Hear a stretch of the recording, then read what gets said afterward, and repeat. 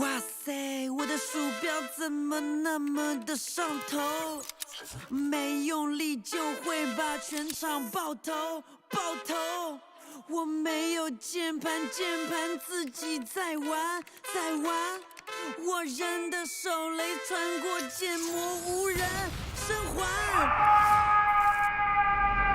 我用键盘打碎了屏幕，哥们才不是败者。虽然击杀知道这三个，至少数据颠倒的帅了。我是 bad， 但我 bad 非常非常非常不快乐。是个拼命的 C 位英雄，那你们出门装先买了，练着疯了，动作是疯了，脑中的微操就推三不空扛。这把是要我这种没病的人去看队里的稿子吧，进行一个综合。我用物理打败网吧，进入弹跳，飞入框架，发来欠费的网费，当成奇迹，管我当下，我不懂离了 gay 还有哪种活法。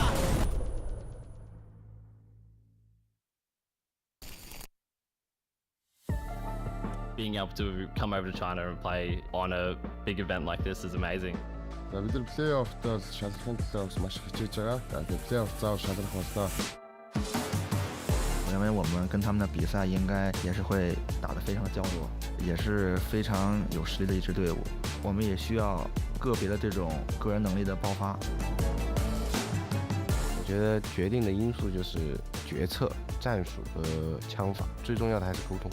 我们可以无情地针对他们。如果我们要碰到那些轻视我队伍的话，我相信比赛的结果会告诉他们，轻视我们没有什么好的结果。Монголчууд бидний контр тоглох онцлог гэх юм бол маш өндөр потенциалтай тоглодог. Тэгээд бас буудалтай айгуу сайтай гэж өөрсдөө хардаг да. Монголчуудаа.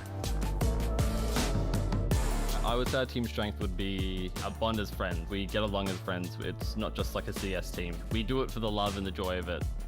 We should be a very hype team, hopefully. Чадвал SL-ийнхаа аврагыг авнаа гэж бодож байна. Гэж одоо нэрээ үлдээх да. 我们要对阵的队伍都是亚洲区最屌的前10支嘛，那我们必须弱势的呀，所以打他们的话，我们端好枪应该是可以赢的。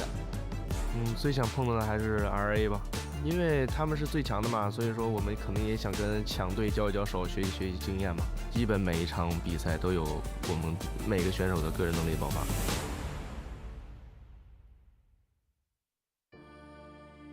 My team name is The Group and my IGN is Exusier. Бид нар бол анх удаа юм тэнцээнд ирж байна. Тэгээ хожигын төлөө тоглоно, хожигдсан шитгэдэг том туршлага болж үлдэнэ.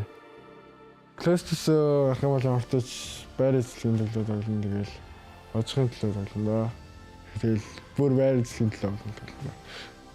Ямартч хожигд хэцүү нэг 2-3 л баг байгаа. Бусд нь бол гайгүй л гэж байна. Монголчууд ямартч миний бодлоор буудалтан дээр ямарч тоглодог баг. Одоо мянга тактик гэдэг бас дүүл оног авахгүй бол уусаа хожихгүй. Тэгэл дүүлээ л авч тоглодог л гэж боддог. Тэгээ ер нь тэгээ монголчууд урдаа тэгээ буудалтсан дээр л тоглодог. Тэгээ буудалцсан тоглодог юм байна шууд. Тэгээ манай тоглолтыг мэдэхгүй юм чинь бэлтгэлээ л байгаараа гэж хэлээ да. Манайг бол буудалтан дээр толгоолч юм тактик гаргадаг болохоор тэгээд гой буудалтаа үзэжтэй тоглож юм гаргаж чадна.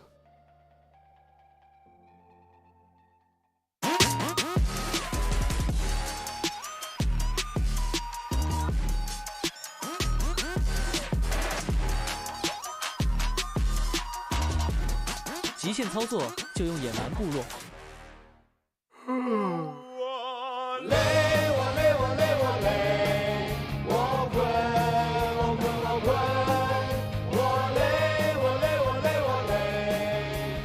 累了困了，喝东鹏特饮。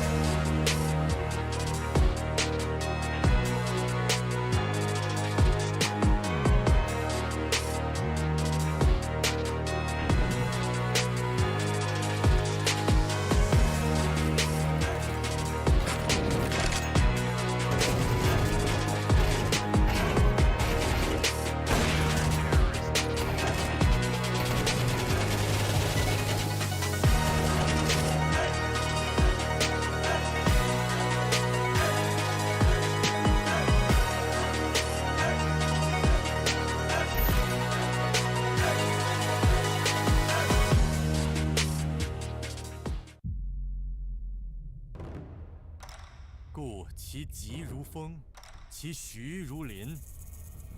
侵略如火，不动如山；南之如阴，动如雷震。硝烟散去，16支战队各自为信念而战。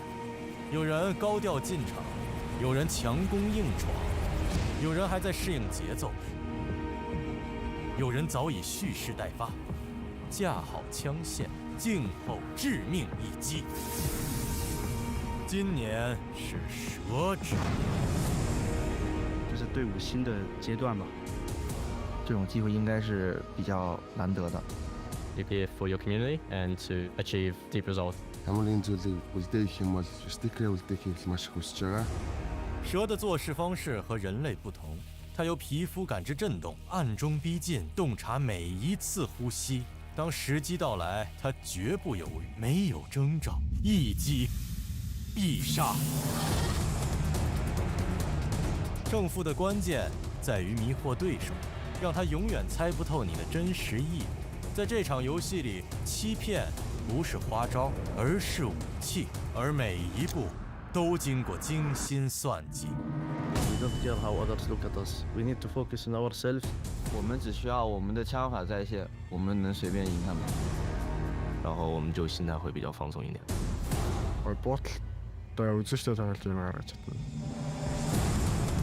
还在战斗的已经不再是菜鸟，他们早已不再自我怀疑，而剩下的是极致意识。而那些豪门战队，他们见过大风大浪，但这次他们也感受到了暗流涌动。可能是我们这个队伍的最后一舞了。Everybody talks about legacy. We're here to build ours. My family is watching. My city is watching. I'm not walking in alone. 带着我们的意志继续燃下去吧。在这种赛制下，输一次不会完蛋，但再输一次就彻底出局。最终，只有一支队伍能够青史留名，这就是顶尖水平的 CS。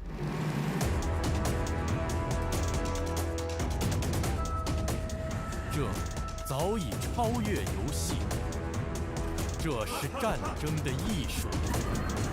现在破烟而出。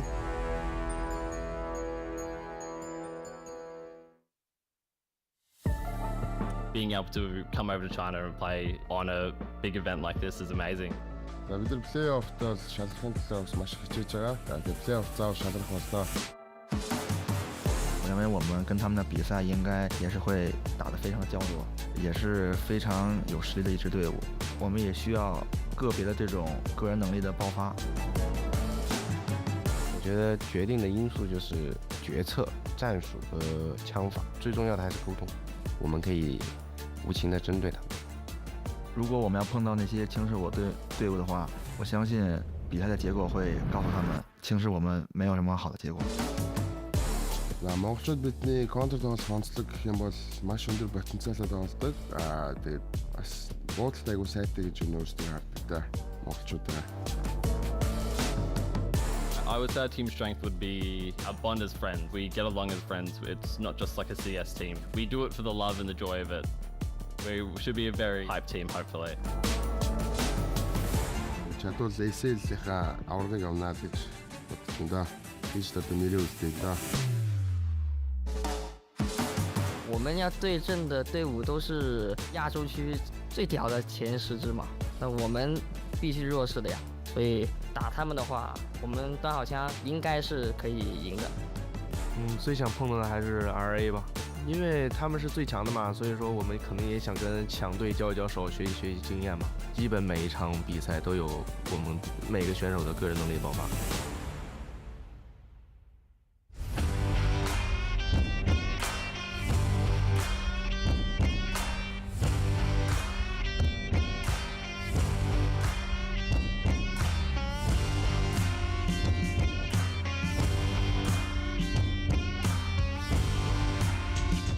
Hello and welcome back, ladies and gents, to day 2 here at the Asian Champions League. My name is Neka, of course, I'll be your host all the way throughout this month. And of course, I'm joined by Tea Time and Yumi. Now, fellas, let's start with the past. Yesterday, what a day 1, right? I think, at least in my mind, I came into a Tea Time thinking, pretty quick game, should be a little bit of a cakewalk.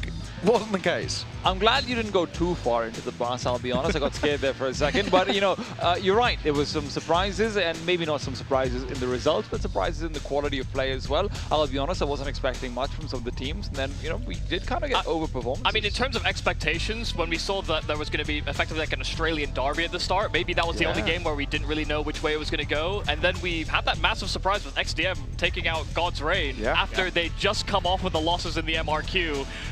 That was one of those like, oh, we feel bad, but also they just didn't bounce back from losing that MRQ, and they came in really shaky, and while XDM did not at all. Yeah, and I feel like it has now started to maybe give us a little bit of an expectation of these open qualifier teams, right, coming through the Chinese qualifier. A lot of them look really solid, right? They're so crisp, they're so fiery in terms of the way they play, so it could be a really interesting time heading in towards day 2, right? We've got, of course, got another 4 best of 1s. We've already started to sort of flesh out what the upper bracket and lower bracket is going to look like. Some of these teams are already 2 wins away as well from guaranteeing their spot in towards the playoffs, which is pretty sick, right? You know, this is a big thing that we've spoken about all the way throughout Tea Time is VRS points, right? This tournament for this region, it's unbelievably important. Especially when you consider just how many matches you could end up playing, right? So when you've got that minimum requirement of matches that you need to play, teams like the open qualifier teams like Change the Game, which already have, I think, 4 or 5 HLTV matches even beforehand, this is going to be their road into potentially even invitations, not even just the playoffs. So it's really exciting for them, but obviously that's not what we're here for. We're here for that EWC spot. We're here for the big 300K. But even the teams that are completely unranked and don't have that rapport and don't have those HLTV games, like,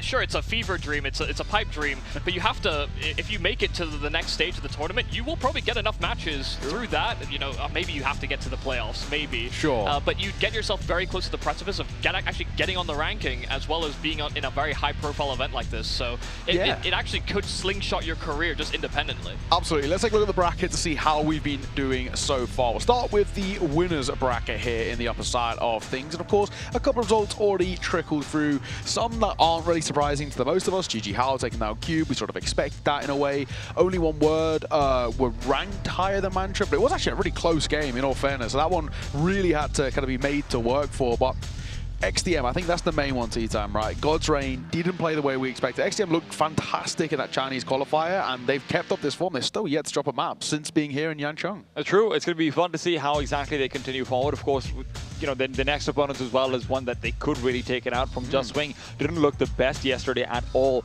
Now, in the loser bracket, though, I mean, this is where we're going to have to say some goodbyes. Yeah, for sure. And I think, Yubi, if I'm being completely honest, they changed the game. Didn't look too bad, man. Yeah. They were really close to getting a win themselves, and now they go against what feels like a slightly weakened, dejected God's Reign. They actually have a chance there. Yeah, in terms of the teams that ended up in that lower bracket, that was the team that we all looked at and thought, whoever's against them, that would kind of end up get messed up by the fact they're in that lower bracket so early. It's a strange place to be for God's Reign, but they at least will have a couple of days to reset after their losses from the MRQ, but also in that upper bracket. Of course, and these are today's matchups as well. We're starting with Ninja taking on Exusier as well. KCG Nomads to follow that. Gatoron, Chingus, Warriors, Rare Atom, RSG. But for now, we're going to a little video. See you soon.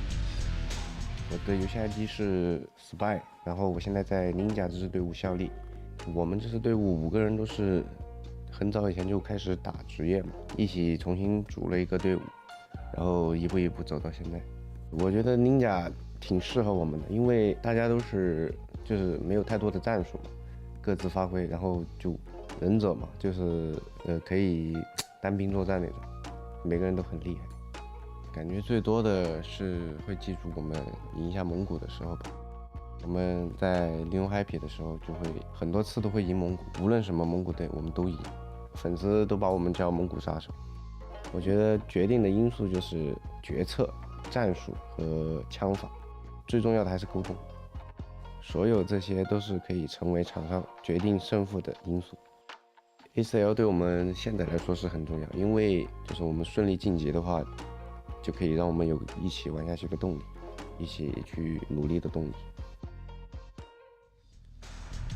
Well, Mongolian Slayers, they called themselves back in the new Happy Days, of course, now under a new name, Ninjas. But a side that have a lot of experience when it actually comes towards this region, and some, pretty notable names as well. HP Sasiki, Rage, Spine, Miami, and Risk as well. Tizan, talk to me about this side. I mean, for me personally, Rage is always a fun player to keep an eye out for. Between him and Risk, I've known them since the IG days back in 2019 or so, and it always did feel like they were almost on the precipice of coming up. But then came the wave of Mongolians, right? And it is kind of ironic to me that they're being called the Mongolian Slayers when it did feel like the Mongolian teams took away their chances to go to an upper level and an upper Chinese team. That never really happened for them. New Happy was where they did find some success, of course, but I don't actually think Rage and Risk in particular are even part of Listen, all I'm saying is that if they're going to level up, people could use a Mongolian Slayer right now at the top level of Counter-Strike. Not even European teams have that completely figured out. And of course, their opponents on the other side as well, Exusier as well. And this side is a little bit more of a newer name to us, a bit more of an unknown quantity. Of course, came through the qualifiers, but did have to go through the lower bracket as well. Started off a little slow with a best-of-1 loss to 5 handsome guys, but then got their revenge in the lower bracket with a 2-0 in the best-of-3 to qualify. I also have a bit of vengeance against them because they beat Beer to eliminate them. So every time a team has beaten Beer. Just say it, someone seems to be beating Beer and pissing me off. But Exusier were there. Yumi, talk to me about these guys. What do you think? Yeah, they're fun. I mean, to be honest, I think in terms of just like sporadic entrying and people working extremities and working picks, it feels like everybody's got a little bit of a voice on this team. I think the only one that I'm really looking at independently is Mortis. Like, if I'm going to take away one name from this roster, that's the guy I'm looking at, because he's just kind of an AWPer that loves taking fights. And I love that when we are in an era where AWPers are kind of playing more timid and saving a lot. This guy is starting the action very often. If I was to take away one name from this team, it would be whoever designed that jersey. Dude, these open qualifier teams are coming in hot with the drip. That's really nice. Yeah, I mean, they do know sort of China, as well, especially, I mean, we're not too far as well, and we will be going to Shanghai. That is like the capital of fashion for this region too, so maybe they're getting a couple of tips. What do we need to be doing to take down Ninja, though, Tea Time? For example, this is quite a big task. I mean, Ninja are a side that have actually quite a lot of experience. It's a side that play most qualifiers, ECL and all the rest. It's actually quite a big ask. But I mean, if you look at the way that the ratings are panned out, like they're taking some of this data from the Chinese qual and they're thinking 20%, why are Ninjas the favorites? It doesn't make any sense. But I mean, they said it themselves in the video that these are guys that have experience, they're far more skilled, and they've got that experience to play off of. They don't even need to be super tactically sound, and Exusier are going to basically be stressed out on both independent firepower and the tactics metric too. Look, for me, I really think Exusier could really take this match away. It's the best of one. Ninjas do not have the tactics, in my opinion. They aren't a kind of team that is, going to be really good under pressure. I've seen them crumble in these sort of third-place matches in ACL, even at the best of times. This could very well be Exusier's match to win. Well, we'll have to wait and see as well. We've got a little bit of Veto prep, it seems, on the whiteboard. But before we get into all of that discussion about the Veto, we're going to throw it over towards the stage and introduce our teams.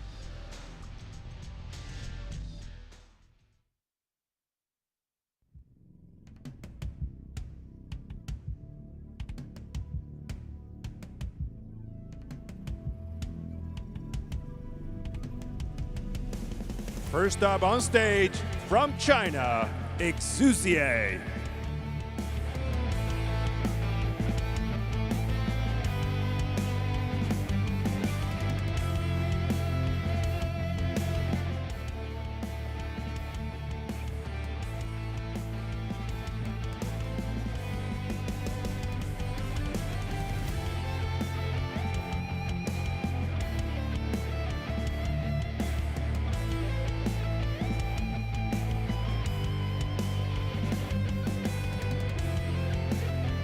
And now, also from China, Ninja.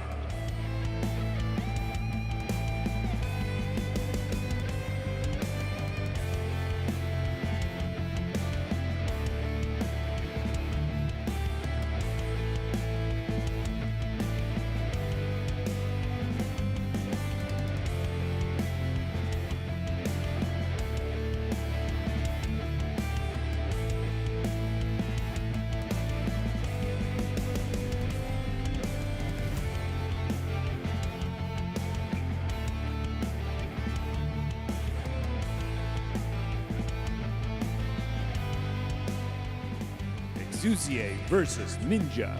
Good luck. Have fun.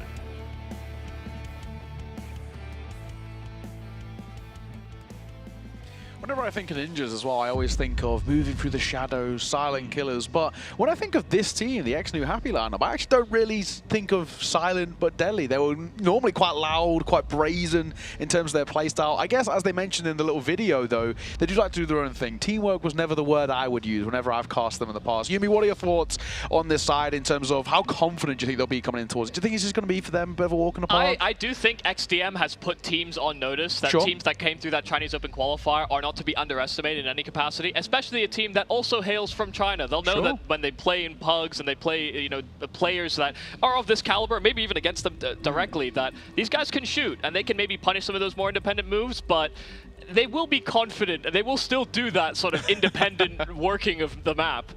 On the flip side, do you think for Exusier, as it has been for a lot of these sort of Chinese qualified teams, that this is actually a bit of an opportunity to showcase yourself? And we've already actually seen quite a few names start to really catch our attention. Especially when you consider the player Michael is highlighting as Mortis and the AWP, right, and saying he's a flasher AWP and whatnot. Risk is not quite there in terms of being the kind of AWPer who I will know can dominate a lower tier team. He does reasonably well actually against upper tier teams because he's got a very structured style of play. But if you've got a flashy player popping off against him, he is not going to be the mitigating factor. So if you want to have a one-man propellant where you actually could have a big advantage, that's the matchup I'm watching out for, and I do think Exusier could take it away, especially when you look over towards the Veto.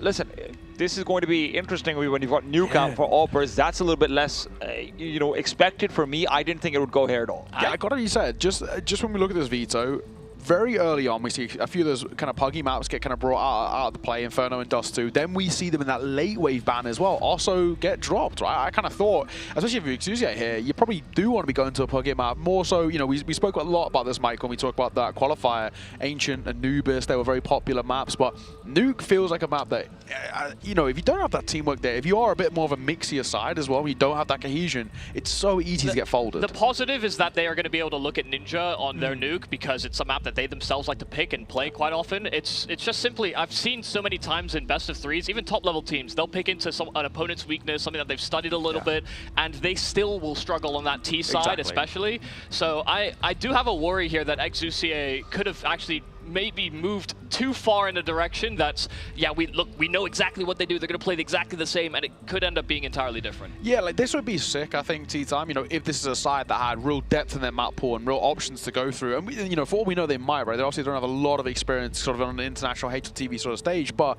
Nuke really feels like a risk. I mean, I would say at the moment, Nuke's probably one of the hardest maps to play at that top level, especially if you come against a really good side as well. And if this Ninja side are sort of happy to play it as well, I think it actually could be a little risky. Even if they have spotted stuff in the demos, it can actually come down to, if you just can't hit your shots, I mean, good luck executing on towards top side A. I also think Nuke's one of the hardest maps to actually properly understand the demos of an opponent as well, because there's always so much preparation. You have to remember that Ninja are largely the underdogs whenever they are playing in these, you know, matchups against the better Asian teams. And in those situations, they're also probably tailoring their style very much to, hey, how can we anti-strat this, that. Nuke's actually quite hard to glean insights from. When you compare to a map like Mirage, which was the other alternative, which Ninja have also played like 16 times or something, right? It does feel like that's where you can maybe spot trends out more easily. So I'm excited to see if Exusier have something up their sleeve, but my confidence in them after seeing this map has gone down. Yeah, there's very few teams at the top level that have figured out Nuke. Because both CT and T sides have new weapons to utilize. The waterfall smokes in main, the lots of variations on the smokes outside, blowing of the smokes on HEs, the spam timing, especially main players are getting so good at doing that at the top level. These are the types of, I guess, minor bits of finesse that I'm hoping to see in small glimpses. I'm not expecting anybody to have mastered it in this stage, but if you're going to try and actively pick into a Nuke as an underdog team, you need to have those tricks of the trade. Otherwise, you could end up in a really dire situation where you do just get outclassed individually. Yeah, maybe this is me reading into it a little bit.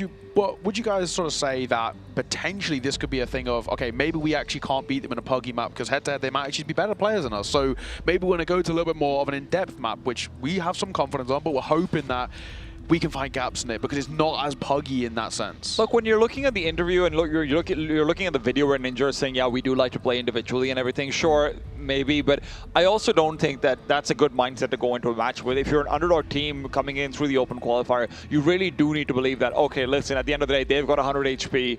That 100 HP goes down to 0. It doesn't matter what the nameplate is. And I feel like you can do that. Ninja are not a team with the aura that maybe a Tai Lu or a Rare Atom does have, right? Like, they're obviously good players, but they haven't made their legend yet. I think my problem is that how is Mortis gonna do what he needs to do on this map? Like, if I'm really looking at my guy on that AWP, a lot of top-level AWPers struggle to get activated on Nuke and can sometimes get completely mitigated by being in the wrong place or smoked off all the time. Maybe the HEs run out. Yeah. It's actually a really troubling type of map to try and make an AWP work, unless you're trying to just sit in ramp or go for aggro lobby hits. It's very difficult. Funnily enough, I have seen a lot of like tier 2 to tier 3 AWPers who've done really well on Nuke because everyone's kind of worse off on the T side and having the good timing of smokes and whatnot. That's another right? way to look at You're it. thinking at Annihilation, you're thinking at Try when he was on the lower ends as well. Right, there's actually a lot of AWPers who do well, and I'm just playing devil's advocate. I completely agree with you. This is not a map to easily AWP on, but some people do make it a specialty. I always think as well, when you actually see AWPers really shine on this map, it's actually at the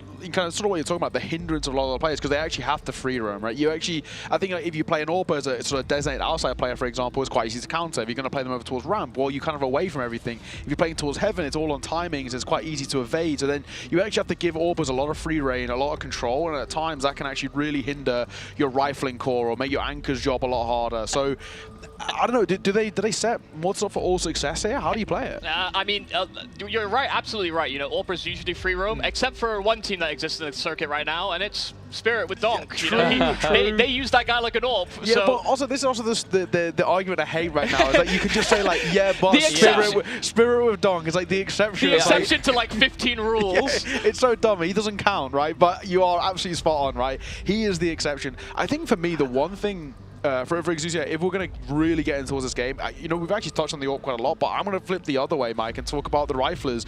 When I've seen really good Nuke on that CT side, it's actually come from how well the CT side can transition from playing topside A towards outside and keep that control as sort of a rifling core. People like to put the star players there now. It's become quite popular in sort of the tier 2. We need to see actually, and we caught a bit of that Chinese qualifier. I didn't see many riflers really step up for these guys, so somebody's actually got to take this by the reins a little bit. I mean, for Exusier, it's mainly going to be Zero Feng and I think Reaction that seem to be guys that are willing to take opening fights and hunt extremities. Zero Feng, I think, is the in-game leader as well, so he's trying to sort of almost lead from the front. But it's just... Nuke is not one of those maps where you can make use of just a spawn and try and catch somebody out too easily. Ramp players are going to be very aware of that timing. If someone starts main, they're also going to be aware of fast door hits. So it will come down to whether or not they have anything. I actually almost feel like they have to be very aggressive on their CT side to almost get an edge in this game, because I want to see more from these other riflers. It can't be all Mortis. It can't be all tie down. It can't be all Zero. We've had players that have been able to put significant numbers up, but it doesn't matter if the rest of your team is crumbling around you or not able to get that same output. Yeah, absolutely. When we look at the flip side as well, back over towards Ninja, of course, coming towards us as the favorites, the one worry for me, ET, is that we've actually seemed to have seen a few times where the favorites have come in and maybe been a little bit too comfortable or overconfident, however you want to put it, but they don't really go out all guns blazing. It takes them a couple of shock and upset rounds to really step up into kind of like 6th gear. So the big hope is that they just start strong here. I don't think Ninja are going to come in unprepared or unprepared for the opponents to be good, because very frankly, this is not a God's reign, right? This is not a team that has mental excuses to why they're losing in the online sort of phases of competitions, why how they're performing in all of these places. When you don't have caveats and you just have to accept that, hey, we're not one of the best teams in the region just yet, then you really do have to actually respect your opponent no matter who it is. Like, that one of your players, man, like sometimes this guy's just bad. Like mentally you kind of know, right? Because you're not a top team in the region. So I actually think Ninja are going to be pretty well prepared. The only thing that could throw them off is the Nuke pick, because there's no way they were thinking that Exusier is going to let this be Nuke. Sure. Well, as you can see, of course, we've got a little bit of a tech pause before we get underway in towards this game, so hopefully it gets fixed sooner rather than later. But fellas, is there any games for the rest of today that are sort of catching your eye? For me, of course, I think the big one is I actually just really want to see sort of how Eratim are feeling off the back of yesterday. Slightly upsetting. But the other one, or at least the game of the day that I'm looking to here, might actually be Chingus Warriors versus Gatron. I liked what I saw from Gatron. I caught a couple of their demos and they actually looked pretty sick. A couple of the VODs, and they look pretty interesting. Chingus Warriors have looked really good recently too as well, with their qualification representing Asia. So that could be a bit of a spicy one. Yeah, no, it could be. And I think, as much as I want to sort of root for Gatoron, mainly from the perspective of like, I want to see these open qualifier teams do some damage. Yeah. It's also, they just happen to be like a company that I have kind of used. I like keyboard.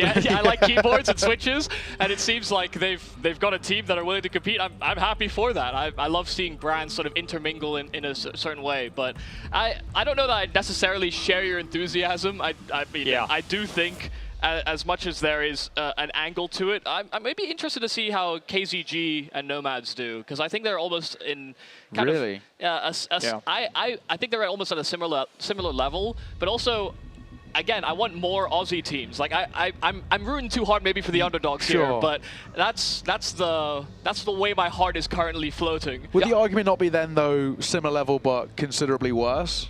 Because both of them definitely are worse than Chinga's Warriors by quite a landslide. And I'm going to say, Gaton look really good. If we praise XDM, we have to praise Gaton. They had the same exact I mean, we don't have to praise them. We need to see them play first. You know, XDM we're also praising because of what they did. I've seen them play the last week. They look fantastic. I think the important thing, though, is that everybody in the Chinese Open qualifier played a pretty, like, basic, you know, default, let's just go and hit a site together, kept it very simple. Yeah. I think when we saw XDM yesterday, they had changed their game plan quite significantly from that Open qualifier. And so, for me, as much as that opening stage was important, this now, the close qualifier, is where teams are going to define their style to a certain degree. And also, it's just the fact that it's Chinga's Warriors, right? Major representative team, so it's a big step up that they've got to play. It looks like I saw some fist bumps coming through, so it looks like we might hopefully be getting on the way in towards the game, and we are. So 9th round, of course, to decide who starts where. Pretty important, as Nuke has always sort of been revered as the most CT-sided map in the pool, but these days we are starting to see that T-side become so prevalent as just with the game, right? CS2. So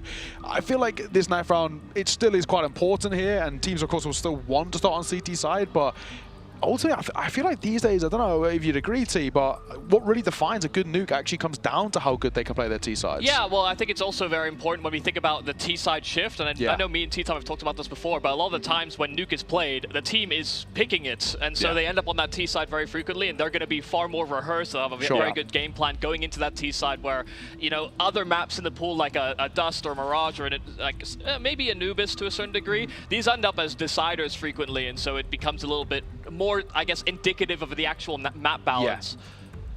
Well, look, Exusier over here, they want to start on the CT side though, right? Because this is where obviously they've picked into it and whatnot. They're coming into this with the mindset of, hey, maybe we can make some Q plays out, some double ram pushes, some sandwiches, some this, some that, and we can get ahead. I don't think the T side affords the same sort of opportunities to you to call from spawn unless you're going for a ram push or an A hit, and that's something that everyone will be prepped for. Yeah, exactly that. Well, it looks like, judging by the sounds of my ears, we're getting ready to get underway in towards our first game of the day here in day 2. It is Nuke coming up next. It is Ninja taking on Exusier. You do not miss it. T-Time. Yumi, take it away. Thank you very much, Neo. Thank you for joining us and helping us kill some time while we wait for this game to get underway. Yeah, very keen to see how Exusier play, and really want Mortis to do well. I'm silently rooting for him. I will not hide my bias very well. T-side start here for Exusier. And an immediate take of this A bomb site. A fast Molotov heaven, a smoke main, and they crack right in. There's not even bullets exchanged. It's all about the CTs trying to come back in, but what is Miami up to in the meanwhile? Remember, guys, if you're from the West, this is a slightly flipped and flopped map, but that is an interesting smoke. Don't know if that's where it was supposed to go, but a flash underneath as they drop down. Rage will get one, but Mortis is reminding Michael why he's a fan. 4 quick kills in reaction to finish it off. Yeah, covering the flank was reaction, but those 4 kills from Mortis. Yeah, the smoke looked interesting. It eliminated maybe one angle coming back into that A bomb site, but it didn't really seem to provide much coverage, especially when they got onto the site floor. Mortis just picking them apart as they slowly descend into his crosshair. A fantastic start from the AWPer of Exusier. And I think we've gone past the myth of AWPer must be good on pistol rounds. Not everybody has that track record. I don't think that myth was ever there for Glocks anyway. Yeah, well, yeah. It carried over. Anytime we saw highlights, people were like, oh yeah, I remember AWPers are supposed to be good with pistols. Well, not all riflers are good with deagles, you know? I am going to take some time to get used to the map, I won't lie to you. Yeah, so for English viewers at home, the map is usually up-down, with the CT side being at the top and T side being at the bottom, but it is turned to the side. Yeah, well, we've got a lot of CS to be played. We're going to figure it out as the T side are figuring out a pathway to hell. Spine's found reaction, and that could be an issue. He's not revealed any players with him either, so they don't know about any stacks or something of the sort. Meanwhile, the lower bomb side, does have 2 players still out there who are trying to go back up through outside and see what they can explore. It's going to be Sasuke and Miami to try and go on an adventure. But Sasuke is the one waiting and holding up. Mortis is going to start peeking forward. Sasuke gets another one for free. Had an opportunity, but it's Triple N and Zero Feng to bring it back. Seas gets involved in the middle. And despite a small scare, that should be all it was. See, again, just very nicely controlled here from Exusier. Understanding that there was space to be taken, they got themselves into Heaven and quickly performed a fast attack on this A bomb site from Heaven and main while still covering the secret rotation. So keeping and dotting all their I's, but they have let Risk out and he doesn't escape into the bomb site. So a free kill, but no recovery of the round. 2 straight here for Exusier, and that's putting away the force buy. So now they should have an easier one ahead of them. Notes are out, and that's what I love to see. It's a sheaf of papers. It's not just the one. They've got at least 4 in there. I like it. And this is the thing, you know, when we look at open qualifiers, even at the top level, when teams are having to play it, the prep that you go into those legs of the tournament with is very limited. Yeah, non-existent. Maybe for the opening round game, but then, you know, as the days keep going, sometimes you're playing 2 or 3 maps in the same day, and you don't know who your opponent is, so it can be very trying. I think even for these Chinese Open qualifier teams, they will have limited information, but now that they know who they're fighting, they're doing a much better job. Decent amount of damage being done here by Miami on this lobby crunch. Look, as nice as that is, it's also a lot of momentum for Mortis to continue picking up. And as a star player who's starting off versus a better team, that could be big. But Risk is trying to be larger than life. Seas will remind him that he can't be. But my God, talk about expensive. Yeah, these have been expensive rounds back-to-back now. 2 surviving against the Force Buy and against the Anti-Eco, it's, I mean, even worse. Only 1 survivor. That's a good reminder as well for the T side to not get too complacent. They could always start to lose suddenly. God, Risk is so sharp, man. Yeah. I really thought this would be the guy who actually got elevated up to a Tyloo or a Rare Adam once upon a time, but unfortunately never quite made his way there, at least not yet. Maybe ACL can be a turning point. Well, they were supposed to nade open door, but the nade actually didn't go deep enough. So the AWP of Mortis is contained behind the hinges. It's mistakes like that which can cost you a bit of a kill, or maybe not now, but even later on, some information. Yeah, it'll just feel awkward because, I mean, what, are they going to expend another HE later into the round to blow it open? Well, they've got 1 left, but I don't think they want to use it for it, especially with smokes and outside. You can always try and pop those open, see if there's a random CT sitting in a garage or anything like it. Rage, of course, would be said random CT right now inside Mini. It is important to note they are currently walking outside 3 players. They've lost a player ramp, and the bomb is still back lobby. So this ramp player does have to recover that bomb and somehow find a way to link up on that lower side, because unless Exusier decide they're going to re-attack through main and help him on this A-bomb site, he will feel very, very alone. What is going on over here? Zero Fang's got a great position. If Rage wants to walk back down, that becomes problematic. But the other problem is the time. That's something we can't really forget. Reaction and Triple N are huddled up together. Bomb has now been recovered. It is in the pockets of C. Risk down below is waiting, though, and as Zero Fang is just trying to hold on for dear life, it is Seas to lose his, and now they're escalating the case back up to the upper bomb site. Raid still alive inside. The smoke will be shot down as Zero Fang will be kissing him in the dark, but time's running out. There's not enough to plant. Perhaps there is. Spines in the back of the site. Sasuke yet to reveal, and with Triple N getting the kills, they're just not going to have the time. Yeah, a really fantastic job. Waited and stalled. They found the bomb inside of door. That's why they had to go up that vent and try and get through it. They did end up recovering it, but everywhere they went, there was another CT that they hadn't accounted for, losing numbers. And when that bomb is just continually cycling player to player to player, it's buying more time for Ninjas to just win by default. Oh, that's very visible, actually. Yeah, an incredibly risky maneuver there for Exusier. Waited far too long, and that's why I noted the fact that bomb was still back lobby. Is they needed some way to escort that into one of the bomb sites, and they just didn't have the manpower to do it. Fast ramp play here for Exusier. It's Miami under pressure, and the first kill's easy, the second not quite so. A rifle recovered now, and a drop towards the lower side is possible. they actually don't pick up that rifle inside of the ramp. They don't stick around long enough to get it into their possession. So they're still on techs. But it's all about speed, and this close range, the techs can work. They've spotted out another player over here as well, and the CT is likely not going to contest with that number. Sasuke is that number. He's got the MP9, but he's also completely flashed up. A 1-for-1's not enough when you've got Triple N on the other side, getting 2. Leaves Spine alone, and now he's got a lot to do.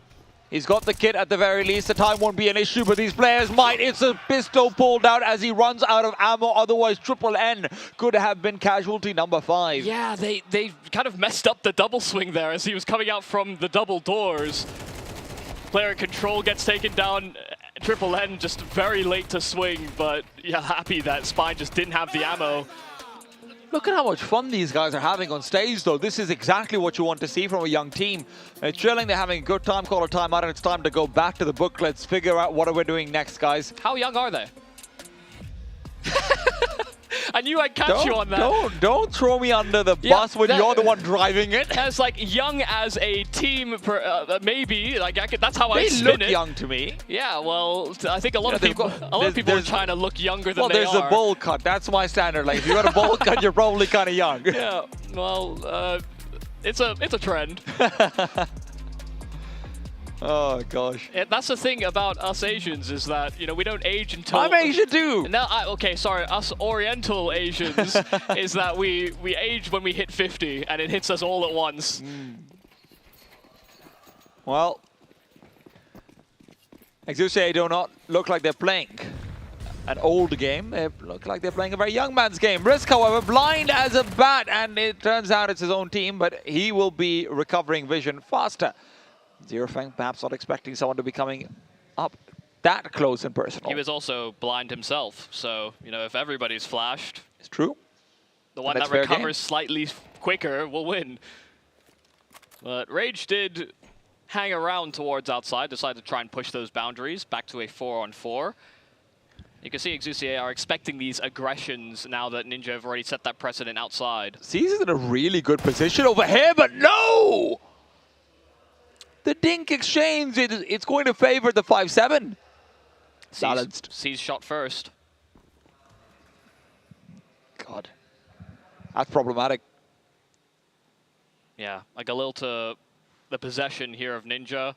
And Exusier don't exactly want to reveal their location, but they're being sussed out. There's a flank lined up here by Spine. The longer they wait outside, the worse this becomes. Spine's going to find the bomb over here as well, and as he does so, he misses a few shots. They turn around, they get one. They're ready for Risk nearby as well, but Risk is better! He's just better! It's Mortis to recover. I mean, it's the bomb as well. Wally, it's going to get the kill. But not. I mean, Miami just able to dive up those vents as the flames start to immediately singe the bottom. A hectic round, but this is a half-buy that is pulled through here by Ninja. Do you receive damage if you're on the top of the ladder and there's a volley underneath you? Yes, if you are close enough to the flames. So, in the same way that if you're standing on top of a small box and the Molotov is underneath you, it will rise. But like if you're on the very top of the ladder in like vents? No. Okay. Won't touch you.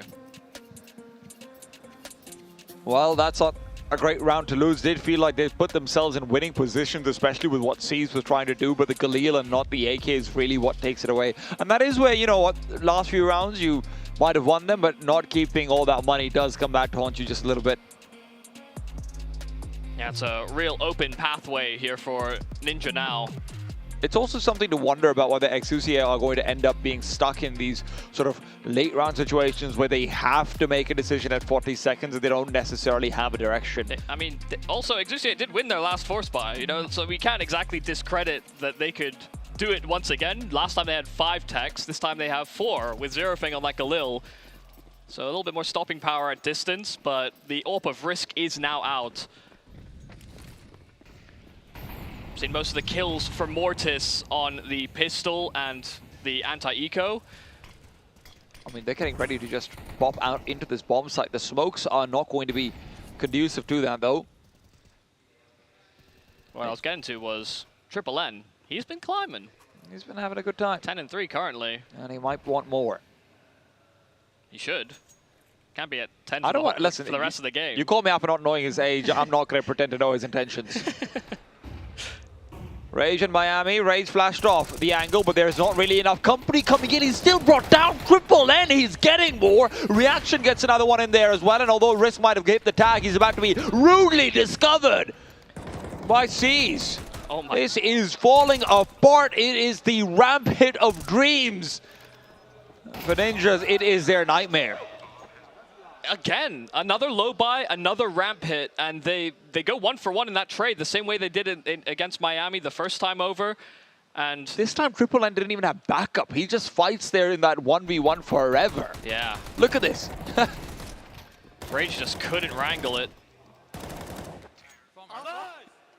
And then that cheeky play by Seas. Risk tried to blow the smoke, but Seas was already so much closer than Risk expect. Yeah. It's a crazy state of affairs. I mean, some force buys have been winning on both sides. Ninjas are now back in with a force buy themselves. And they have better weaponry than Exusier actually brought forward in the previous round. Can't say it's necessarily a recipe for success, but the current trends would indicate there's more than a chance. I love force buy wars. They're so much more fun than the ecos. We would have more of them, in theory, if we got rid of 1400 loss bonus. That's got to be a 4-3. Yeah, well, he also may have just been so focused. His teammate was just scaling red, and maybe he shouldn't have had to worry about Secret, but then rectifies that situation, and nice sharp shooting from Seas, the whole lobby. Seas learned his lesson. Play from far away. Yeah, use some distance. Those 5-7s can't one-shot you that way. Mortis has to be careful. Orb is out, starts to peek forward. He gets that kill. What? Marco, you've got an eye. I'll tell you that much. Now, this guy was just fun. He was extremely fun to watch. The aggressive lines he would take on maps like Anubis, for example, was always a joy to see from on the CT side. But Risk is not out of this. He's made these types of situations very uncomfortable in the past, and they completely disregard his descent into the bomb site. That broken open, but these two players are so split apart. Risk just tapping that bomb. It's not planted for either of the players. And it's going to be a labored spray there from Risk. He's getting flanked. Reaction just tried his best to get there in time without making a step. And so Risk gets flanked. This time, no clutching, no additional damage done. Look at the grins on their faces. They know they're doing it. It's 6-2 for them on the T side. They've just reset the CT economy. And they're just kind of playing better. Yeah. And I know we talked about this a while ago now because of the minor tech issue prior to getting into this game, but this is an effectively unknown team from an international stage. You know, maybe domestically there'd be a bit more familiarity for players, but these guys are completely off the radar. I'm trying to remember. I think Zero Feng, I might have seen him play an ESEA season or so, but I can't remember the other players either, even from that perspective. And I try to keep an eye out on the amateur teams. Yeah, no, as do I. Risk. He's caught between angles, but he could have timing. Sasuke reveals position, backs off. That's where Risk is hoping to be given something over. But Mortis on the other side is hyper-focused. This duel is going to be critical. If Risk can get the skill, it's going to be a gun recoverable, easily so. And then you've got lobby presence that can come through as a second prong of that assault. Ninja actually have to push because they've lost outside presence and they don't want to get wrapped from main. Mortis. Keep an eye out. Zero Fang's found Risk. That is perfectly played. And with Zero Fang coming into the site, he's going to get Sasuke as well. Well, they had to push lobby, or they had to play more defensive in the bomb site, and they opted for neither. And exactly what happens. They get wrapped from main, and neither player stands a chance. Just backs turned, far from prime positions. I thought they would have the desire themselves. They didn't have that impulse. Wow, that's a lovely shot there from Zerafeng. Hairline angle on that AK, and a fourth kill. Wants to try and complete the ace. In-game leader trying to get his hands on all 5, and he may have it. It's also going to be the first round where we actually have a bit of money being built up for this T side. It just... Well, I mean, Miami's not going to be able to recover that weapon. So he actually can, I think. The bomb should have blown it closer. Oh, it would have been really close. Yeah. Would have been tough. Yeah, but I see it. I see what you're seeing. These smiles on the faces of Exusier, just understanding that right now they're not necessarily calling rings around them, but they're capitalizing on some gaps. They're hitting some lovely shots. They've won 2 force buys, all on this T side. Well, we had questions. We weren't sure if this was a mistake to allow Nuke through. Yeah. So far, we're being given some answers.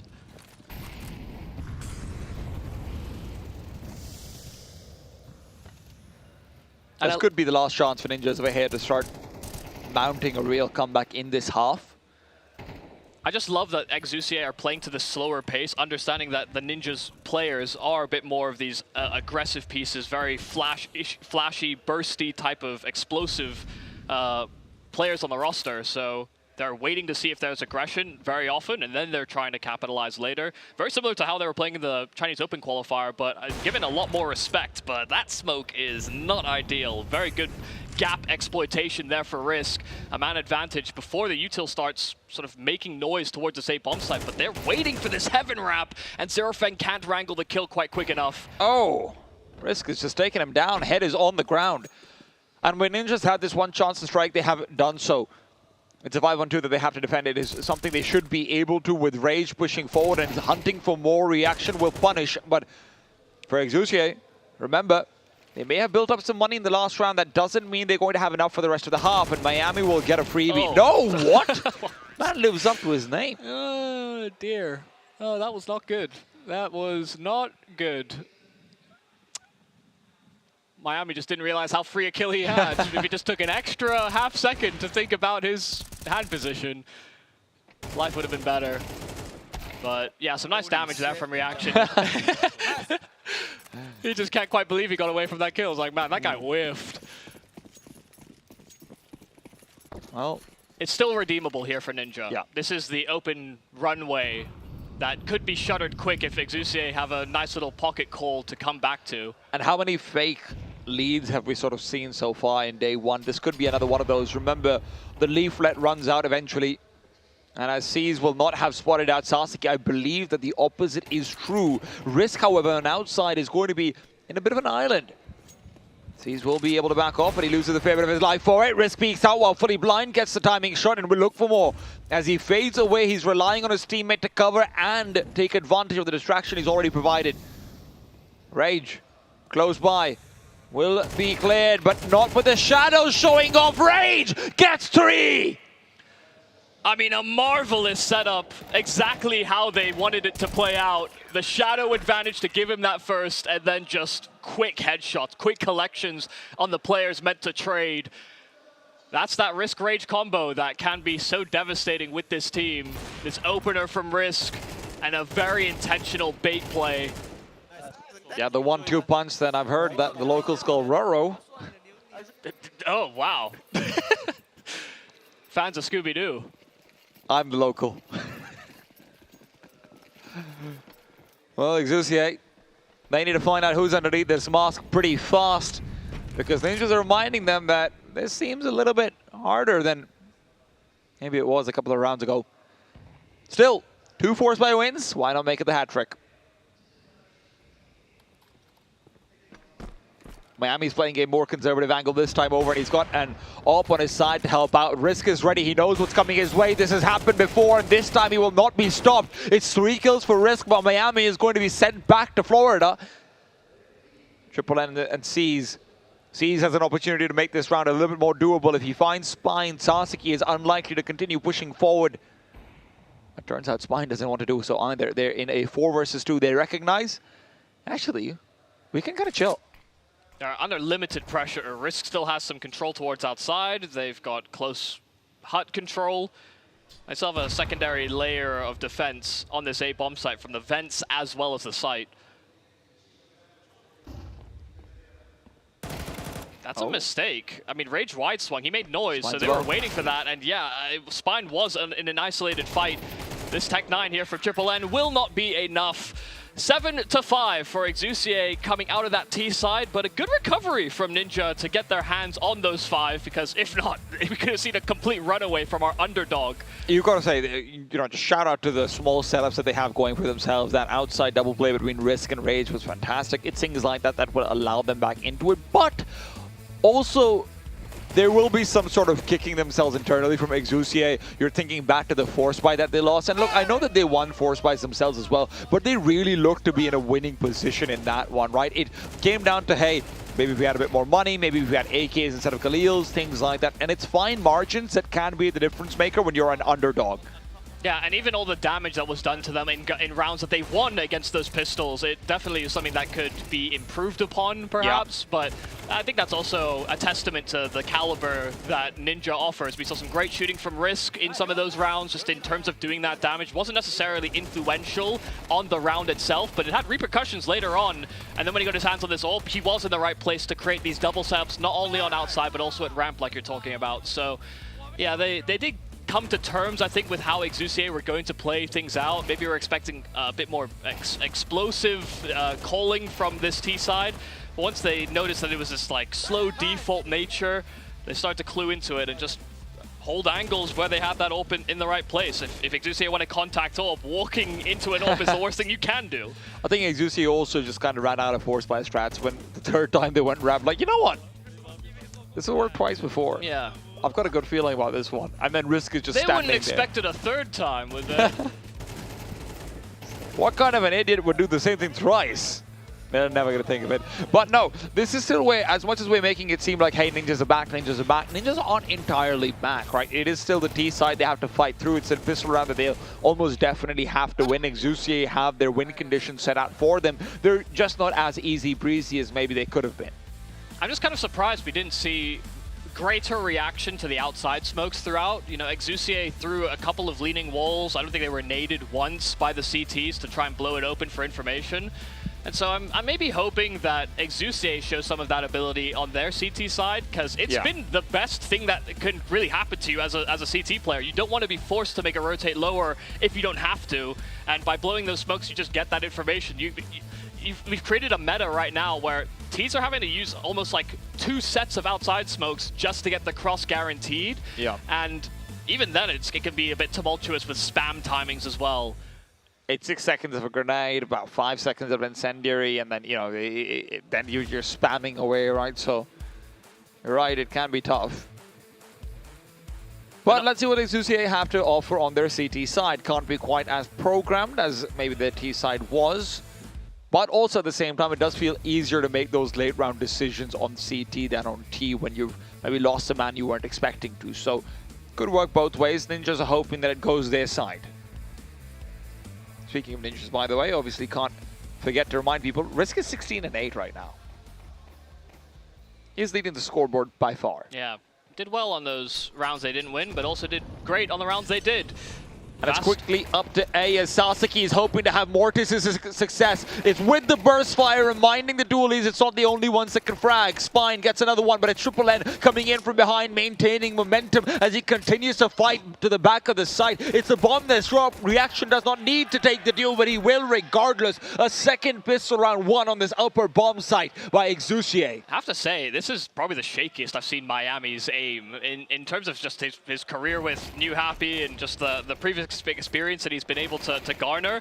It does seem like he's really struggling to get things under control, individually speaking, because I mean, he had a couple chances to kill Reaction there in that pistol. We saw some of the mismanagement of his spray on the ramp takes, or holds rather. Even when he had a free kill, kind of lost control. It's a strange place to be for him individually, even if I think he's actually like at 10 kills. Yeah. But it's been far too many chances now where he should definitely have been able to get 1 or 2 more. Oh, sorry, not from New Happy, from NSN. Yeah, okay. I was actually mentally thinking, like, was Miami New Happy? I knew internally it was also probably wrong, but because we were talking about the New Happy core. Of course. I mean, what a core that was as well, right? What, just completely unexpected. Never say never. I mean, for New Happy, I mean, it was just the way they had their climb up, just relying on Inferno as well. It was just felt like they might have been the best Inferno team in all of Asia, which was weird to say when Advent was still an IGL at that point. They had some good maps as well and performances on Ancient, I seem to remember. It was Ancient, Inferno, and Overpass were the 3 maps that they didn't have a good time on, but when Overpass got removed, it did feel like they kind of got nerfed and never really recovered. So like Gamer like Legion. Virtus Pro. No, I was going to say Gamer Legion. Well, I mean, there's a lot of teams that kind of got screwed by. No, because it was like Gamer Legion, Overpass, and then Vertigo also got removed. Yeah. They were also one of the great teams on that. Actually, yeah, New Happy were all right on Vertigo as well. Well, you know what? Even though basically no one in the region wanted to play it. That's why they were probably good at it, to be fair, because I only saw them against worse teams. It's like we could just ban a different map other than Vertigo. No one's going to pick it, That's right? true. And then That's New true. Happy's like, yeah, but maybe us. And I think maybe like Lin Vision were also another one, yeah, right? Lin floated it sometimes. Yeah. Westmat had a couple of moments on They that one. picked it a bunch as well. Lin liked to, I guess, in the same vein, kind of capitalize on weaknesses in other people's map pools. Lin was also one of the teams that was always, potentially going to go international as well, right? So even internationally, everyone is like, we don't want to touch that icky map, Listen, actually. Everyone in the Chinese scene remembers that Starry Ace against G2. That's true. That's all I'm saying. That's true. I mean, that's why, I mean, look, Ty Lu certainly remembers it. That's why they offered him a contract for 3 months. Yeah, didn't last very long, huh? Well, it's all right. Starry's doing all right. Yeah, they're thriving. I mean, they made it to the major, right? So exactly, and so is Ty Lu, so it worked out for everyone except for Rare Adam. Oh, yeah, well. You know how crazy is it, by the way? It's like Death Taxes and Rare Adam choking against Ty Lu. Experience doesn't always win. It's true, especially when the experiences of losing. Yeah, well, that's been a barrier that they can't break past. They're in like the longest Astralis era. They did make it TSM. to Shanghai. Yes, that's true. Which is good for them because they got the home crowd and everything as well. I think people love that. So they got like the best possible experience of a major you could, because let's be realistic, a Chinese team isn't making it to top 8 at Austin probably, but you know what? I am excited to see what this new Ty Lu's going to do there, what this new Lin Vision's going to do over there, because it does feel like Ty Lu kind of kicks ass sometimes. Also, I really want to see how Rare Adam do at this event. If they're going to be a team that have probably had one of the highest highs that you can have as an individual player, but also have suffered so many lows. Another event in domestic competition as well as on home soil, that's exactly what you want. I mean, I know we were talking about earlier on which teams that we're sort of watching out for. Honestly, Chinggis Warriors, Rare Adam, and JJ seem like they're the 3 teams that are just kind of head and shoulders above everyone else within the closed qualifiers. That doesn't mean that there isn't still a spot to fight for, right? That 4th spot could go to everyone. I think those 3 teams might be a little bit harder to beat though in general, but also it's LAN. You never really know what's going to come through, and you do have absolutely 0 resources to study up, especially because it's all BO1s until it's the very last match of your bracket, right? Until it's a qualifying match, you're in BO1s all the way, so you're not even going to get to research much. Like, oh, what are you going to say? Oh, they played 1 map of Nuke versus Ninjas? Yeah, cool, sure, whatever. What if they're playing one of their other 5 maps that they like against you? And I know we talked a little bit about like the Chinese Open qualifiers and how teams look there versus how they're going to look here. So far, are the same names that I was putting forward, as well as I guess I didn't put forward Triple N. I won't take ownership of that one. Like, are there any other names that look good so far coming into this stage for you? I mean, you're looking not at even just at Exusier. Just look at Tidal, man. Like yesterday, he was absolutely the truth. And what I've actually really enjoyed now about this sort of newer generation is that it does feel like the barrier to content has been reduced. Because one of the complaints that Chinese Counter-Strike always sort of had internally was that, oh, well, you guys have access to. It's also sort of what the taunt was to the Australian teams, right? It was like, oh, you guys have crazy access to all of this content to be able to talk to all of these people. We don't have that. But with the rise of China once again, rather the rise of Counter-Strike in China once again, we are seeing, and I've heard from Baseline J, our host, that there's more commentators, there's more sort of content creators who are breaking down strats, who are trying to lower the barrier to access for these teams. So there's so much more that we can expect from even these lower end teams. I mean, hell, you've got players like DD, you've got like Captain Mo, you've got all the Steel Helmet Advent guys. now. Yeah, Advent now as well, who retired quite gracefully and decided he was going to start making content, and I'm all here for it. Yeah, absolutely. But maybe Ninja's going to be killing it over here in this Force Buy as well. We've seen a lot of Tech9 wins. Can Exusier make sure they're not on the receiving end of one? Will there be more kills for Mortis to farm? Michael's just on Mortis watch. I will say, he did get a lot of his kills so far this game against Pistols. with pistols. Yes. Well, out they go, and they might be going out of the server as well. Seas is being a sneaky man. I thought they were the ninjas, Michael. They're having their rounds stolen from them. They're having their victory stolen from them. And now their brand identity as well. Yeah, but the thing is, when you throw your own smoke bomb, you know what's happening. When you're using someone else's smoke bomb, you're a little confused. That's true. And well, Exusier don't look confused at all. That looked very clean. Actually, 4 MP9 kills as well coming through. That's going to be money in the bank. Yeah, and only losing an MP9 for their struggles as well. So they came in with 3, they now have 2, and they've got more rifles. So it is always good, but there's a lot of deags here for the ninjas. We saw Risk with that Deagle earlier on. Easier on the CT side, I will say. Oh, I lied. That looked very easy. Mostly because I saw it from NNN's perspective. Rage now comes out with another. It is on like nothing else. Zero Feng will not live either. Miami doesn't get the headshot, but kills are kills. 4 on 2, and Exusier fall apart. It's not over yet. Against pistols, Mortis may be the best player I've ever seen. Well, Seas wants his name in the conversation as he continues to rush forward. His spine to watch out for a flank from behind, but watch out for what's... Well, I'm confused. Where are these players? They're on the lower bomb site currently. They're running down ramp, and they've got themselves a free bomb plant. So they still have a bit of a hesitant step there from Spine, holding their lobby flank. He'll join them from the vent, and Rage, good kill at the double doors. I think it's already put Seas into save mode, and yeah, he's going to try and run as far as he can. Across many a sea, perhaps. Well, honestly, this Gingerbread Man save is pretty good. Just having the M4 forward, you run as fast as you can. You can't catch me on the Gingerbread Man. You know, his save's going to be very important because obviously they have the money saved over from the last round as well. Yeah, did I just see Sasiki open one of the doors on double door? I didn't realize you could manufacture that yourself. I think if there's a gun on the other side, you can. Yeah, I'm not sure. Because the guy died right next to it. Yeah.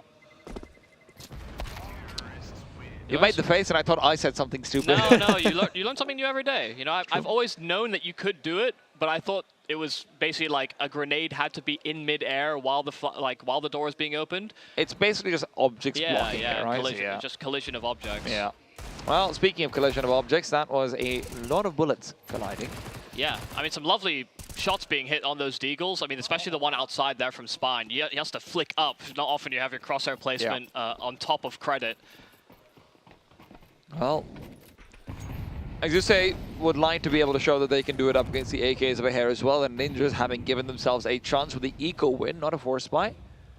Or deco, whatever, if you want to be specific.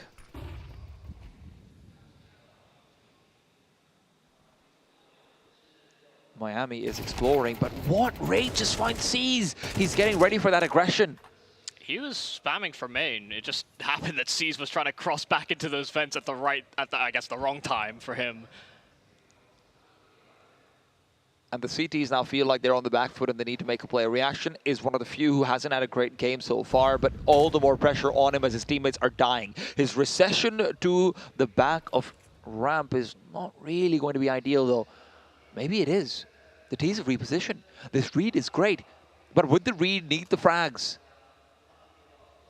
Mortis waits, head spotted out. He drops down immediately. He's not waiting around at all. It's going to be a two-man swing with Triple N covering off their cross, and he does find the first, spots out the feet, and it's all gone wrong. But it's still a chance for Miami to show what he's made of.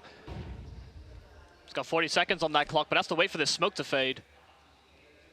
Time's not on his side, and neither is the bomb. He can't recover it easily. Reaction is just going to continue jiggling forward, and with Miami having been given over information for both, it's Triple N to close, and Exusier, despite being heavily disadvantaged, get the perfect read. Yeah, I mean, getting all three players in prime position, one already on the bomb site itself, another just tucking itself away on those rafters, and taking first contact from heaven direct.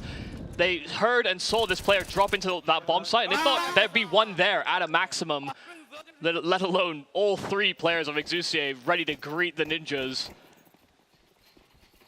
Yeah, that started off pretty catastrophic there for Exusier, so they gamble stack the one of the bomb sites, and it happened to be the right call.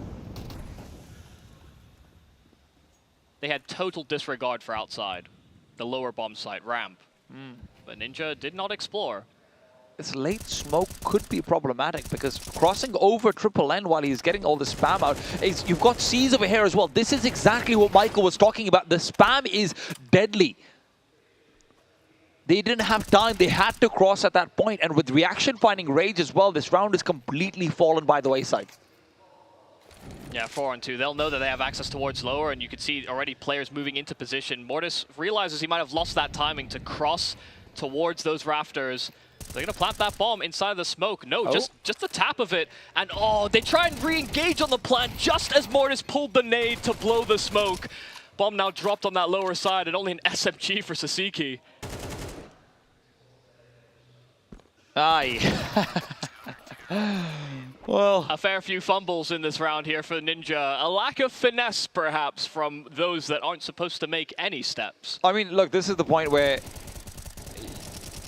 I have to hope that it was a mistake that they forgot to throw the smoke. Otherwise, if that's programmed, it just doesn't feel very good because you're giving yourself, for context to the viewers, you're giving yourself basically 6 seconds to cross before the third smoke is going to extinguish anyway, and you're not going to be able to do so. Yeah, and it's also become slightly less meta. There was a point where, especially with outside smokes, how traditionally they would always be, you know, the ones that landed at the backside of red. We would see some teams throw incendiaries to actually interrupt those smokes from building properly. Yeah. It's not something that is very meta now because we see far more leaning walls, we see waterfall smokes, we see a whole CS2 also is more forgiving with the smokes in general as well. Yeah, we also just have a large variety of smokes, so that's fallen very out of favor. So it's not like something like that could have happened to disrupt the execute. And even if it was, it's very likely, like you said, those smokes would have been forgiving enough to still manage the cross.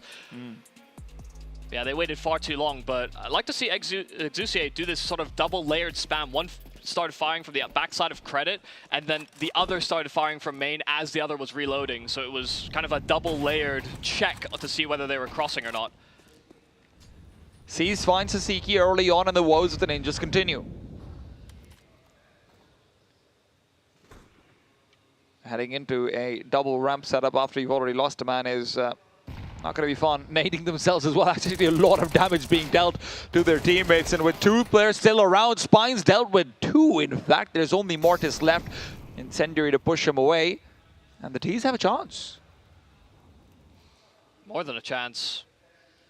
I mean, with the fact they have 2 solid rifles to win advantage back, this gets very awkward for Exusier. You can see that one player on the top side in Zerofang having to push through the door, but Risk is not anticipating his position. Far further to the left, and a little step made inside of door, but trying to trail back, could get caught, shot from behind. They're re-aggressing behind him, but he's found instead a back offered up to him.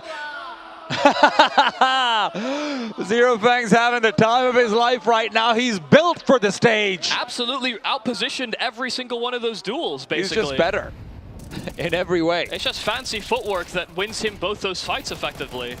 And when you've got a man with as many teeth out as that, the rest of his team are just going to feel even happier. Not that there's, you know, not enough reasons on the server for them as it is.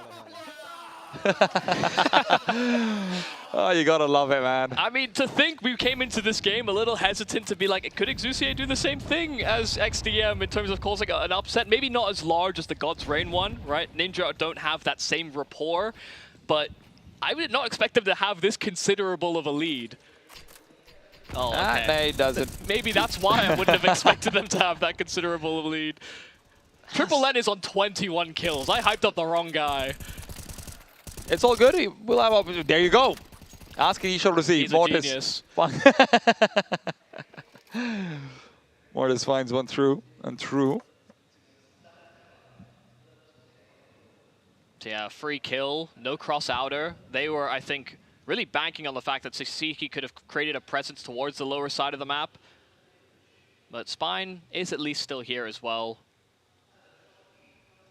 Majority were able to cross, but it was a minor indicator for Exusier. I'm kind of surprised they haven't pulled more rotates towards lower, because yeah, Mortis is now completely ISO, but he does get his one. It's a very labored effort there from Ninja, who came out with 3 players into the site. Miami's going to be traded over here likely, but he has to defend. He stays alive. This could be a big chance for him to recover what looked like a lost round. Oh, Triple N reveals himself as well as he spots out the Shadow. Will still get the kill. A 1-on-2, but time on the bomb is going to be his real problem. I mean, he's got a kit available, a smoke to play with, I think, as well. But they're playing both nestled into the back of the bomb site. He's expecting somebody dark, maybe, control. These are all possibilities, and they commit to a double swing, both swinging the same way as well. So it will be a 7th here for Ninja, able to dodge a bit of disaster after losing an opening kill very quickly. They manage it 4 on 5.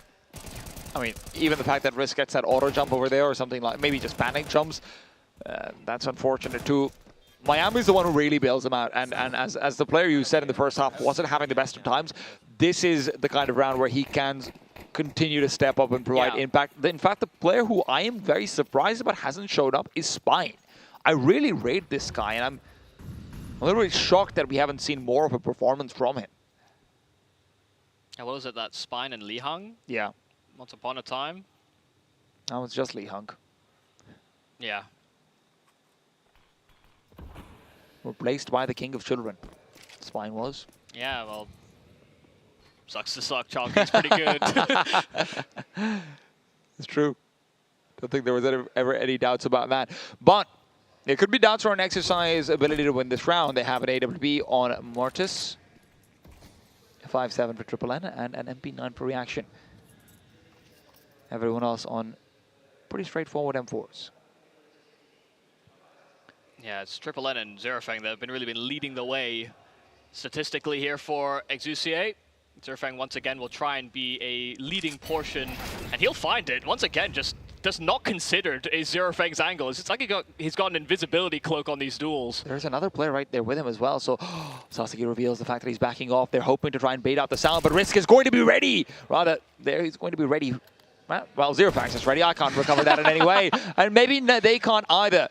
Miami and Sasuke are surely not going to be expecting 2 more players where that came from. They're worried about a ramp push, but as Sasuke turns away, I think his bum was spotted. I don't think Sasuke heard that there were shots fired behind him. Oh my god, they're spamming so many of these angles, and they're still getting away with kills.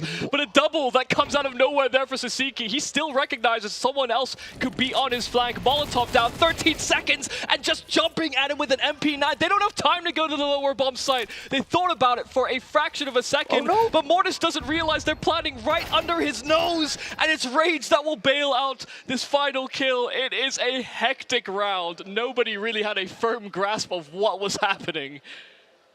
They had won the round pretty much. I mean, look at this start, the first 2 kills for them, but they continue forward trying to push the issue because they get info. They didn't realize how many players there were over there either, so when there's a pre-fire on the left side, it's because they saw the back of Sasuke. He just progressed further than they thought he would want to. Yeah, but Sasuke also never turned around. They shot at his back and he just disregarded it. Nice boost there for Risk, and that Risk Rage combo outside. They'll find 2 kills very snappy. Well, I mean, this round should be a write-off.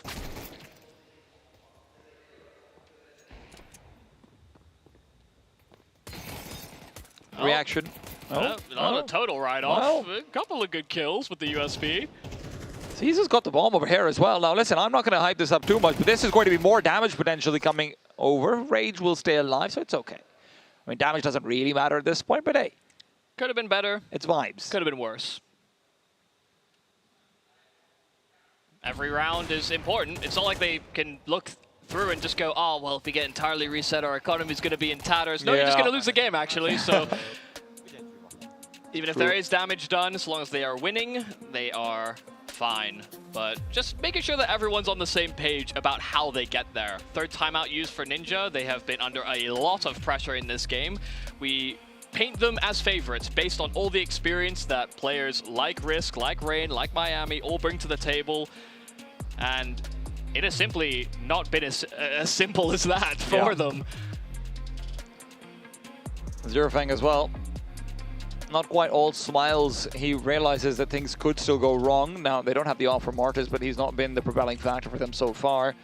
Yeah, I'm kind of surprised to see him so restrained. I mean, especially I just think it's the map, honestly. Yeah, I think it is probably the same thing, but if that's the case, you know, he might do better on a rifle than actually, you know, finding kills with an AWP. I mean, their economy has certainly painted them into that corner as well. But playing these more defensive setups has not necessarily worked all the time. I mean, Zerofang has been a major propellant from them, from hut to door. surprised they don't try and get more aggressive as this game does inevitably get closer as well. Sasiki trying to move out aggressively. He doesn't clear the angle. Zero Fang's going to get 1 for free. Why not make it 2? And it's still going to be contestable. Rage comes in from behind. Zero Fang doesn't hear him in time, but he stays alive. Runs out of bullet on Rage, and Zero Fang gets the chance to fight for more. It's now Reaction all alone. The 1v1. Exusier, take it away. How does Zero Fang do it? This guy's the caller, as far as I'm aware, and he is...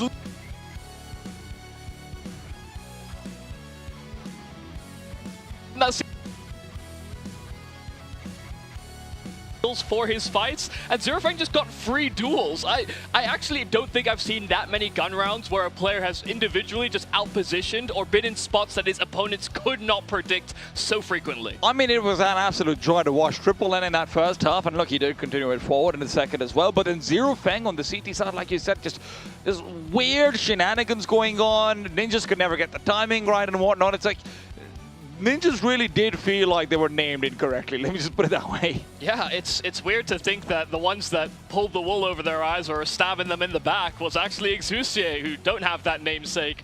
It's great to see how much they were sort of ramping themselves up into this game as well. They got leads, they were shouting, they were smiling all the way throughout. And maybe as the game got a little closer, things got a little bit quieter, but able to pull it together with some cheeky maneuvers from the in-game leader. And it's a big win for them. It is going to be good news as they will be moving forward and facing up against GJ House, maybe slightly sterner opposition, but I think we still have more to see from this team. Mortis, of course, like you mentioned, maybe not quite as loud as he could be, perhaps courtesy of the map, perhaps courtesy of the pressure.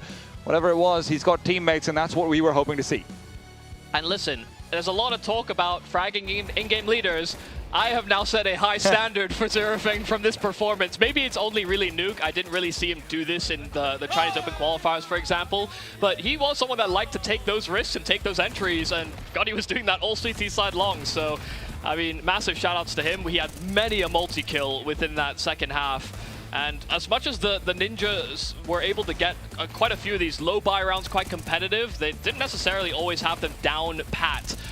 So it's a bit of a double-edged sword, both sides losing to Force Spies, both of them winning a fair few Force Spies. We've had that a lot, though, across the tournament so far. And also, it is very traditionally how Asian Counter-Strike has kind of swung in roundabouts. Look, no matter what happens to Asian Counter-Strike, Force Spy wins and losses are going to be a constant, even when you look at Mongols sometimes, right? Top 5 team in the world. I think they're top 5 because of their Force Spies, and I think they're not top 3 because of them too. Sure, sure. Always something to keep in mind. But a man I'd love to keep in mind, and I think I'm going to be having him in my ears very soon as well, is Mr. Neokai. Neo Kane coming in as, you know, invisible man. Yeah, sure, fair enough. That was a good way to round it all out, but a very good game, right? I got to say, first and foremost, I sat in front of the stage for the entirety of that game, and they were loving it, right? The Exusier guys, they were getting loud. I was speaking to Baseline J, of course, our stage host, and he was just saying these guys are just laughing their way through this series. He was translating, and basically they were just sort of saying, "Oh my God, what is happening?" So it was a pretty sick game to kind of sit in front and see their reactions. Are we better? Yeah, they were loving life, and they were actually having so much fun as well. I had a few times as well, just off the back of that tech pause when they came in, one immediately, made it look quite flashy as well. They were laughing, all of them fist bumping each other. Sick to see. Not the performance you want to see from Ninja as well, though. 7-2 down, a short bit of a recovery in towards that half, but even still, guys, I was not impressed. They really looked quite muted each time. I mean, we saw nothing from Spine across the entire game, right? We really didn't see anything from Miami in that first half either. Even if he had got some kills, it didn't feel like they were really the kind of calories that are building your body up. It felt more like, well, you know, it's bread. Yeah, there's a lot of bread out there. Yeah, maybe. Second half obviously steps up, but it's just not enough. The thing is, though, like, even if we're thinking, oh, the Veto's maybe a little weird for Exusier, it's also, maybe even Ninja were caught a little bit off guard by this, because they didn't bring anything special to the table. There was a lot more of these independent fights, and they actually got caught off by Exusier, who there will be just genuinely less demo work that you can do for a team like this. And I'll bring it back, right? The little video that we saw just before going into that game, they said, we don't have a lot of plans, but we're going to play as Ninjas do and do it on our own. Well, fellas, it didn't work, right? Because Ninjas are meant to be quite successful, and you weren't. But take a look at the scoreboard off the back of it. Triple N as well, 24 kills for him. Zero Fang, 23. Yumi, you've already bigged up Zero Fang, and I think rightfully so. Some of these rounds have it feels like single-handedly just grabs it by the scruff of the neck. On the flip side, T, you touched about Spine, really quite muted from him, didn't see enough. Sasiki as well, not showing up. So Yumi, again, another one of these open qualifier teams that come through and look really scary and play some very good Counter-Strike. And listen, I was on Cloud9 when Mortis got like multi-kill after multi-kill, and I'm thinking, yeah, I'm so right about this guy. And then ended up, you know, Triple N and Zerofang ended up just carrying the performance from T and CT sides. Yeah, and funny enough as well, Reaction was another one we brought up as well, because he was really good in the closed qualifier. A little quieter here, but who cares? A win is a win. Yep. Another open qualifier team that's come through into the Chinese closed qualifier and made it stick here now in a potential chance to start making all the way towards the playoffs. And that is awesome to see. These teams are actually looking really scary. It feels, T-Top, they've really got a point to prove here. It's really good to see this sort of shuffling around, because I know how hard it is in Asia to actually start climbing up. Yeah. And this is what ACL is sort of reminding everyone, like, don't get complacent just because you're thinking, oh, I'm the 5th best team in China or something like it. You're probably not. Like, let's be honest, you're probably not. You look back to those major qualifiers where I think thousands of teams registered. Guess what? They're here to play now. But it's also when we think about these international teams where they're thinking, oh, it's hard for us to climb the rankings and all the competition that's available there. But, you know, you think about the limitations as opportunities in the Asian region, it's even more complicated for some of these guys. Yeah, exactly that. And it really feels like a lot of these guys have taken that closed qualifier, sort of this stage experience, and they're actually really comfortable where it feels like, as we kind of saw with Ninja, it actually took them a while to really get in towards that game. They were really quite scrappy in terms of how they were playing. So maybe it is, you know, if we're going to give them excuses, which I actually feel like we don't really deserve or need to give them excuses, but maybe you can talk about they're not as used to the stage or whatnot. But either way, a fantastic performance. That's just the first game of the day as well. We're going to have an interview over on the stage in just a second before we then head into Nomads taking on KZG. I think we're just getting it ready for you right now. That was an absolute banger. So for now, we're going to throw over towards Baseline J, who's over on the stage.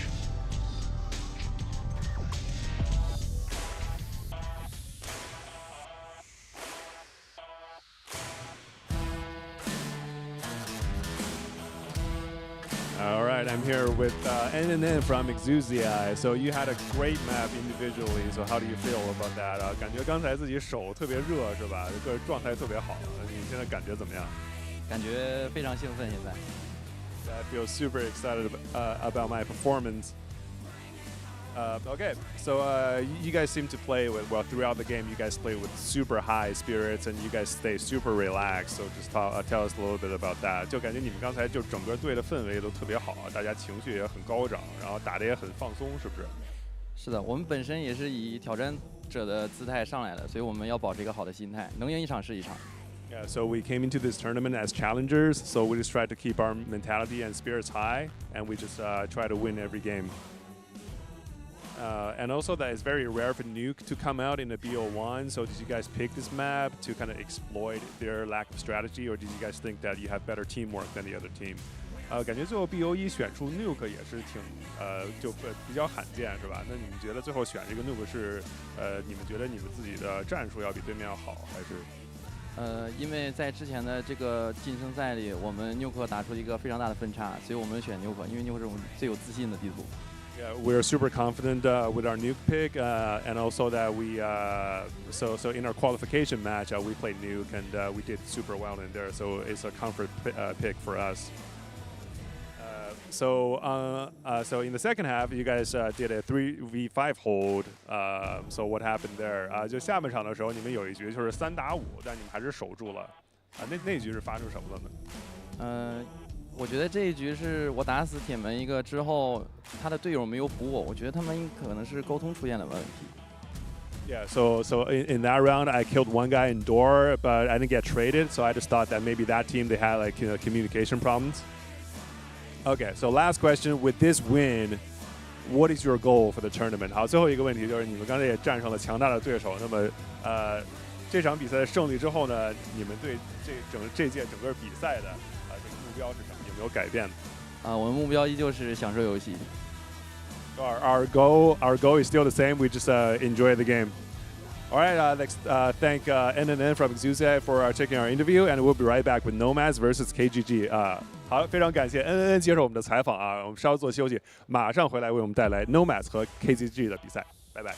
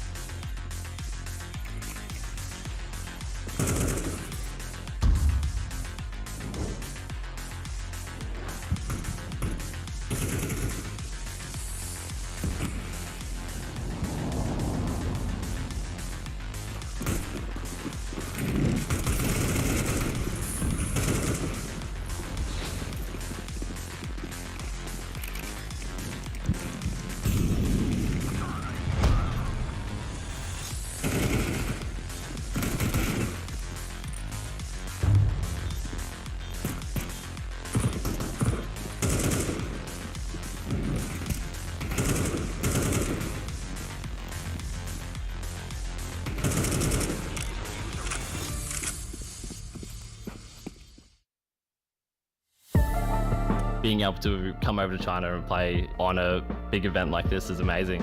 За бид нар плей-оффтоор шалрахын төлөө маш их хичээж байгаа. За тэгээд плей-офф заавал шалрах боллоо.我认为我们跟他们的比赛应该也是会打得非常的焦灼，也是非常有实力的一支队伍。我们也需要个别的这种个人能力的爆发。我觉得决定的因素就是决策、战术和枪法，最重要的还是沟通。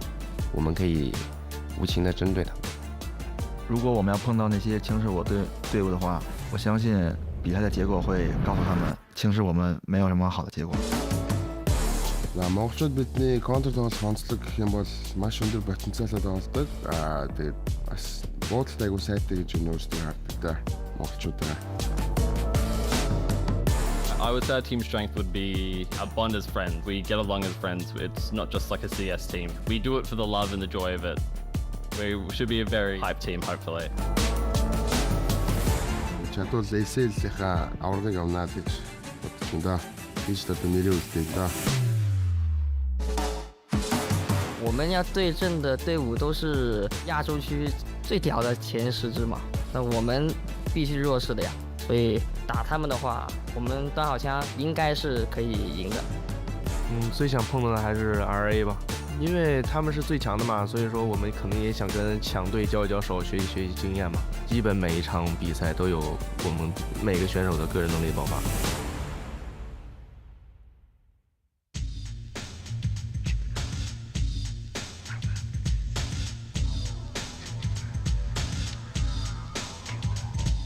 Hello and welcome back. Game number 2 up on the docket for us. It's KZG taking on Nomads on Erica. Of course, joined by T-Time and Yumi. Fellas, had a fantastic game. We've already broke down that one. Now we're moving on to seeing yet another Aussie team up on the stage here against the Nomads. T, how we feel about this one? It's fun, right? Because KZG is a team that's like, oh, friendship, love, family, yay. And then Nomads on the other side is Mongolian, and they're not one of the top 4 teams, which means like, I'm going to cut you out for this tournament. I'm going to cut you out for this tournament. You're dead to me even before this tournament, actually. So yeah, it's fun. I mean, they kind of built the Nomads like with each other in mind. So maybe they won't cut each other as quickly as that, but you know, maybe down the line that could happen. We can hope. Of course, KZG have said a few times across the few days they had to build a legacy as well. The legacy hopefully starts with a win here, but it's a pretty tough game off the rip. I think for KZG, while they are a VOS ranked team in a sense, of course, that's how they got their invite. I still think for me, they've got to come in as the underdogs here. They've actually got quite a tough task ahead of them. They're a bit more mixy. Australia's a kind of or the Oceania region's always struggled when you get into the depths of it, especially internationally too. So, see, they've got quite a tough task here. Yeah, I don't think they're winning this one, I'll be honest, because look, looking across all 3 of these teams that we have from the Aussie region, I think KZG are probably the worst of them, right? Sure. Because when you're looking out towards this team, they are kind of like, we talk about gateway teams, but normally that means a gateway to tier 1. They're kind of tier 2 gateway. Sure. For Nomads, though, it does feel like they're maybe on that precipice of deciding who can be like elite in Mongolia. Yeah, let's touch on Nomads, of course. Our first team up here on the docket, of course. Hooligan, Para, Cloud, Hanks, and Randy. Now, Yumi, right off the bat, Randy sounds like a bloke who should have a mullet and be eating Vegemite, so he might actually get a little bit of an insight towards the KZG What, you're just assuming that he's got some sort of Australian experience. Yeah, he knows. With a name like Randy, he should fit right in. A lot to like over there. On the flip side, KZG, this side is, well, again, we've already kind of had a little bit of an insight in towards them a bit. Estate, Hassie, Foggers, Crass, and Samooks. I mean, you've got Randy, Crass, Foggers in this match right now. Wow. Yeah, Foggers, that's my goat one time. Shout out my goat one time. Let's hope he doesn't play Doggers. He's got a great mustache. Yeah, he got real trim on him. Tall boy as well, so he has the advantage, real height advantage in this one. Will it help in the game? It's easy to headshot him, I think. Yeah. So we'll start by talking about Nomads at Yumi. This is a side with, you know, a few players that have been starting to get a bit of notoriety in some regards. Hooligans are the name that first kind of springs to mind for me. This is a guy who's actually played well. I also think Hanks has been quite solid too when I've seen him in the past. I mean, they're just a team that I think are interesting in that we basically have like no history for a lot of the players. I mean, outside of Clouden, who's maybe hot between many of these sort of emerging rosters, and I've actually ended up being quite competitive and, you know, quite well structured. He's, I guess, now heading another team that he's hoping to do much the same with. And to be honest, even reflecting on like their ECL season, they looked pretty solid overall. Like nothing outrageously positive, but at least they didn't end up in a massively negative scoreline. Some of the teams we've had here have had ECL results that are like 6-20, for example. They were very middle of the pack in that respect, and especially for a newer squad, it's nice to see that they're able to hit that level so early, because often teams that qualify into league circuits, they'll fall flat in the first season, and they can sometimes just not rebound from there. Yeah, and when we talk about experience, of course, you know, Clouden, of course, is the name. Look at some of the teams play for, Clutch, Raft, IHC, you know, decent names in the region. Do you think he has enough in terms of leadership qualities to kind of bring this sort of ragtag group together and be able to find some form? So we've obviously talked a lot about veterans so far in this tournament who aren't really true veterans. I don't think Clouden fits into that mold. I think Clouden's genuinely one of those players who can raise up other teammates around him, because when you look at the roles that he's played across pretty much every single team so far, he is a guy who does take a more of a sacrificial space, doesn't necessarily take everything from everyone else. Sure, well, we're going to throw it over towards the stage as Baseline J is about to bring out our teams. Let's throw it over there.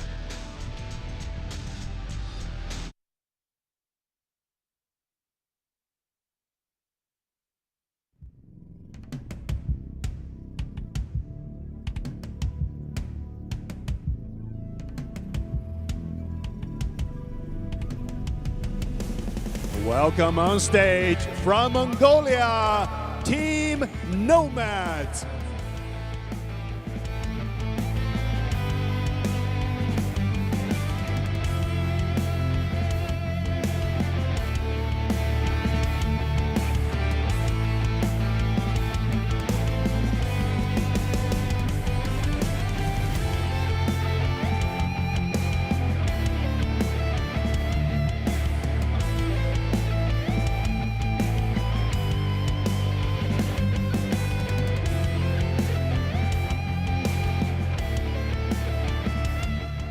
Their opponent from Australia, KZG.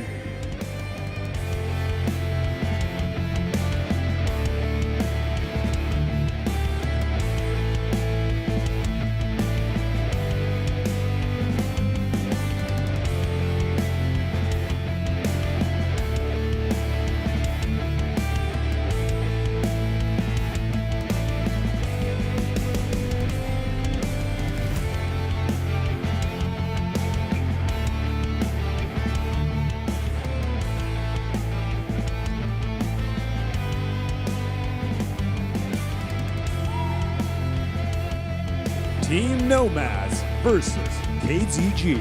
Good luck. Have fun.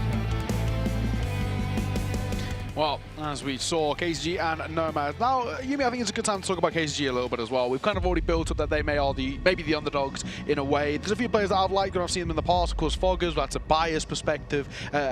Great bloke. But Crass actually seems not too bad. I watched a little bit of the Oceania games, and it seems like he has his moments. He's probably the one that I would probably look to as being a difference maker, because it does seem like he has these flashes where, you know, in mid-rounds, he'll find some really good ways back into rounds. So I do agree with you that he's probably the most ambitious player on this team. team. But hey, Veto's now coming out. KZG don't like Dust 2. We shouldn't see Nuke, I think, in the series either. Nomads also permabanning that.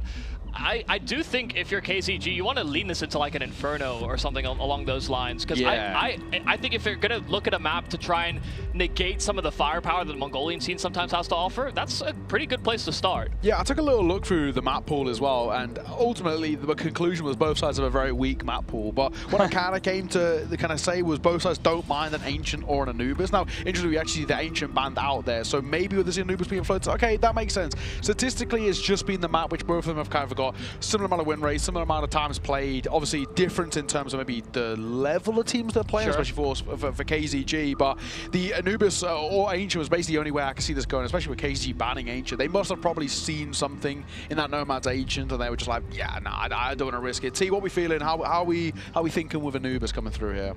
Look, we've obviously, you preface it, Nomads have been playing a higher level of opposition, but they've been losing like really hard to them as well, right? These aren't just like general losses. It's a 1-13 versus Lin Vision, 5-13 versus Eruption, right? These are the kinds of losses that you take back home and like, well, there's a lot of learning to do, but also at the same time, they're generally pretty good at punching down, I will say that. Yeah, I mean, listen, they beat the teams that are worse than them. They're just kind of, I guess, feeling out where they sit in the hierarchy of teams within the Asian circuit. And yeah, they definitely they're not an upset team. They're not a team that are capable of doing that as of yet, but they play to that level where, after a few iterations, maybe a few seasons of competitive play, they can actually maybe get there and build into something. They're just not there yet, and I think for the Killzone guys, it's maybe been a little bit more difficult for them to actually figure out where they find themselves, even in the domestic market. Yeah, the one thing I really wonder is how much is this sort of vibes-based Counter-Strike really going to help KZG at all in this? Nomads, I think have got quite a lot to prove. T, you've already kind of touched on it a little bit. When you're not,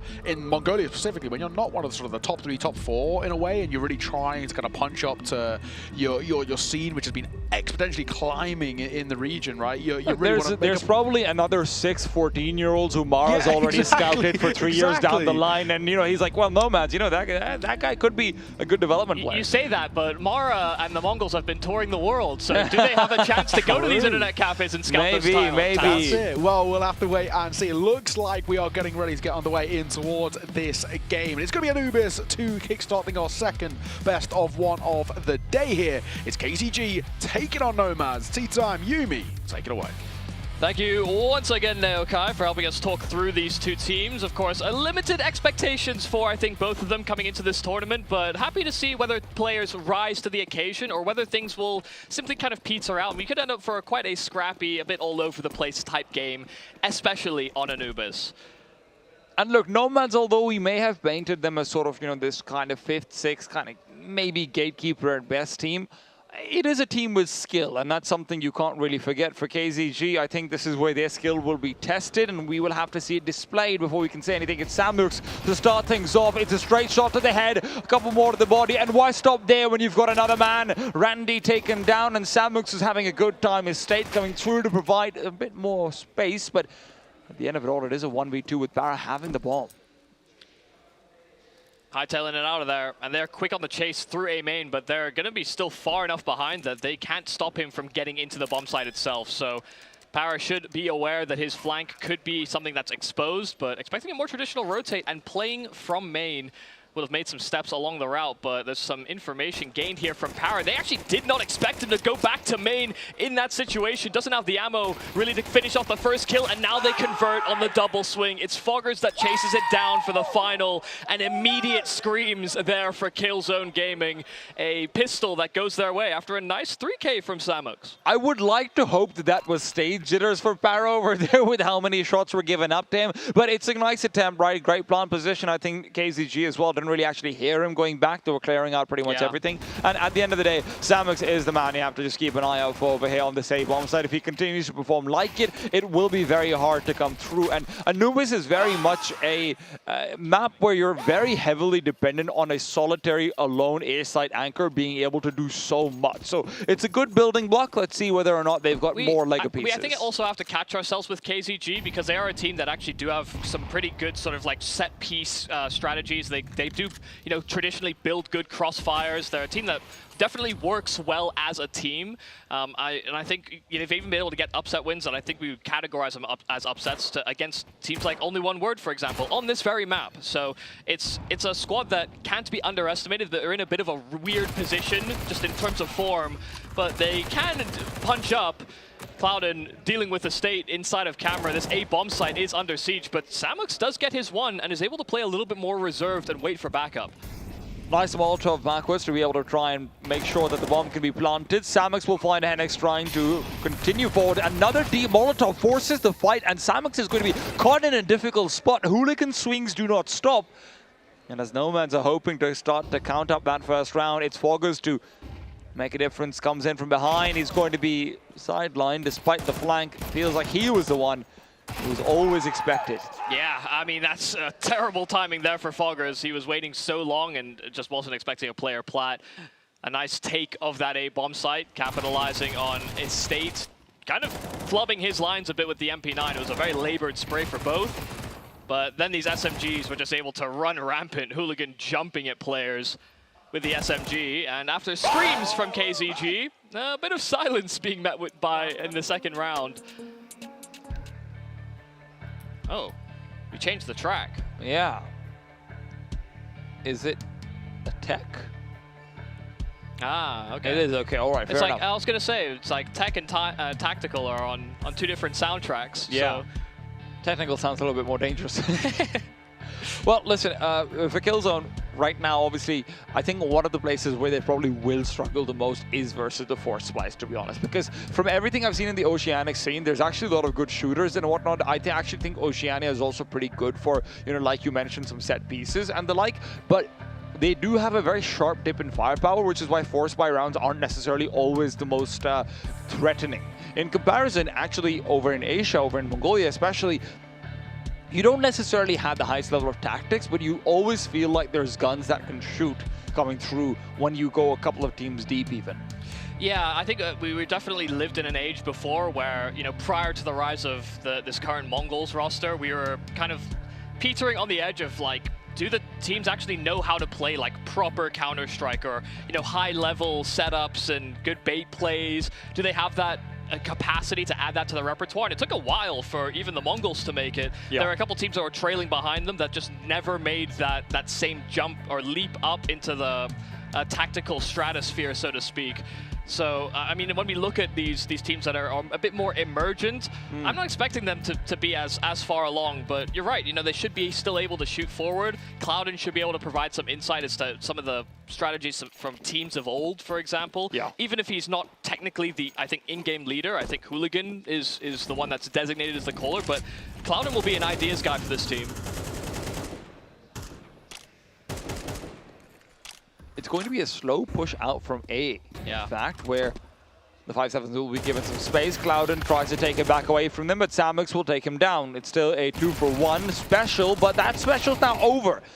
Hooligan wants to extend it, and he will extend the lead as well. Starting off a couple of important kills, making sure that KZG can't pick up the round. Yeah, what's that, back-to-back 3Ks? Or was that 4 from him in that round? Because, I mean, it was just really, really nice. From the Force Buy into now dealing with the opponent's Force Buy. KZG, of course, going and fully investing, but also trying to crunch those B players, hoping maybe it was going to be more Canals and A focus at the start of the round, but it was a very tempered default, very spread from Nomads, so able to actually kind of weirdly support each other because of their positions. 5-man stack now, this time over towards the A side. Yeah, it's just USPs and the 157. And Killzone Gaming is what KZG does stand for. Finally, I mean, they started off as like a surf and community servers type organization. And funnily enough, Samux on the team now was previously like, I think one of the admins for those servers and then got brought in when KZG jumped into esports. So he's been one of basically like the founding members of KZG, and it's partially because he was an admin, I think, on one of the AIM servers. I always thought KZ was like KZG was KZ from like Creeds. That's what I always thought. I didn't know his skills were interesting. Yeah, but they provide like surf and that's why I thought it's Creeds. Yeah. Started in 2014 with Scouts and Knives, but now they're playing with every weapon. Yeah, They took community servers away and then the pivot to esports happened. Well, yeah, I mean, technically not. I mean, not accurate, but it's a storyline. It's a good opener there for Hassi on the AWP. First round, he's able to wield it, or it's even jumped into the server. So getting a pick into those deep waters of the canals. Samux is honestly jiggle peeking a little really far. wide. It's Yeah. really wide. He's going to be taken down. Randy's the one to do so. Actually, the smoke even ends up being a baited lurk, so Hassi and his state end up benefiting from it. It's obviously not intentional, but it's a happy little accident. Clouden could catch out Kras coming forward. He's expecting the kill, and he will find it. Now, this is where things get tricky. For all they know, Para's not with him. He's trapped. I mean, he's totally trapped. Do they know about him? Yes. I mean, they saw the two players, I suppose. Yeah, I mean, they know that someone should still be inside of main, or if maybe on a weird timing he could have got to Rugs, but Clouden has to provide some kind of out and distraction. And with Hassi holding down the angle, it's Foggers to get a free kill. KZG with a great start to that gun round. Yep, full understanding of how the round was developing as well. Got the jump start with the AWP, but also just shutting down this quick A play. Even with Samux getting caught out of position, they had a player already en route with the rotate in that AWP, and Estate could play from close. So, yeah, Nomads thought they actually kind of found the golden goose in that round by catching Samux, but like you said, kind of weirdly lured them into a trap. Yeah. It was a happy little accident. Well, they still have the bind. That'll be courtesy of all the extra kills they got earlier on. Nomads will also have Hooligan now wielding up the AWP.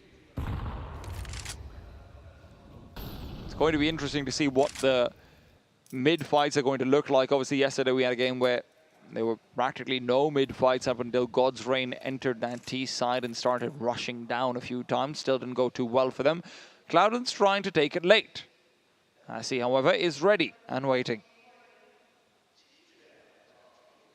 It's always a very fearful angle to be, because if they go through the mid room, then they can actually catch you.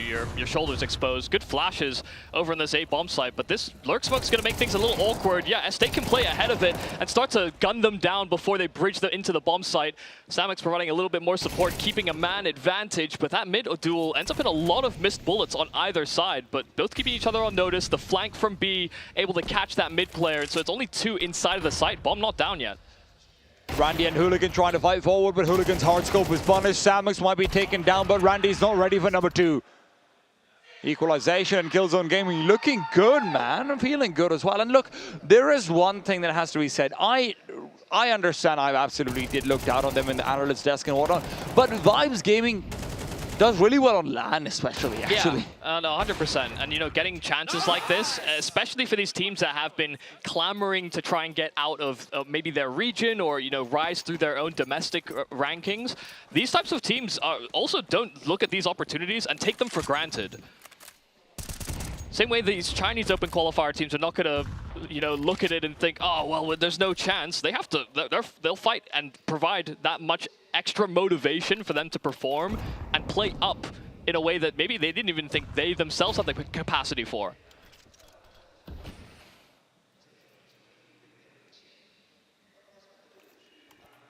Now 3 players trying to head back in through middle on the T side. Hassi is once again waiting. Remember, he didn't reveal himself before, but missing the shot now is going to be critical. Estate feels like he has to be the one going forward. So far, it's only been one T-sided player, and Hooligan will be the one to take him down. Maybe that gives him an idea. It's not Clouden to fall. Hassi will maintain the angle, but he's been smoked off, and the timing, I mean, it could have worked, but he just doesn't try. Samux all alone on the A side. Needs a repeat of the earlier performance, and it will not happen. CTs will be tempted to try and call for a save, and indeed they might, but Foggers has other ideas. Those ideas are put to bed. Yeah, I mean, it's a pretty tragic set of circumstances there for KZG. They get smoked off on both sides, and they're not expecting them to jump through the camera smoke. But once Temple gets cordoned off and they deal with the camera player, why wouldn't you? You know, this A player basically has no safe haven, has to worry about main, has to also worry about those players emerging out of the camera smoke, and he gets caught by flashes. But that's also why, as a camera player, you have to sort of almost recognize the value in that position, because as soon as the smoke was landing at his feet, he wanted to take that duel. And you know, I can understand trying to get away with a cheeky frag, but you also have to consider how bad it is if you lose your life. You know, there was no second layer rotate going through spawn at the time. Timeout being called down by Killzone. It's why some of the best anchor players in the world also are so good at what they do, because in a strange way, you know, if they have teammates, it's great. They can provide support, but the best black anchor players in the world also understand being left entirely alone. They pick a good spot at the start. They understand that if worst case scenario does happen, they're accounting for that to a certain degree. And listen, I'm not saying they get it right every time, but their margin for error is I guess, increased. They create a larger window where they can have those problems because they position themselves so much better than other players in similar roles. I mean, they set themselves up for 1 kill when they should get none. They set themselves up for 2 when they should get 1, right? Yeah. That's sort of the golden rule of solitary anchors who are trying to get to the top level. And maybe we will see some of that, but that round just wasn't it. Could there be any aggression from Kras? Maybe he's thinking about it. Randy is going to be ready for it. Spots out the body. Spam will dissuade.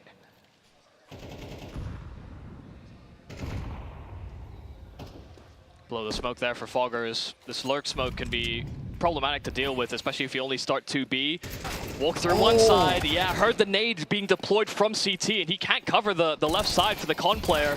A great jump in from Nomads as they get past that B main smoke and make use of the dying embers of the lurk. KZG's just fallen apart in the defense over there. They even had the right number of players position, it felt like, but it doesn't matter at all, you're right. Small bits and bobs of information and too many decisions to make at once, too many places to focus down on. Hassi, these misses are going to be... I mean, this round obviously doesn't matter. It's about saving the op, even if you miss a shot here or there. But we saw it in the previous round over in middle. Cannot become a trend. And listen, a lot of times when teams throw lurk smokes, the counter operation as a CT is you're going to have to smoke something off yourself. And it's usually con, so that you can focus more on main and maybe even play pillars as a position. You can play, you know, round the front side of the bomb site because that lurk smoke provides you a bit of coverage as well. There's counter operations here where KZG, I mean, I think they deployed an incendiary. They were still hovering around inside of con. They heard steps coming through to con, and it's just the fact that this pinch happened simultaneously that Nomads just, I mean, they sweep out all the defense on that B bomb site. They just brush it aside. And KZG continue to save these 2 weapons, but it's not going to matter very much if you can't put them to use. Hassi getting aggressive early on. I like the angle, I like the posting, but it's not going to be given any fruit. No one on Nomads wants to contest. They know about the op taken forward. They know about this M4 as well.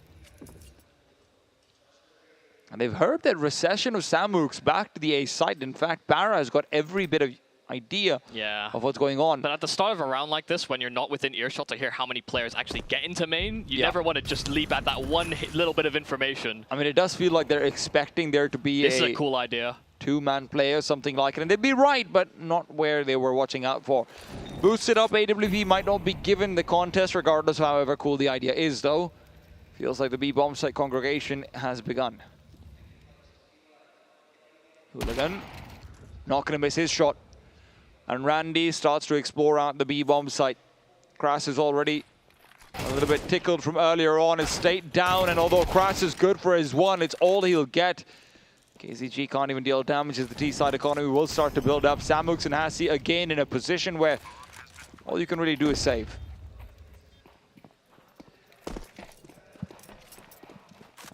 Yeah, it should be allowed to as well. I mean, Power is kind of on the hunt already.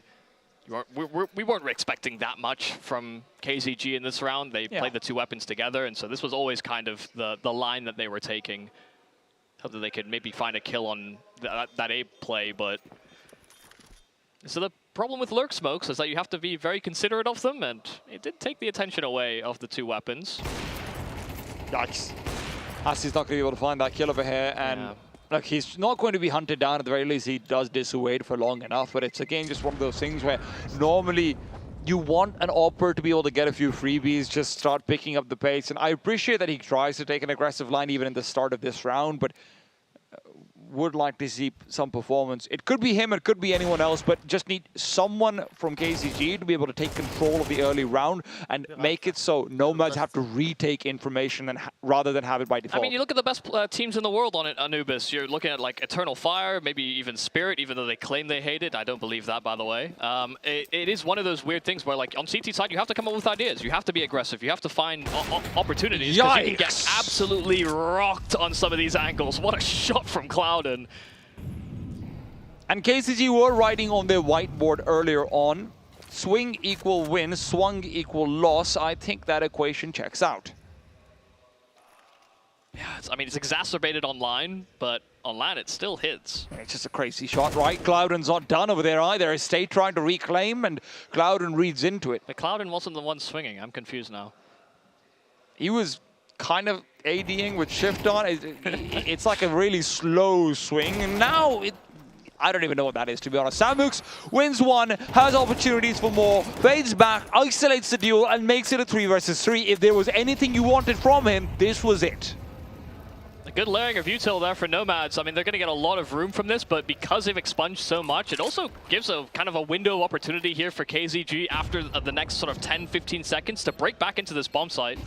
Flash is not going to catch out the backside player, but Foggers finds Randy regardless. Hooligan is there, playing insurance, off now picked up.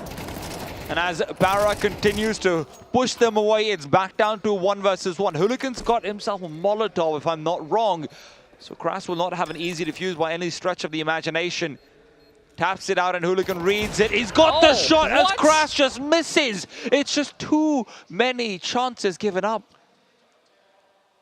He didn't believe that Hooligan was biting down on the fake.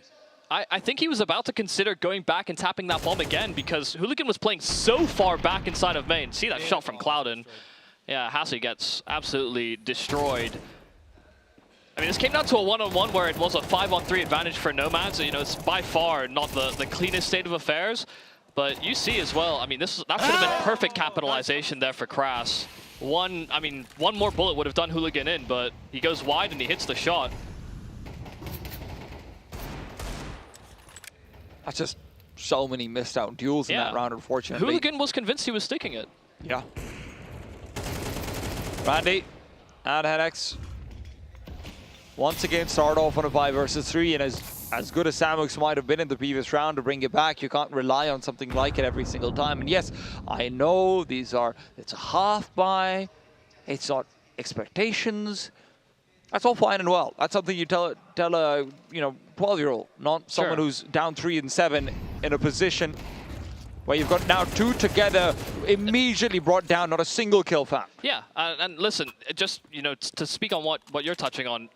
Regardless of whether or not we think they should win these rounds, just for individual confidence, like players are missing opportunities to get the kill that is high-level players or even them when I'm sure they play in Oz will take them 5 to 10 bullets to kill. We're seeing players throw 20 at them and not find the kills that they would traditionally get. So just, in terms of building confidence, they need that to get them back into this game. If they feel like they're whiffing and they continue to whiff, there's kind of very little you can do to recover from that, because you can put yourself in the best positions possible, but if you don't shoot people, it doesn't really matter.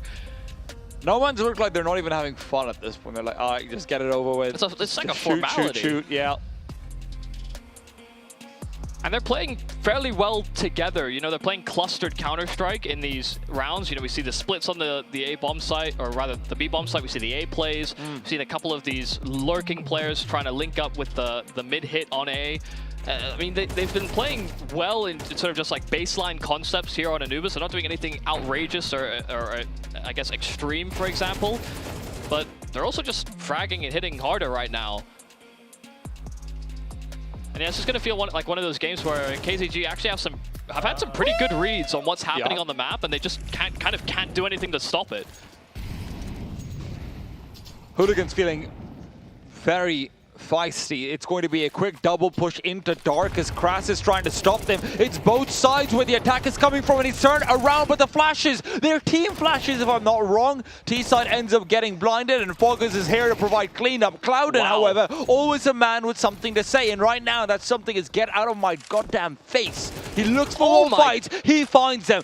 Reads into Hassi's position. Knows there's still a smoke down on CT, so he can recover the bomb and plant it down should he want to. But there's plenty of time. Does he even want to? He could literally just sit. He could sit for so long because there's so much time on this clock. The fact they went for a fast play means that now the clock is against Samux because he has to play a bluffing game of whether or not he thinks Clouden is going to reposition, go back to A, stay in middle, hunt, maybe even flank through spawn. These are all possibilities that could be ringing in the back of his mind because Temple is open too. So far, Clouden has known everything.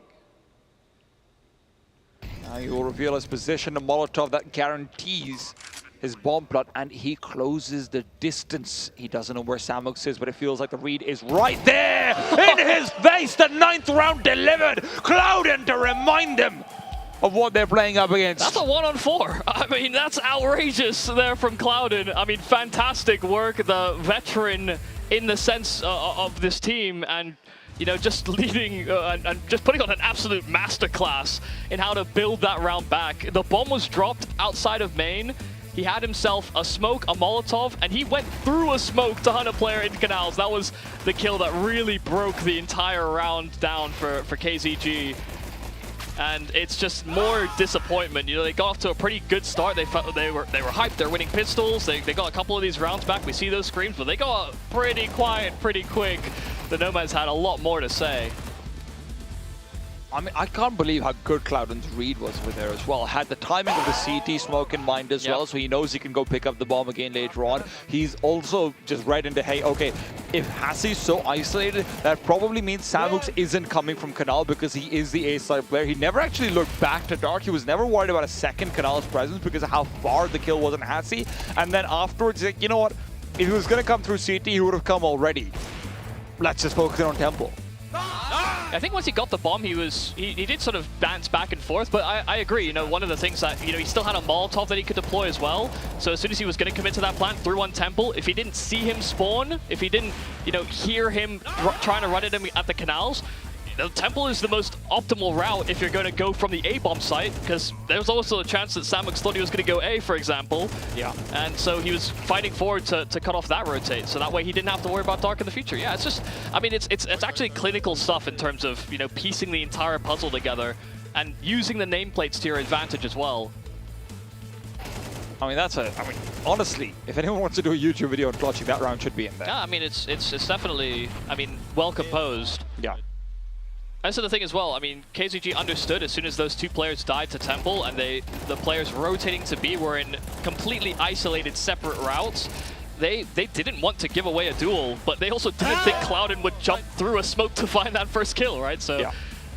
Anyway, moving past that, I mean, the whole half for Nomads really did feel like they just played some really good together Counter-Strike. You know, they had good executes, they used a lot of utility, and maybe they were a little bit too keen to throw all of it as soon as they broke into bomb sites. That was maybe a drawback of theirs, but they weren't punished for it in this particular half. So I mean, if it's not broke, don't fix it. I like their protocol though on the A side, where they just have like the Molotov smoke combo for upper heaven just down every single time. I liked it. Yeah, but I know it's early, but yeah. Yeah, but then there was another one like bricks, and it's just there's a lot thrown where you could use that to stall out and actually take a fight that you're like very willingly prepared for. It's a minor gripe. I'm nitpicking, but it's one of those things that, you know, as Nomads continue to build more experience and get more wins against international competition as well, it's something that if they clean up. I mean, we're seeing the firepower already kind of show itself on the stage. Meanwhile, I need to see the firepower of Killzone Gaming. Yeah, it honestly does feel like a lot of the time it is just the firepower that's missing, isn't it? There's so many shots that are being missed, there's so many opportunities gone by, and again, to reiterate what you said, yeah, maybe you're not going to win the half-wise, but you expect to get some kills in them. Yeah, Samux is the only guy that's really found like any considerable multi-kills in this game, so I think without his multi-kills, they don't get 3 rounds on that CT side. Well, if they were ever going to start paving the golden road back up and above, it's going to be now. Killzone Gaming start off with a smoke and a Molotov on Foggers and a plan for everyone that looks to be destined to A. Maybe not. I'm lying. Ooh, mid 3-on-3 potentially in the cards while Hooligans pushing them away. Cloudon's good for the first, and Randy's revealed. He's revealed intentions. Para right there with him. Samux will continue to fight back. He obviously had a great pistol round in the first half that let them get the win. This could be another one. 2-on-2 where the CTs are heavily split. I mean, one's inside of T-spawn. That's the kill that's going to break this. Foggers does have space to plant and make this a very comfortable 1 versus 2, though. Yeah, Nomads, even before that plant has gone through, recognizing that that was the gap, didn't retain bomb possession, and so yeah, Foggers does have some time to play with. And a Molotov.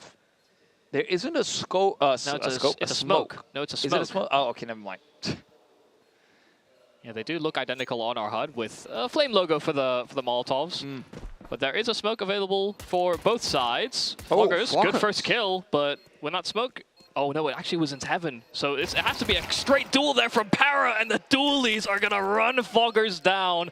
That first kill was so sharp, but he didn't plant in an optimal position to fight from main. So he almost in a weird way had to move to pillar, but maybe jumped the gun a little too quick. That's also why I was so sure it's a Molotov, because of where he planted it. Yeah, I mean, he just didn't know if there was somebody main. Yeah. You know, both the players got kills, but they could have also been on his heels much faster than they actually were. Yeah. Still chaotic round as Nomads continue to push and find spaces in their enemy homes. T-spawn is apparently CT, like, I don't know, vacation home or something now. Yeah, I mean, just a very aggro pistol. And that aggression won't stop. Remind this side, you've got a couple of MAC-10s on KZG, and now these MP9s getting ahead of them. 2 kills found by Mr. Randy. USP pulled back out. He had a good time with the pistol round. Why not have another one? Well, that's why, because you just get shot down. I almost want to say that what Nomads are doing is a little disrespectful.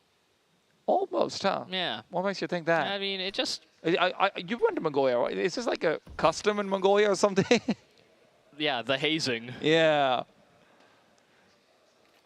Well, Hooligan peeks out. He's just not stopping. Krass isn't really taking that straight-up duel over there either. The Incendiary should be guaranteeing another fight, but with Foggers taking out Para, again, the A side is empty, and it is going to be a slightly emptier map in general. And I am glad that KZG didn't get destroyed by a simple MP9 rushing through B main. If they can't answer back in rounds like this, then yeah, the game would have just been an open and shut case. So maybe it was a bit of a feeler. Cloudon tried to clutch. First kill was sharp, but didn't anticipate Samux to swing. A 2-player survival there for KZG to bounce back after losing the pistol. Force buy does work in their favor. And Nomads, maybe a tad too aggressive. I don't know if they're going to stop just yet. The next round should probably be a force buy with something similar. We fucking needed that cut. He's right. Yeah, he's not wrong. It's telling the truth. Maybe a bit crass about how he described it. Actually, that was Foggers, but yeah. Yep, the pun was intended. I'm continuing, Michael. Come on. Let me build up. You should really leap into it for Foggers. Well, KZG are going to hope to build up from that previous round, but Cloudon with the eagle. Oh my god, he's caught them. He's caught them! Heads are rolling. He saw a handout and he was like, this guy's got a grenade in his hand. I'm killing him. Handouts in multiple ways.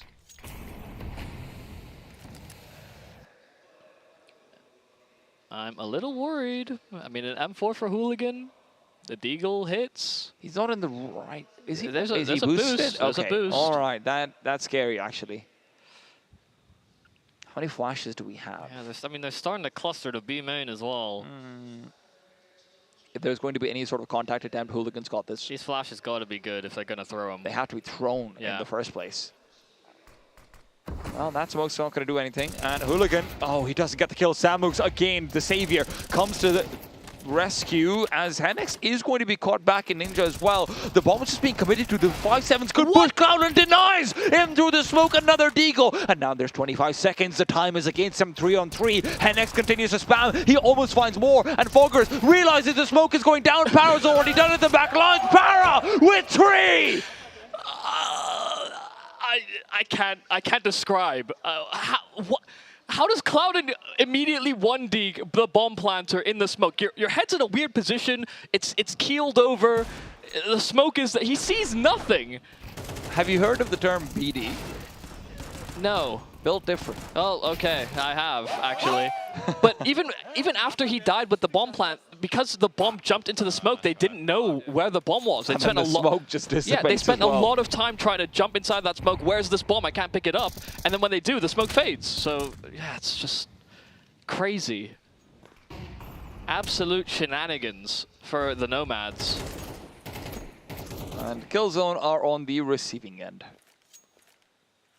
And, you know, the round finished crazy, but the way Nomads held their setup was good. I mean, a boost with the M4 on top. Player underneath doesn't have a gun, so the rifle is immediately changing hands. You know, it's just, you know, these are additional layers that really do help you pull the wool over your opponent's eyes when you have only one weapon to really play from.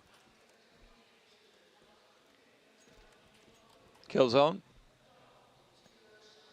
Again, are just not being given information by the CT side. They've got no idea the lineup from Clouded. He cannot be stopped.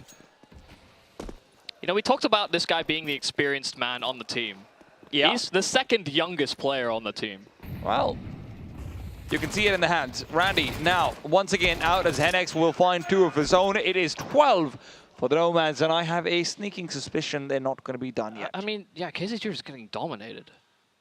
Individually, I mean, some of the timings that Nomads are going for, players are just not ready to react. They're the ones getting swung into, and so, you know, the Nomads have it right. Those notes that they're writing down ahead of the game. They're speaking the truth. They spin. Yeah, KZG just do not have time to start swinging, it feels like. And they might not have much time left on the server over here either. There's Deagles, there's Tex. But most of all, there's Randy. And he's feeling it. Out and about in the canals as Barra will also push forward. The wide swing punish. Fogers takes him down. It's a good kill. He will be expecting a second likely nearby, but Randy now looks for slightly safer aisles. Yeah, Randy's in a weird spot though. I mean, middle is something that has to be worried about. He does have the support of at least Hooligan. Did he just shoot Estate through the smoke entirely? It did appear that that is what happened. And the worst part is they think Canals is clear. Yeah, I know. But the thing is, because it's like a compounding problem. Because Hooligan gets that kill, they actually probably wouldn't have cleared out Randy's spot. And yeah, they have no idea that they're getting flanked. The util doesn't all sail out, and they're trying to go back to address it. Foggers hits another. The full blind onto Hooligan will certainly help. They have a timing to hit here on A, but they're getting fully flashed. And yeah, the bomb is really delayed in making it. Clouden and Hennex will close. It is an absolute ravaging of the squad. A fantastic showing here for the Nomads here on Anubis, just dismantling KZG.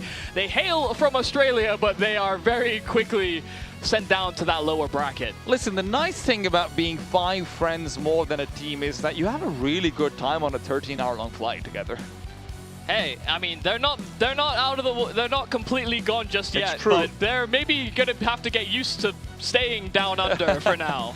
Well, listen, that lower bracket run, of course, is something that we might be hoping for, but for Nomads, it is all the way up and all the way forward. A great showing for them initially coming out, and obviously a team that, I'll be honest, I asked around a lot in the Mongolian scene, just from some of the upper-end players, and hey, what do you think about these guys?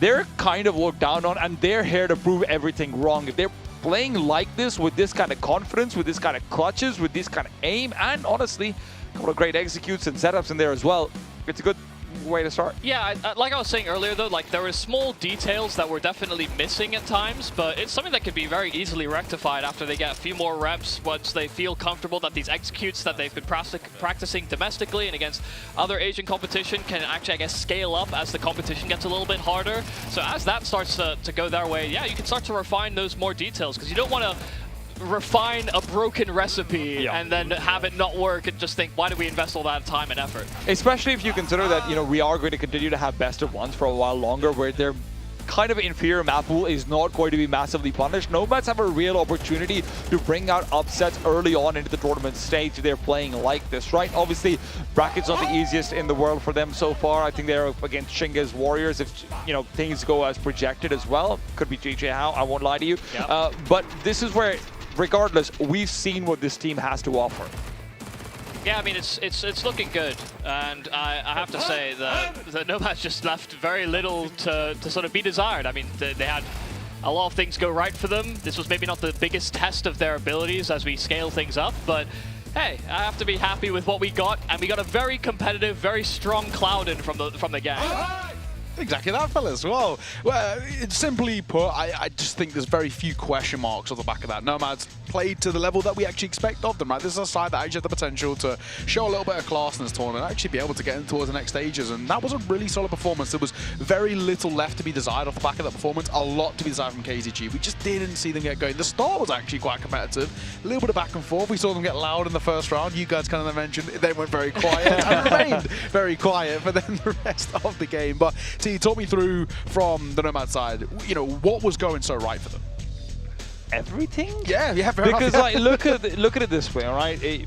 You put them in a 4 versus 1, they win the 1 versus 4. There you go. You put them on a force buy, they get a great setup going on, a great read as well. They funnel players forward. The thing is, Killzone just looks so shaken at all points. You could see the fear in them at one point in the game. I think after Clouden wins that clutch out, it really was just kind of game over for them. And that what was a window was then closed. And this was KZG winning a pistol, losing the next round. Oh, they won 2 gun rounds, and then they won a force buy.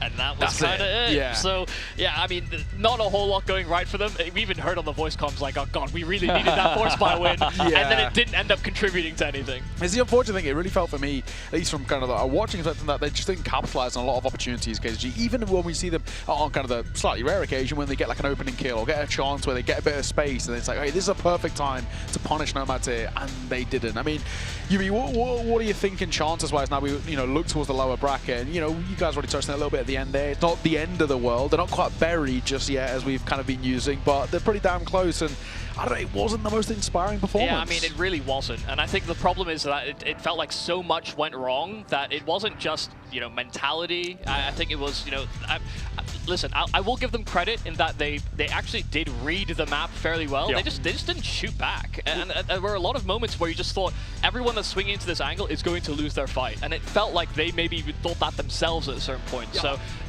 I think there has to be almost like an entirely different looking KZG going into, even from like their online play domestically, like they have to almost overhaul what happened here today and take it the roster in a new direction, because it just didn't look like there was anything here. I mean, Hasi ended up in good positions, potentially to be able to fire shots, right? You saw them being in great positions to maybe even get a nice capitalization on. But when those shots were missed, or when they just weren't, even attempted at one point, later on they just stopped, right? They started turtling up a little bit more. They're letting Nomads run amok more often. It did feel like they kind of crept back into their shell when they were almost on the precipice of getting advantages. Unfortunately, though, the problem still is they weren't getting the kills. Is it safe to say then, T-Time, that it doesn't matter really if you're KZG and you have a game plan, or you have an idea, or you like this map and you've got strats for it, as long as you can't click mouse one well enough, they really never had a chance in that sort of series. But I mean, even just structurally, like, I'm sorry to cut you off, but it's like, even structurally, on CT side, did we see one aggressive play from KZG the whole half? They played turtled inside of bomb sites very frequently. They'd lost fights in con fairly often. They were losing fights in mid. Like, every extreme was being pushed, and they were losing fights, and they did nothing to really counteract it. They didn't try and get ahead of that. So would you then kind of, I guess, put it all up to actually, probably in a mental state, they probably came into this game thinking we're sort of mechanically a little bit weaker than these guys, and actually sort of maybe got into their head a little bit, because they felt a little scared at times. I actually don't think so. In the beginning, it didn't feel that way at all. And I know that they were not going too aggressive or anything like it, but I saw, at least individual peaks being made. Sure. It wasn't that there wasn't a setup to aggress, but you see Hasi sometimes, scoping down. You see maybe a player taking a peek from dark here and there. Initially, they did feel like they could frag with them, but, suddenly they were just kind of proven wrong. And then after that, it's just this sudden realization, oh no. But look at these rounds, right, as well. I think the big thing, you see these spells of consistency that come through from Nomads. Unfortunately for KTG, we just never saw enough of really anything that gave us any sort of hope here, Yumi. I mean, what's disappointing is that in the 5 rounds that Nomads had on that CT side, we saw more variety than we saw from KZG, which I think is just where I hold that gripe. It's it's partly to do with the fact they had a 9-3 lead. I'm not going to pretend like that's not a significant factor going into the second half. but if you don't feel like you can win those types of rounds and actually facilitate it with good utility, then, I mean, I don't know what you're doing on the CT side of Anubis, because a lot of teams don't have the answer. And the reason they don't have answers is because you kind of have to be aggressive, and that's high variance. And one thing that's probably quite concerning, T-Time, is that, we already touched on this a little bit heading in towards this game, that the map pool actually for both of these sides is a little bit weak, but especially to KZG. If there's ever a chance, which, I kind of feels maybe a little bit unlikely right now, but if they get to best of threes, they're actually then really going to be in quite a tricky spot. The second they're having to sort of, have to go for that bam, bam, pig phase, they actually really can get exposed quite quickly. In the meanwhile, though, for Nomads, that's just for the best, right? Right now, these best of ones and whatnot, the fact that they've been able to win like this, I mean, you Cloud and our MVP, I don't need to explain why he was our MVP at all. If he can have individual performances like this, then you're going to be putting yourself in a position to win a big match that you have no right to do so. And that's what Nomads are going to be banking on as they continue to move forward. This kind of form to bail them out. Yeah, experience really showed, right? He was class all the way throughout that map, and I think it's a really good spot that now Nomads find themselves in. A nice win off the gate, and actually they can start now building in towards this tournament. You guys have already touched on this a lot, right? And you actually spoke about maybe, the Mongolian scene, they're not really revered as one of those sort of top teams or a team that's even to be scary with, but if they can actually push in towards the playoffs or even make some sort of a run here, this is where they can start earning a lot of respect. But that's only our second game of the day. We've got an interview in just a second before we then head on to a very scary Mongolian team. Chinggis Warriors coming up next against Gatoron. Before we get the interview over on the stage, Baseline Jay, take it away.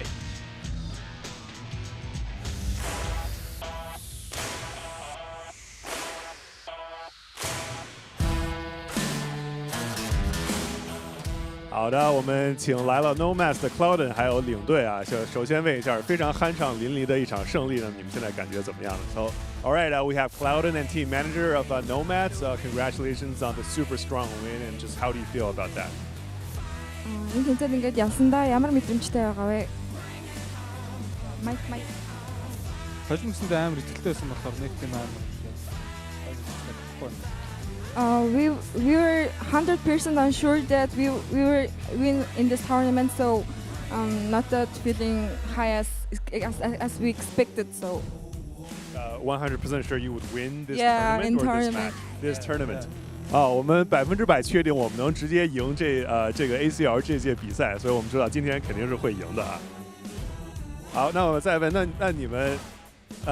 那这届比赛里呢，你们最想战胜的对手是谁？你们最想面对的对手是谁 ？So in this tournament, which is the team that you guys look forward to playing the most?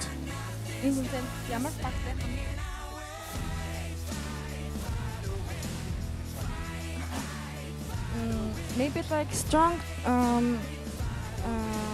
teams like Clean Vision or Rare Atoms, and they get us to measure our growth and adaptability in tournaments. So we're actually depending on teams like. 我们比较会想去和比如说 LVG 啊或者 RA 这种强劲的队伍交手，那么跟他们交手对于我们的这个积分也有很大的帮助。好，那么再问一下呢，你们觉得你们队伍目前在蒙古是排第几呢 ？So in your opinion, how does your team rank right now in Mongolia? Fourth in Mongolia. 我们现在觉得我们是在蒙古可以排第4。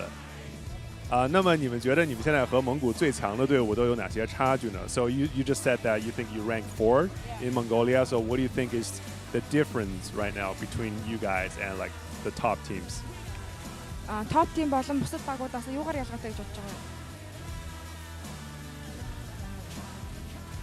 Скетс. Тэгээд Сохны зүг цогт тоглож чаддаг.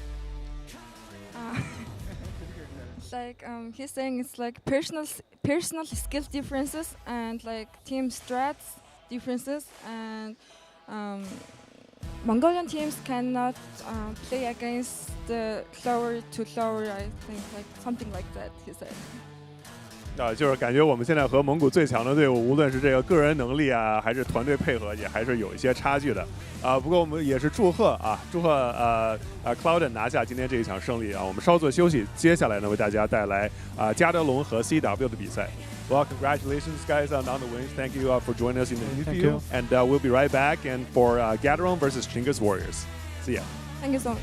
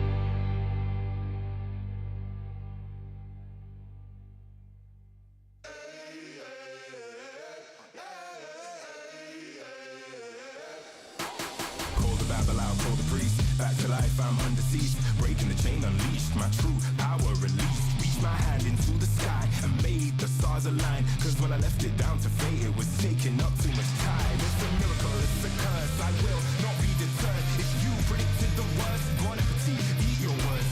Keep my score, fire the gun. Watch me how I overcome what they said could not be done. I did it, now sing it.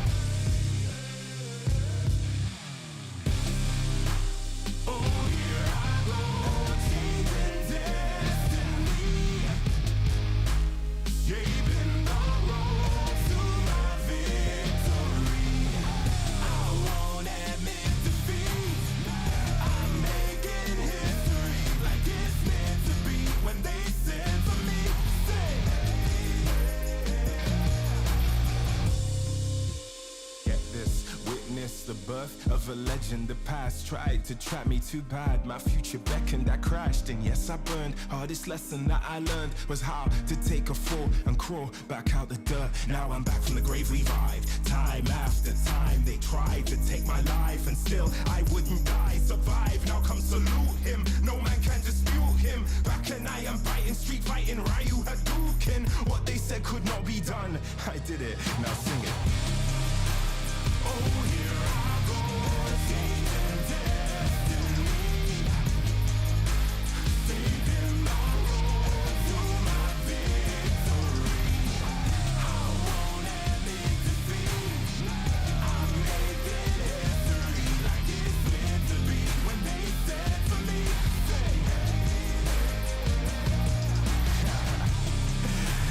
no man can dispute him. Might as well salute him. What is written isn't done. Watch me how I overcome.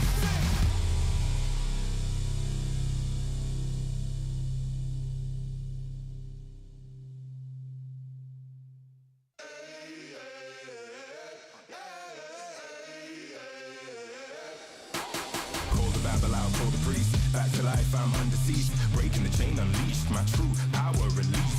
My hand into the sky and made the stars align. Cause when I left it down to fate, it was taken up to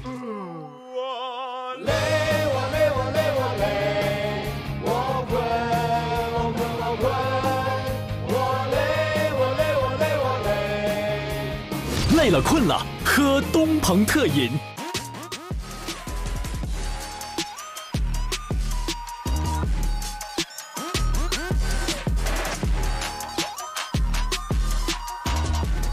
极限操作就用野蛮部落。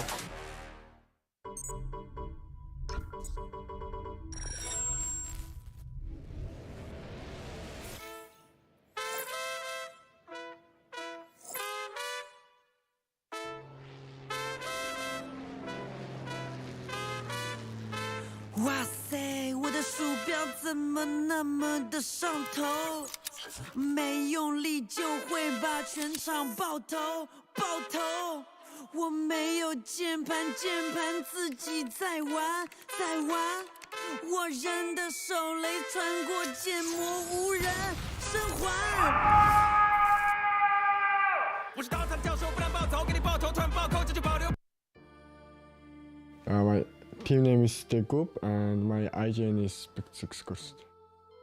Бид нар бол анх удаа юм тэнцээнд ирж байна. Тэгээ хожигын төлөө тоглоно, хожигдсон ш. Тэгтээ том туршлага болж үлдэнэ. Клэстс ах юм бол амтч байр эзлэгийн төлөө тоглоно. Тэгээл хожигын төлөө тоглоно. Тэгэл бүр байр эзлэгийн төлөө тоглоно. Амтч хожигд хэцүү нэг 2-3 л баг байгаа. Бусд нь бол гайгүй л гэж байна. Монголчууд амтч миний бодлоор буудалтан дээр амтч тоглодог байх. Одоо мянга тактик гэдэг бас дүүл амг авахгүй бол уусаа хожихгүй. Тэгэл дүүлээ л авч тоглолтой л гэж боддог. Тэгээ ер нь тэгээ монголчууд урдаа тэгээ буудалтсан дээр л тоглолдог. Буудалч тоглолдог юм байна шууд. Тэгээ маа тоглолтыг мэдгүй юм чинь бэлтгэлээ л аваарай гэж хэлээ да. Манайг бол буудалтан дээр тулгуурлаж юм тактик гаргадаг болохоор тэгээд гой буудалтаа үзэжтэй тоглож юм гаргаж чадна.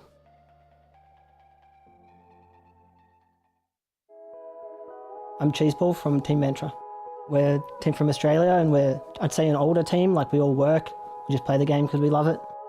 We've never played any of these teams before other than the Australian teams. So to come here, we've actually had some good practice against some of the teams. We've versed a lot of the Mongolian teams, and they're really good. Against the Australian teams, we kind of know what we're dealing with, but stylistically, some of these other teams, it's stuff we haven't faced before.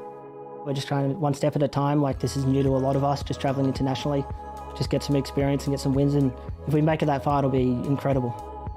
Being best one, it could almost work in our favour, coming in as a bit of an underdog, the last invited team, so the more random it is, the better it is for us to make an upset.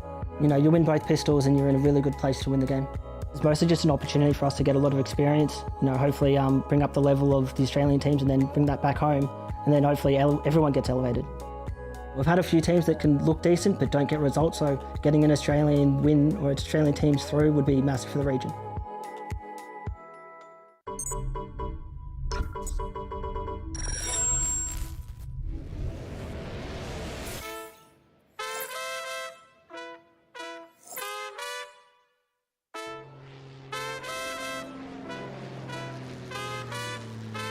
哇塞，我的鼠标怎么那么的上头？没用力就会把全场爆头，爆头。我没有键盘，键盘自己在玩，在玩。我人的手雷穿过建模，无人生还。我是刀残教授，不然暴走，给你爆头，突然暴扣，这就保留判断。不 FPS 当我 RTS MOBA 好牛，打到了对面10秒就摇头。我想要 you can you got no BB no can， 506的扫妹，滴滴答答到滴滴答到，滴滴的刀飞，流线炒作，我为自己陶醉，疲惫已被根本几岁变到屎柜，前辈以 Z 里对你还洗肺，一般忘个几位，怕是晚上的人们情味，不为别问，我在领出几位，不梦但不红问，老子自己记不自追，下了图我的游戏默默的盯到玻璃记录努力的某会。我要健身，我昨天睡觉打了通宵。我骑车柳天就点击酒店，到头来是火点点重运母穴厕所，每次人都被每次我把力的怼，这场每次最后他都没有位置。我要变成大嘻哈，我要去 ins 玩街霸。小车开了，我呆了，闹掰了，碰见火柴上比我抢的拆了，坏了，路基线炸了，我好卡呀，有人他妈在偷塔呀。我很兴奋，我的操作太性感，电竞的人都把我当小心肝。去菜狗，青头带头，外面新的摸摸抬头，压力怪是我的态度，带飞宇宙，收了什么关口，直播秒的招楼，纯夸我太怂。有种来考我，我就唱你，我要硬汉，这是真正的强行。杀我杀我杀我杀我杀我杀我杀我杀我杀我杀我杀我杀我杀我杀我杀我杀我。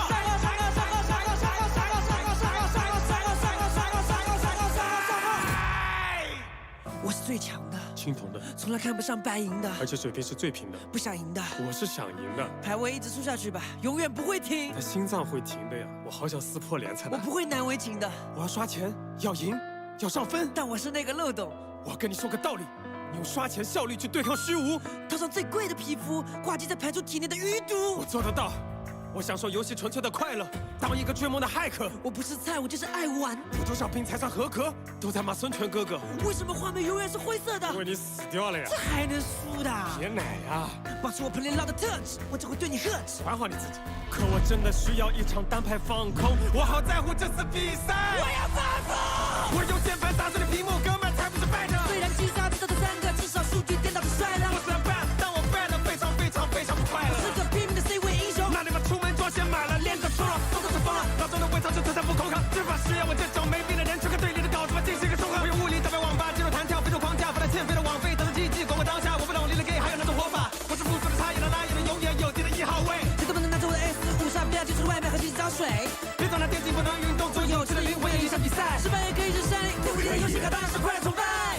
主公，你明白游戏的意义究竟是什么了吗？是赢，这把我要赢，有意义比有意思本身更有意思。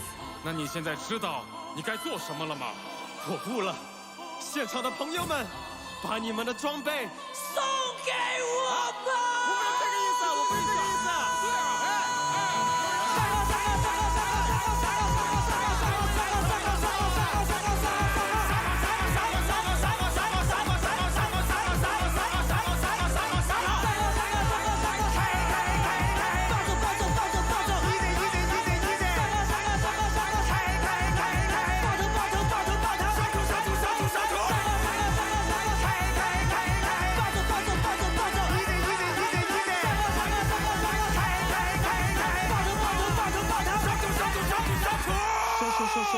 收图。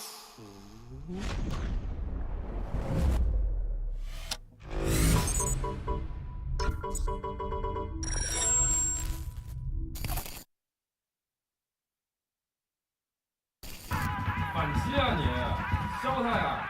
你俩还是回去搞说唱吧，不要来碰游戏了 ，OK？You can you are, no can no baby。Being able to come over to China and play on a big event like this is amazing.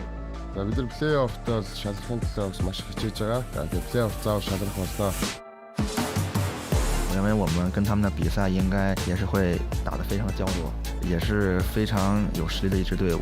我们也需要个别的这种个人能力的爆发。我觉得决定的因素就是决策、战术和枪法，最重要的还是沟通。我们可以无情地针对他们。如果我们要碰到那些轻视我队伍的话，我相信比赛的结果会告诉他们，轻视我们没有什么好的结果。 За монголчууд бидний контр тоглох онцлог гэх юм бол маш өндөр потенциалтай тоглодог. Тэгээд бас буудалтай айгуу сайтай гэж өөрсдөө хардаг да монголчуудаа. I would say our team strength would be a bond as friends. We get along as friends. It's not just like a CS team. We do it for the love and the joy of it. We should be a very hype team, hopefully. Чадвал SL-ийнхаа аваргыг явнаа гэж бодож байна. Хийж одоо нэрээ үлдээн да. 我们要对阵的队伍都是亚洲区最屌的前10支嘛，那我们必须弱势的呀，所以打他们的话，我们端好枪应该是可以赢的。最想碰到的还是 RA 吧，因为他们是最强的嘛，所以说我们可能也想跟强队交一交手，学习经验嘛。基本每一场比赛都有我们每个选手的个人能力爆发。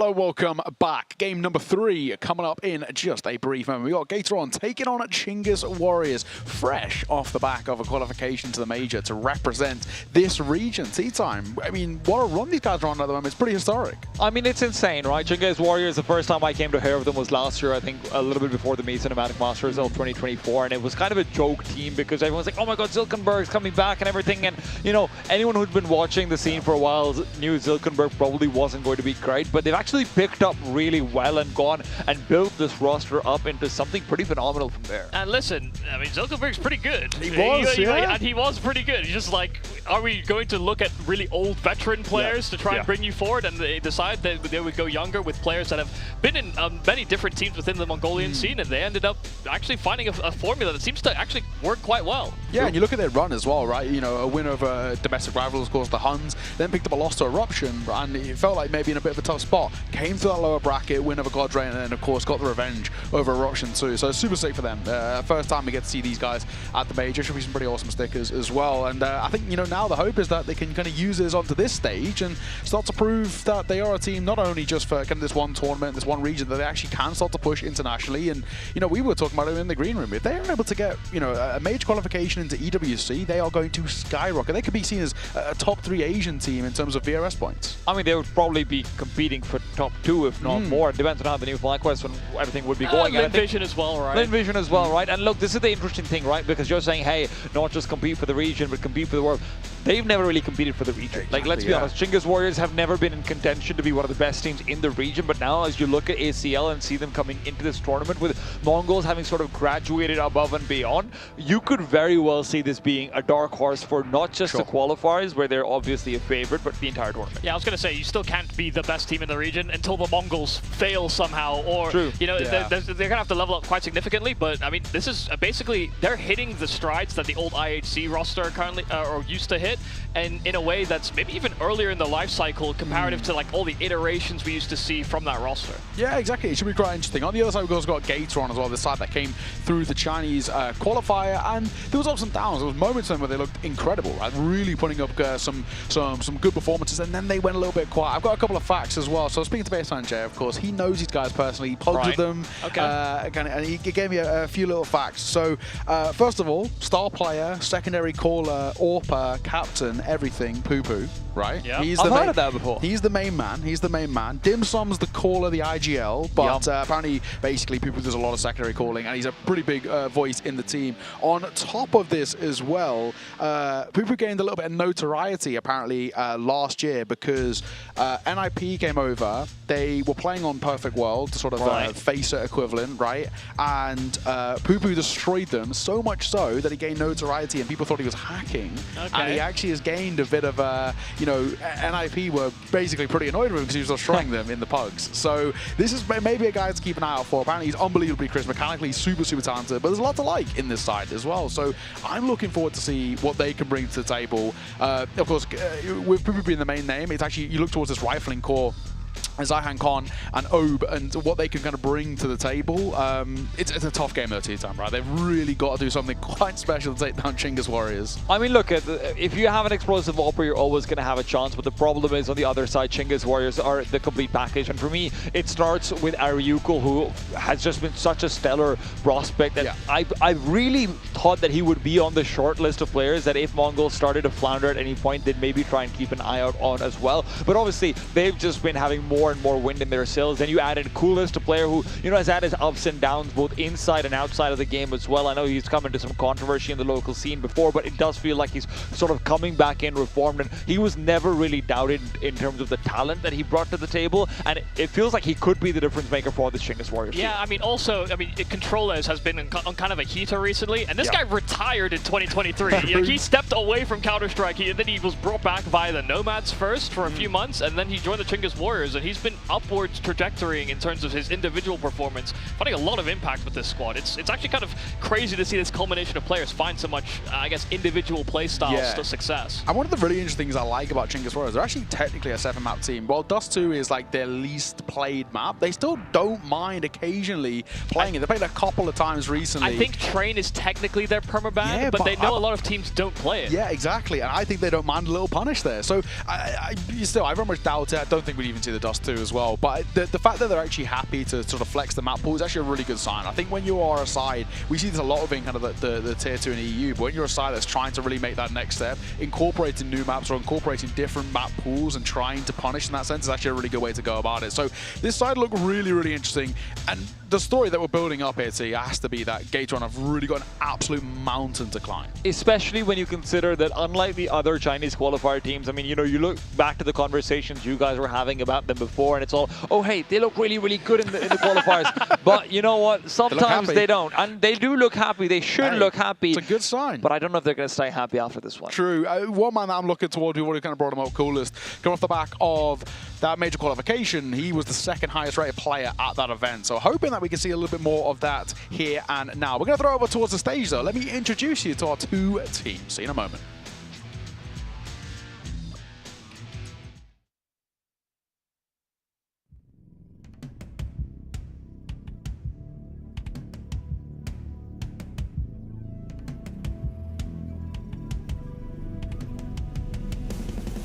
First up on stage, from China, Gatorone.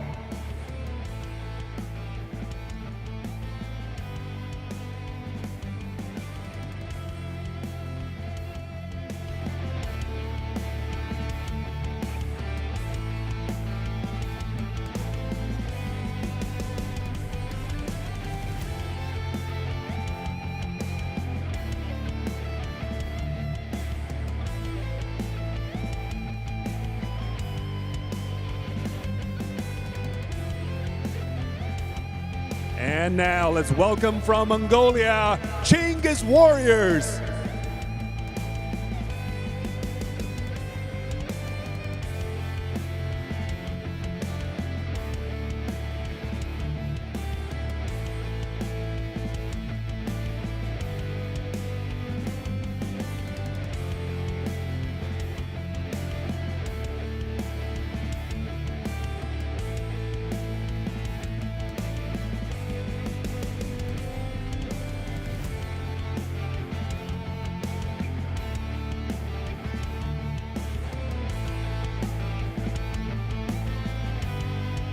Gatorone versus Chinggis Warriors. Good luck.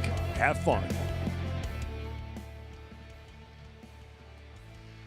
Alrighty, let's get this show on the road. Gethron taking on Chingus Warriors, and we've already spoken about Chingus Warriors coming off the back of a major qualification. They're going to be feeling good, but T-Time, something that I want to bring up, and this is again a conversation that we had just upstairs in the green room, is I wonder what Chingus Warriors we get. This is still a very important tournament as a whole for them, but with major qualification, you've got this argument, which I actually think is really loose, but people like the third round that they want to save strats for the major. I think it's so far away that it's probably very unlikely for me, but at the same time, this is not a bad opportunity to maybe test things, and one thing they could test is the map pool. I mean, yes, but also at the same time, is Gatorone really the team you want to be testing up against, right? And I'm not saying this in a derogatory way, but you have literally no material on them. You can't really prep any specific strats on something new and whatnot as well. And it is a best of one, so do you want to be taking those risks? I really doubt it. I think Chingus Warriors are going to be coming in, locked in, you know, really feeling themselves after that win, and it should be at least maybe not a fully powered Chingus Warriors because they might not need it, but it should be a Chingus Warriors taking things quite seriously, especially after all the BO1 upsets we've already had. Veto running through here as well. Mirage, Ancient Train, Anubis, Dust2 already out of the way. Inferno is a map that was played by Gastron in that lower, in that qualifying, I would say, but they don't go for it. They go for the ban there. So we actually don't get what I would say is like the traditional Puggy maps. Again, this is something that we saw in that previous Veto where we were thinking, so when we saw Nuke earlier, we were talking about how, you know, we could have gone to Puggy maps. We've gone towards a Nuke. It worked out last time for the quote-unquote underdog, and I think maybe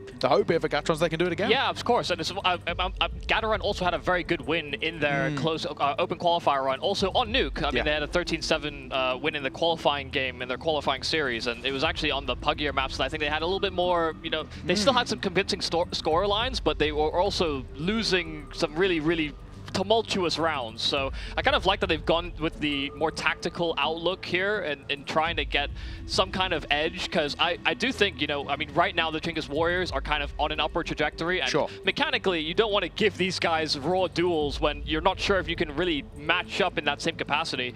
I think my biggest question is that if Poo is going to be this main driving force for the team, again, the same thing I was saying about Mortis when we had them earlier on, is how are you going to activate this guy, and is he going to find activation? Because typically it's riflers that seem to thrive on Nuke. Yeah, we already saw it earlier, didn't we, T? Where at times it really feels quite difficult. I think especially on the T side, getting an AWP active on the T side, it's quite difficult to get them into the thick of it. You're obviously looking at your riflers to create a lot of space, and you do wonder that, you know, if Poo is meant to be this sort of hard carry in a sense, sort of he's touted to be, it's quite a big ask for him now heading on towards a map like Nuke. You want to give him a lot of space and a lot of opportunities to be quite creative, but it's never the easiest thing. And then on the flip side, you look towards Chingus Warriors. They've got such a strong rifling core that they don't rely on one man specifically. I think especially when you look out towards Ariukul and Rooks, for me, it's just very difficult to imagine a world where Chingus Warriors have the same issues that Ninjas did. Because Ariukul and Rooks, historically, across most of their teams, whenever they've actually had to play Nuke,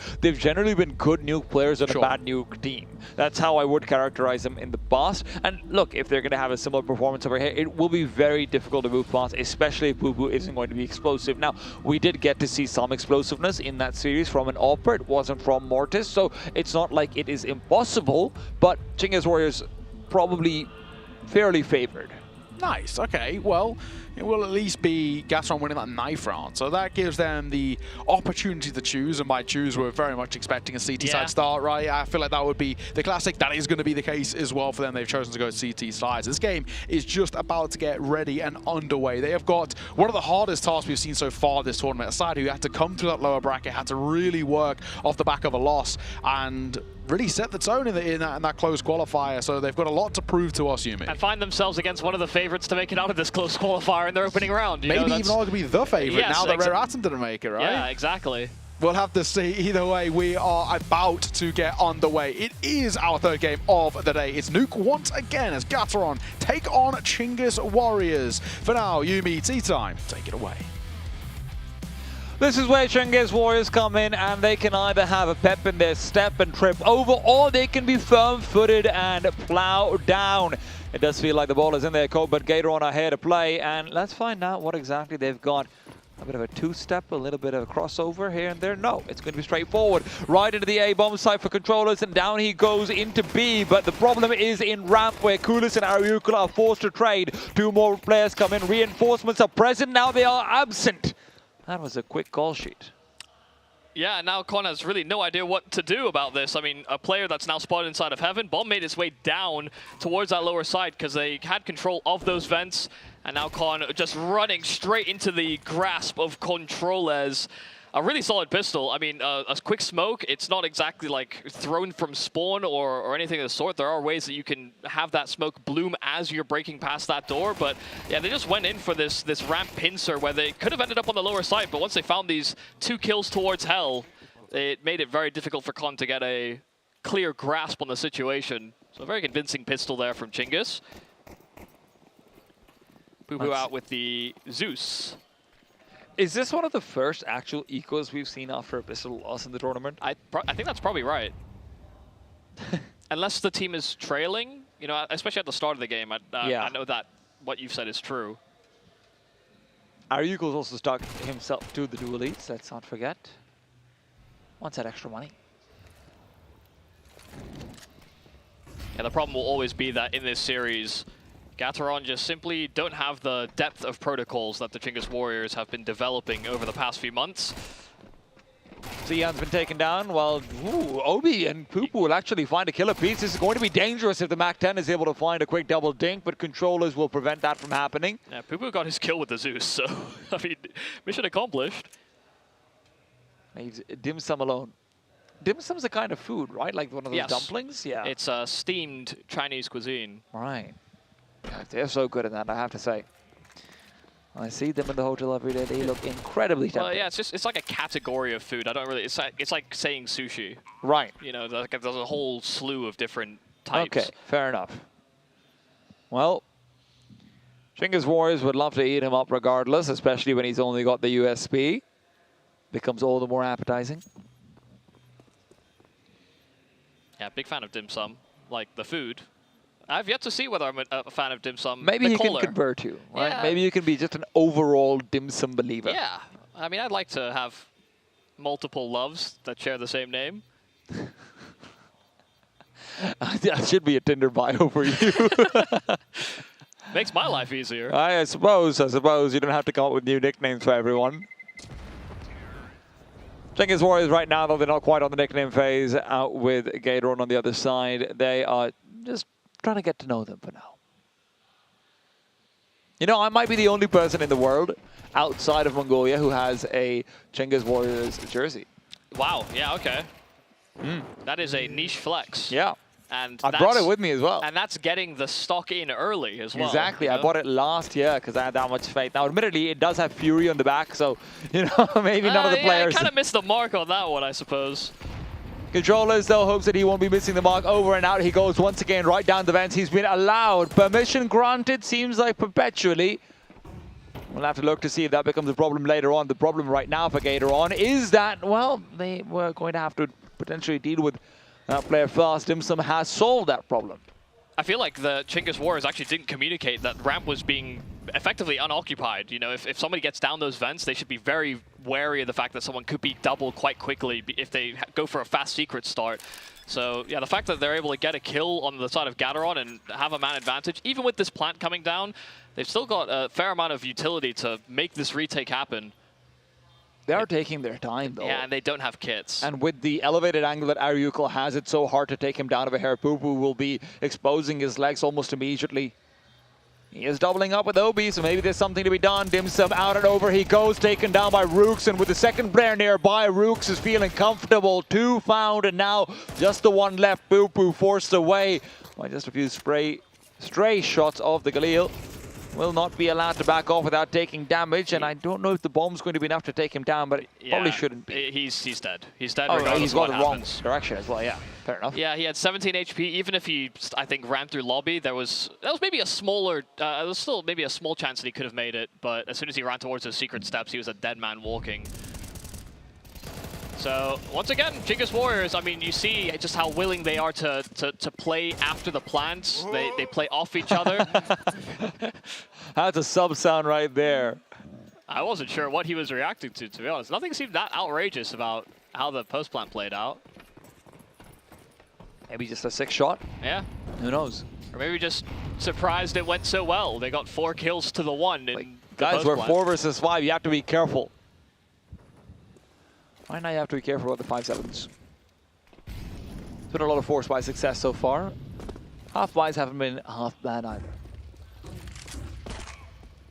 Oh, audible drop. Dim Sum definitely knows he should have the advantage there. He played a little bit of trigger discipline there just to guarantee his kill, but doesn't survive to pick up the weapon.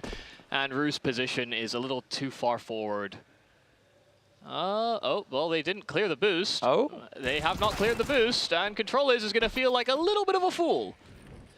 There's been a lot of things that have gone by a bit uncleared. And, well, seems like Zion is one of them as well, and he has a chance over here to double up. If Kulis had been taken down, that could have just been the round there. And then, remember, the bomb's been spotted, though, so if anyone's going to be the one to make a move, it probably should be Rooks. Both him and Coolest a bit locked in and locked out of options of B. Be careful about Con, though.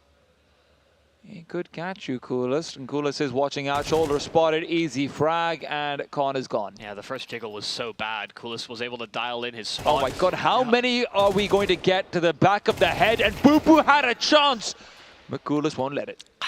Yeah, just these small moments. I mean, playing trigger discipline there for Poo-Poo probably was his best chance. If he's planning for Heaven, I mean, that Heaven guy is not going to stare at the hut for the entirety of the plant. He will eventually turn around, but you almost feel like you have to take that risk. And if you're not close enough to swing the site player, you kind of lose your edge in a certain way. Some solid trading throughout this round from Chinggis, and it's kind of exactly what we come to expect from this squad. Roog wants to have some fun. Yeah, it just seems like they're vibing. They're feeling good. Over P90. now. Meet Mr. 90, first name pro. There you go. Well, that's a fast 5v2. I thought Killzone was having a tough time. Yeah, this was a gun round, so that's tough.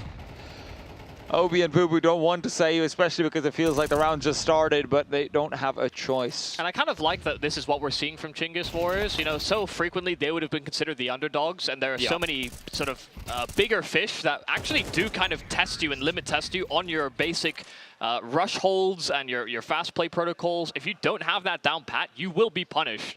And this was just one of those moments where, I mean, sure, the P90 is a bit kind of fun in games for Rooks here, but it's also like, where is the incendiary towards hut? Whereas like maybe a following HE, there's no util that indicates to Chinggis that they're at all prepared for anything to come out of that hut so quick. So yeah, maybe feeling a little off the mark, a little off the ball. Gateron calling a timeout immediately. People at home may be familiar with Gateron, the Switch company, which does appear to be this team. You know, logo for logo, they are identical, so it's kind of interesting to see that they have a team that is at this event, made it through the Chinese Open qualifiers, and maybe it was just kind of like on a whim. Yeah, I mean, why not? We were a company that largely produces and is based in China, so why not send some guys over? And look, this is one of the reasons why we want the Asian scene to develop, right? China in esports outside of Counter-Strike is massive. The brands it brings are massive. I mean, you're looking out towards other games that I won't name right now, but you know, you've got enormous shoe companies and car companies and the like. And it always has felt like, you know what, we'd love to have some of that in Counter-Strike. E-Fire does pull out a bit of a smooth criminal slide, backs off and lets his teammate drop. Yeah, he was a little too far away from that container to do a quick run boost, so it's a little awkward there for Chinggis Warriors. Nothing that will affect the round too heavily. But it might miss them style points. Dim Sum, in a position where he has gone overlooked before, he is hoping to replicate that success.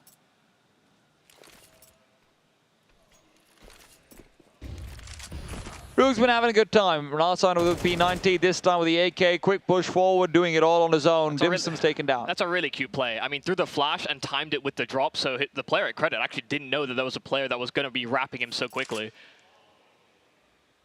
And at this point, Obi is the only one who really feels like he can initiate a play. They clear out lobby, they've got that information, but the problem is that in the meanwhile, while they vacate the A-bomb sign, that's where Roog has a chance to try and occupy it on his own. He's going to maintain himself as a slow-moving man. But Chinggis Warriors are now making their way back over to the A site. There are no grenades to pop open that squeaky smoke, so Zihan will have to try and play for the late round. The bomb can make its way over, but it will take its time. Yeah, it's dropped on the bomb site. They can actually plant for Heaven or main. They have a couple of options, and they try and do it for both because they understand that lobby is likely what's been taken back. Standard protocol, it was kind of the right move for Gateron, but I mean, Chinga's Warriors still had so much utility to section off the site. And yeah, these pistols are not gonna probably get too much done. Of Coolest already posted deep on that hut line and spots the players retreating. They're saving. It will have a buy in the next round regardless. Yeah, it does feel... and they do have armor, right? So, I mean, it's nice, sure, but also you are down 0 and 6 and you have a buy in the next. yeah, it's just important that it's not nothing. True. Well, so far Gateron have as many rounds as Coolest has deaths. Well, is he not died yet? That's a shame. He's 10 and 0. That is a real shame. Well, you know, to the viewers back home, Gavin Baseline J, as you guys might know him, I'm on first name basis with him, technically Western name, but whatever, cool like we should that, like that, yeah. He was saying, oh, maybe Chinga's Warriors are going to be playing it loose. Oh, they're going to be overconfident. Maybe they want to save it. I mean, the P90 call was pretty confident. Maybe not overconfident, because it, yeah. you know.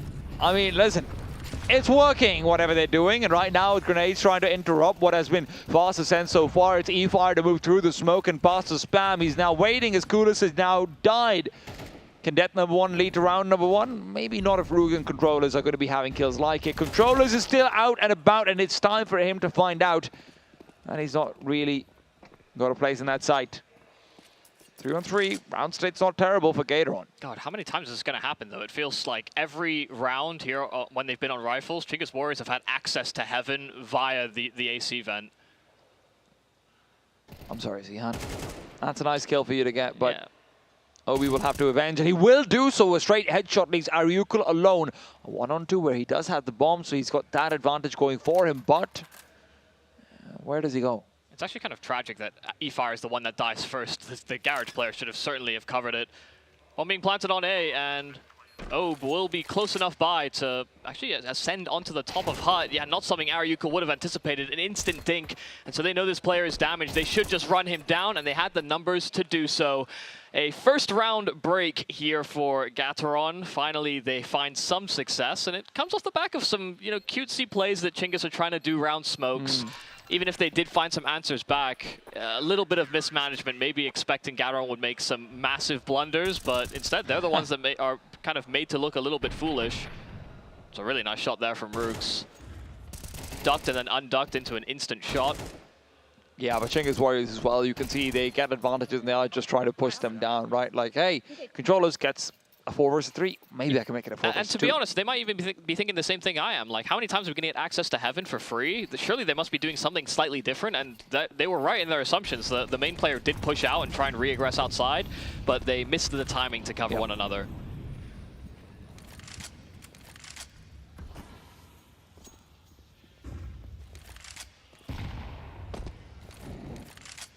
Let us slow down a little bit. We are going to have a fight in the first 10 seconds or so, or at least not that, or a vent drop or something of the sort. Poo-Poo will be given a chance. Now, that chance is well placed. Rooks has been trying to take advantage of the mini drop many times over. And with Poo-Poo trying to move back over to the Flames, he is going to be exposed to E-Fire. Yeah, just wasn't expecting them to walk through to the front side of Garage. Just, I mean, completely compromised. So outside is controlled. They did have a dim sum start towards those secret steps, but he actually doesn't keep pushing. It's because they've gone for this counter reaction inside of lobby once again. Good kill from Zihan, but E-Fire, a real chance. Could have taken the ramp player, some access to that lower side. But it's Chingas that start to creep their way through those secret steps back to B. A 2-on-4 where there's 2 players that can quickly react. Ob is actually clearing things out towards radio, so his rotate will be delayed. It's only Dim Sum that can act as that first line of defense. I mean, his position is great, but it's not good enough, Ariukul. Reminds me why I'm not a player. Yeah, as soon as you jump on that control room console, you can actually see above the back of the bomb site, so A minor mistake. 2-on-3, and they have kits available, but they don't have smokes. They have nothing to section. Shadow spotted, but Kulas can't get the shot. It's all on Ariuko. Good for the first spot. Shot number 2. It's third. He deals with first, and with Zihan on the other side. Ariuko brings it back. So I was wrong. They did have a smoke, but it missed the mark, and they couldn't wrangle Ariuko. I mean, perfect angle management. Went from fight to fight, understood where players were going to try to run him down, but in those more chaotic moments, that's where you want to have that level of experience. You know, in a 1-on-3 where you know where the last guy is, sometimes comms can go quiet about what you're going to do, how you're going to react to this guy. The bomb was fairly freshly planted. It's not like they couldn't have taken a breather and a moment to just reflect on what their next step was, but Ariuko makes use of that chaos and just does it with such finesse. Controllers is gone, and so is Rook. It's going to be a fire in ramp, and no one's putting it out. Gateron get the advantage early on with an AK-47 as a reward, but Kulas has been an eternal problem. 1 is guaranteed. He looks for 2, but no, he loses both. A bird in the hand, and the second in the bush is the one with an AK. He's probably just thinking, why is there 2 players ramp? Why is there another guy also on the ramp itself, looking downwards? That's crazy. The other guy might not even have been checking for a player, might have just been actually watching out, but no. Rounds not done. We saw a 2v4 devolve before, and now might be another opportunity as the 5-7 misses. It's Sean's for a quick kill. Molotov right back out up to force the Heaven player forward, down and out, but there are 2 of them, and they've moved through the flames. It's a 1-on-2 now. Ariuko clutched before, and an opportunity again. Poo-Poo on the other side has been celebrated. He's been anticipated. But will he be delivering? Tap out from Ariuko. Checks out every angle. Poo-Poo's outside. Ariuko drops. He avoids entirely. A Molotov to cover his trail. And Poo-Poo's got no choice but to fight from beyond the ticking noise. The bomb will be down. Oh, he made a step inside of that Molotov, so Ariuko knows exactly where he's coming from. Does he? He's still got 2 options to choose from, but now the doors have been opened and his position revealed. Poo-Poo though still gets it done. A sigh of relief. They thought Ariuko was going to do it again. Another clutching opportunity. I love the way he approached it as well. You know, immediately tapped, saw that the player wasn't challenging him from main, and he has to worry about the potential of getting re-wrapped from Heaven. You know, Poo-Poo also got his kill so much earlier. He could have actually wrapped back to through spawn, through hut. You know, there were many different options. So he tapped, saw that he wasn't main, dove down those vents, and limited the amounts of approaches here from Poo-Poo, but it didn't end up mattering. It was a 1-bullet difference for both of the players. And Poo-Poo was that faster to the trigger. I don't think the money's looking great for Chunga's Warriors over here either. Of course, losing out on so many players in the last one, they'll be able to have 1 more buy together. But Gateron, if there was ever going to be a chance to bring it all in, this is going to be the round to do it. Yeah, this will be another full AKs round, but they could also, I don't know, maybe buy a P90 or something. You know, there's options available for them if they're going to toy with that in earlier rounds. I could see them also exploring it as an option later on, because I mean, Gateron's money is not going to be fantastic if they lose this next round either. So I guess they're just using these timeouts to get a full understanding of what is this moment. They're probably identifying this as a critical turning point where Gateron could actually recover the half if they don't stop them now. Well, you did call it. The P90's here. Oh yeah, I love it. Wait, why is... Did Rooks not have enough fun? Are they just distributing the joy? Ah, okay, no, okay. Rooks has it again. What? Hey, they sold the P90. They're back to a Mac 10. Well, I guess no one wants to have fun here. That's not true. They're having fun. It's straight to A they go, but Poo-Poo's here to intercept, and Kulas might have been taken down, but Evi is a man looking for vengeance. Control is a man looking for heaven. And not in the spiritual way. Smokes it off as the Molotov does fail. There's a grenade here for Dimzo. He wants to try and get a bit of eye lines out, but he chooses to just beeline forward and get taken down. Yeah, trying to run past that smoke inside of Heaven is just such a risk. 2-on-4 where, I mean, there'd be a lot of value in saving these weapons. They don't really have much of a fighting chance in it. Can they save these weapons? I mean, they definitely can. Is this a ninja attempt? There is a smoke available for OB. he can do it. He can find it. They're all backing off. Now, they're kind of hovering around a little bit, but not much. Obe is going in for this. Or No, what? no, he backed off. They kept layering utility at him, so he was, I think, very conscious of the fact that it was not likely to be. Also, the plant wasn't ideal for a Ninja attempt either, because they can sit kind of very close to lobby. They would hear the defuse, and even then it could be spammed from inside of hut, or also they could just run out of it. So it would have been a cute idea, but not to be. It's the SMG along with 4 AKs that breaks into that A bomb site. So yeah, the money is going to reflect a little bit of disappointment there for Gateron. Sure, they saved those weapons, but it's accompanied by 1 M4 and 2 MP9s. Controllers is out and about and in outside. He's got all the space. It feels like Controllers has never been contested, and with Coolest getting an angle, it felt like he should have won the duel, and he just doesn't. Root is now down next. Controllers really better make this work. I don't think Gateron know. It's the positive here for Chinggis, that they don't know that they've got a player towards that lower side, but they cannot afford to lose members. Yeah, MP9 versus AK duel. The MP9's with the headshot, long range. There is a consideration now. Obe has gravitated towards B. It's been too many times that someone's popped out of there. Yeah.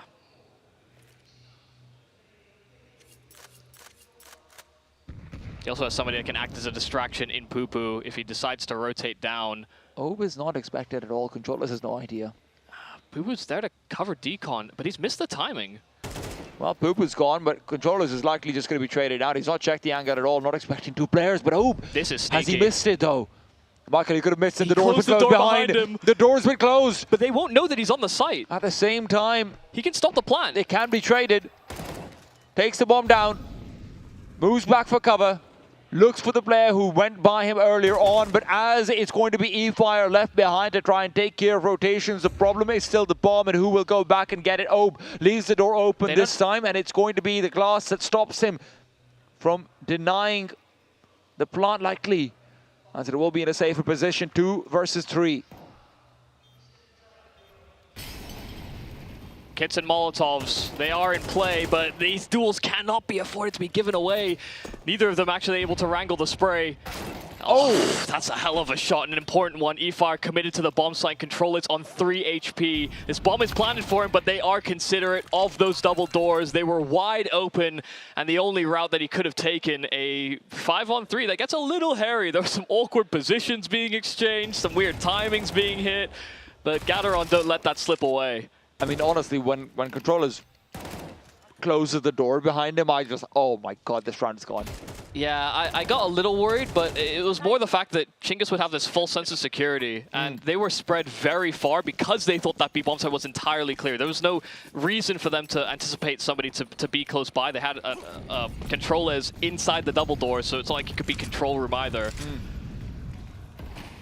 Coolest, by the way, has gone from being 10-0 to 10-5. He would really like to break this dry spell, but right now it's E-Fire who's being broken. Controllers has always been performing, but never all that much. He's always good for 1 kill whenever he's given a chance. Yeah, I mean, he's been definitely solid in this rise of the Chinggis Warriors, but yeah, struggling a little bit to find more than just the 1 in some of these rounds. But I think as well, the Chinggis Warriors have been fairly interchangeable about who's doing what in sort of like lurking positions or diving down those vents. Should have a lot of versatility. But they actually need to push this one through. I mean, a 3-on-4, sure, it's not an ideal circumstance.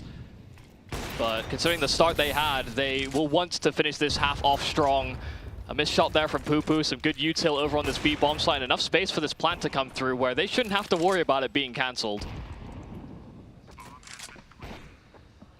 Coolest is also just locking out Dim Sum entirely. He's going to have the angle advantage over here, or is he Dim Sum? I mean, he reveals his gun barrel, surely, yeah. Roogs is left in a very strong position. 1 versus Zihan should go his way, but with Ariuko coming over, he'd rather maintain the crossfire. No! He peeks back out after giving up the angle, maybe worried about the utility that came through, but Aryuko's already moved past the smoke. He's coming in from behind. He's coming Pupu's in watching from for behind. He gets the first kill, and although Pupu was watching for it, his negligence will cost him. Coolest is back in a 1 versus 1, and the shot is missed. That's all it takes. Wow, I really wasn't sure it was going to close out that way. I mean, a small gap for Aryuko to exploit, and then Coolest just closes the round. Fantastic job from the Chingus Warriors. A convincing T-side half, which with a few speed bumps along the way, but we, I think, come to expect that the Chingus Warriors have enough bite to them that it's very difficult to really put them out, even if they're down in membership. We expect them to be the more mechanical team. We expect them to identify the gaps on the map that much faster. And there were a couple moments where Gatoron were maybe a little slow on their rotate, expecting that they wouldn't actually go for that quick timing. They wouldn't immediately go off of spawn, but that's exactly what Chingus were doing in a number of rounds. I need that on a soundboard, man. Oh ho ho. Whoa! Well, I think everyone are going to want to try and forget this one, at least this half. They still have a second opportunity to try and bring everything back over here. Now, the problem for them so far has also been it doesn't feel like Chingus Warriors have been fully even showing everything they have, right? You've seen those P90s, you've seen these, really wild plays from controllers to just get a ridiculous amount of map control early on. All these 2v4s where they feel like they're competitive 3v5s, no matter what the man disadvantage is. Chingus Warriors always has made Gatoron sweat. I mean, I think they set and established a very good baseline outside control into heaven, into these plays that always threaten the A bomb site in terms of getting wrapped from multiple avenues. And from there on, it felt like they did start limit testing. Whether that was the vent dives or for these fast secret starts, maybe even as well these running through the ramp smoke. Plays like that did feel like they were exploring ideas in terms of how to punish Gatoron for being a team that maybe don't have the amount of experience or the individual firepower to stop them if they just run with numbers. Because, I mean, regardless of what Chingus were doing, their trading was always pretty good in almost every one of these rounds. It was never like they were in a 1 versus 5 or a 1 versus 4 very frequently. It was like 3, 4 players alive, and even if they were at a deficit, they always had that sort of one-man differential typically.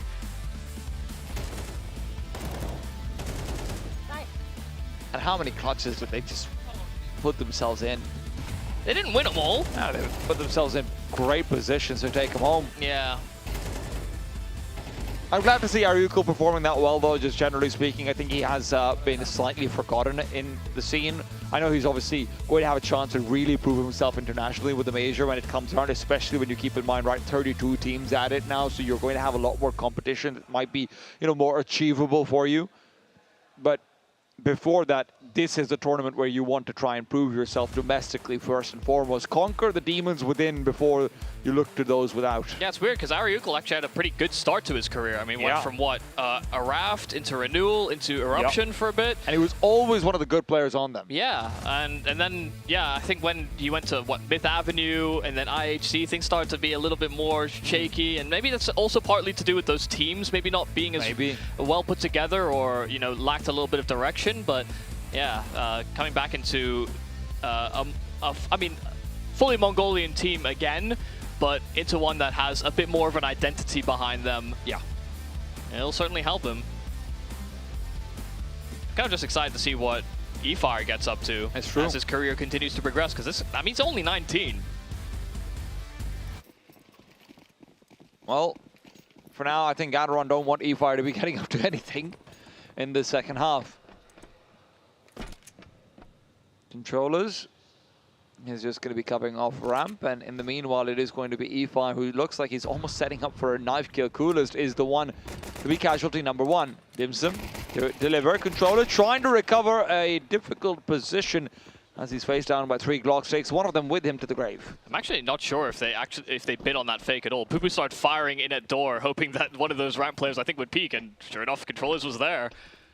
So it works, even if it may not necessarily be off that one piece of information. They do get themselves into this A bomb site. Aryuko does bring it back to a 3-on-3 though. But Dimsum has quickly been able to plug that as a gap. Dimsum, in fact, having a hell of a pistol round. 4 kills, found the opener, and was able to cut every one of those CTs down as they tried to reflank from lobby as well as the vent. Look, if you don't know what to watch out for these Chinese Open qualified teams, just pure joy is the #1 thing that I have fun seeing. I mean, look at the smile on that face, and for good reason as well. I think he's even looking around like, come on, guys, hype me up a little bit. Like, yeah, we're pumped we won the round, but hype me up. Well, Chinga's Warriors immediately counter that one out with the force buy. They have the rounds to burn, but they'd rather not have to do it. The problem with MR12, and a lot of teams have talked about it, sometimes you can kind of put yourself in a bad position thinking, well, we're so close to the finish line, and then, you know, you lose 2 gun rounds. Gateron would be right behind you, if not tied. Gon's found Rue, so threat #1 has been mitigated. Do they realize there is #2 nearby? Poo Poo, be careful of what's below. Ooh, don't. Yeah, and Controllers gets caught trying to ascend to the T roof. So good patience here from Gateron, not putting themselves in too vulnerable a position to the lobby crunch, for example, and exploiting the fact that, you know, on these pistol rounds, unless you're stacking outside with nades or, you know, trying to play multi-setups up close from the other side of main and the back of the red container, it can be very difficult for those pistols to actually stop you from taking outside. Lobby is almost always the vulnerability. Running 5-7 is nothing to be scoffed at. Oh, very cool. No, never mind. He doesn't go all the way through. Now he does. Poo Poo's gone. Wasn't expecting the second player to come through this late in the round. And a Galil that only should be saved. Yeah, eFire as well as made his way to that T roof because there's an MP9 somewhere. There it is. So yeah, they'll save these 2 weapons and they'll just be happy enough with that. It'll give them enough to be able to, you know, maintain some threat in the next round. Yeah, but what do you do with it?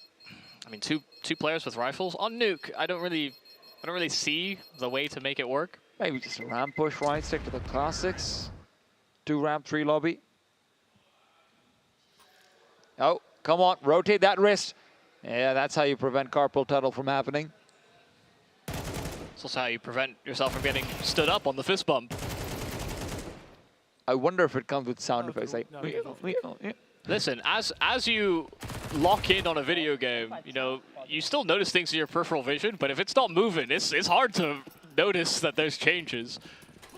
Chinga's Warriors are hoping to change things on the CD side. They've lost 2 in a row, and look, that's not too surprising, but if they can sneak away with a couple of kills over here, that would be big. Controllers, though, is not going to be one of the contributing factors at all. eFire. This could get weird. Especially with Aryukel behind him. Aryukel could serve as distraction as he's being boosted up, and eFire's noise has timing been looks made. eFire could just find them here, but Zihan is very worried about this very possibility. Yeah, I mean, good awareness.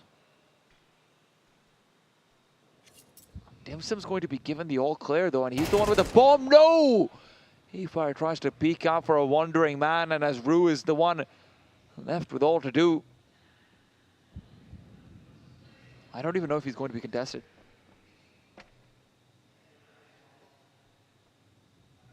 Realistically, you would probably finish through main. But with no re-aggression towards the secret steps, yeah, they're actually going to continue down B. Oh. He's going to be sidelined immediately if he keeps on going forward, but Rue peeks out before the head is exposed.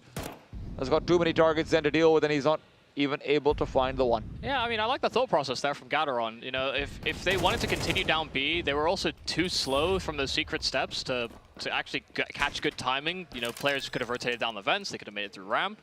And so they waited. And if Chingas don't re-aggress, then you're probably calling it relatively clear, or at least only one player you maybe have to deal with. Unless Chingas decided to go for a full-on gamble stack, which is also kind of crazy when you don't have full numbers confirmed towards secret. So yeah, I mean, just nice, measured, took a breath in the middle of the round and just let the round sort of play out for them. And now you're suddenly 1 round away from relevance. No matter how incredibly impressive the Chingas Warriors' T side may have been, if they cannot do it here on the favored side of the map, this is going to be Gateron catching up. Yeah, and that's why I was saying earlier about MR12 is that, you know, even if with a 9-3 lead, you know, you lose a force buy, you lose your first gun round, and, you know, you'll get maybe one more gun round before the other team has tied your scoreline. So, yeah, the game can fall away from you very quickly if you can't establish yourself early into one of the halves. Shout out to Zonix Law, man. Not really as applicable. You know, the economy is different. Well, I guess the economy is the same. Well, the economy is different in reflection of the rounds. Is really, I guess, what I was saying. Like, I guess the problem I have is that the economy is the same and that the rounds are different. Well, whatever it might be, the point is things are deceptive, and Chinga's Warriors are now suddenly realizing, wait, we can still lose this. Honestly, I'm realizing that right now too. It'll come down to a round where they do not have an AWP. Hell, they don't even have full utility. Not a single kit across the bunch.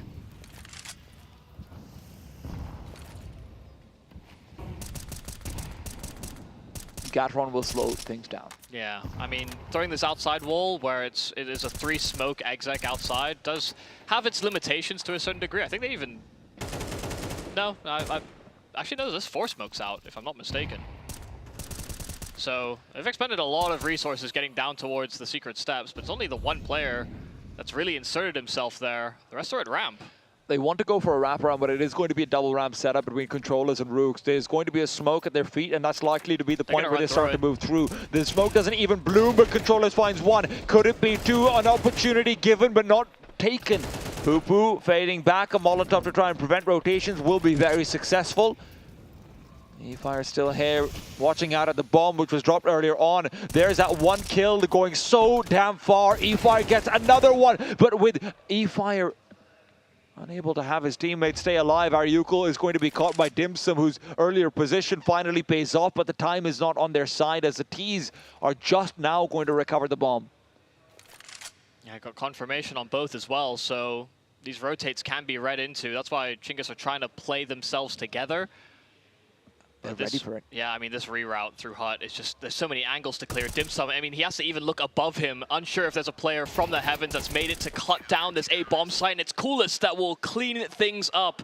A good decision there from Chingiz not to continue fighting in at ramp. When they saw that bomb try to run away from that side of the map, they realized it wasn't likely to be a lower side finish, and they let Gataron overcook. I mean, Controllers gets the incredibly important kill, but also Poo-Poo unfortunately just can't Molotov things off in a way where, you know, E-Fire doesn't already have that far wide angle. I don't know if they were ready for a player to actually be there at that point. Well, I mean, they smoked it as well, so it's not as if they shouldn't have anticipated it, but maybe, yeah, we're hoping that that smoke would provide full enough coverage. Yeah. Either way, what was an opportunity is now lost, and well, they're still in it.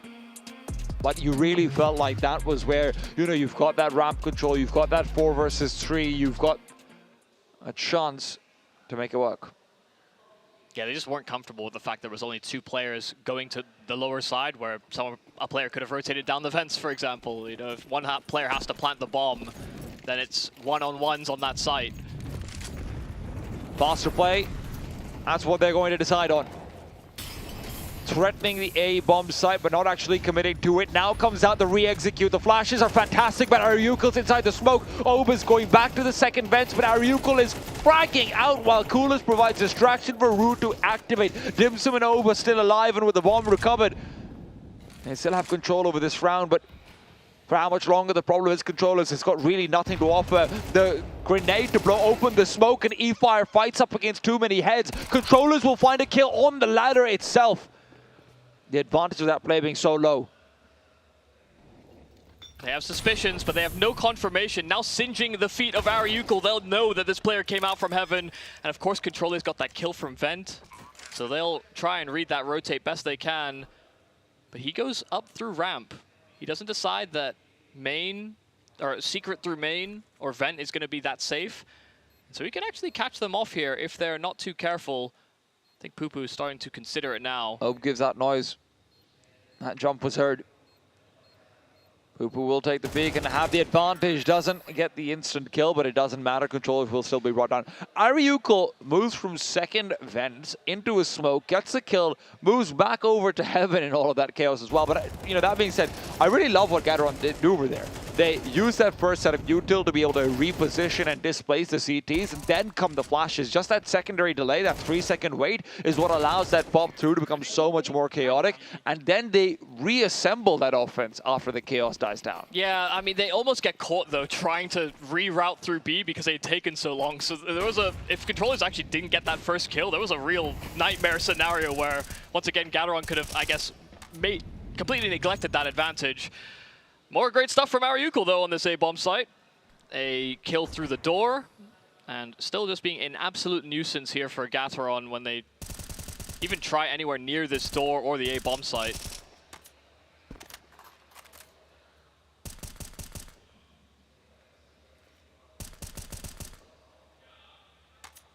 Very slow round here from Gateron, understanding that they've given that advantage away, but the way that Chinggis are, you know, spamming and, you know, deep-peeking on some of these angles, hoping that there could be a way back in for them to equalize what is a man deficit. Dimsum sees him, but he looks away for a second. He unpeaked, and I thought maybe Ariuko would have the advantage because of it, but Dimsum still gets the better of him. Oh man, he was running gray screen and he started looking towards the top of Silo, so he was really not anticipating that one. 40 seconds though, time is not great. It's not on their side, and with a max 7 on ramp, you really can't afford to go there. It really does feel like Ariuko just maybe tried too hard to do something with the only rifle they brought into the round. They're going back to the mag though, and this is where Coolest has a chance. It's a Mongolian mag and it finds 2.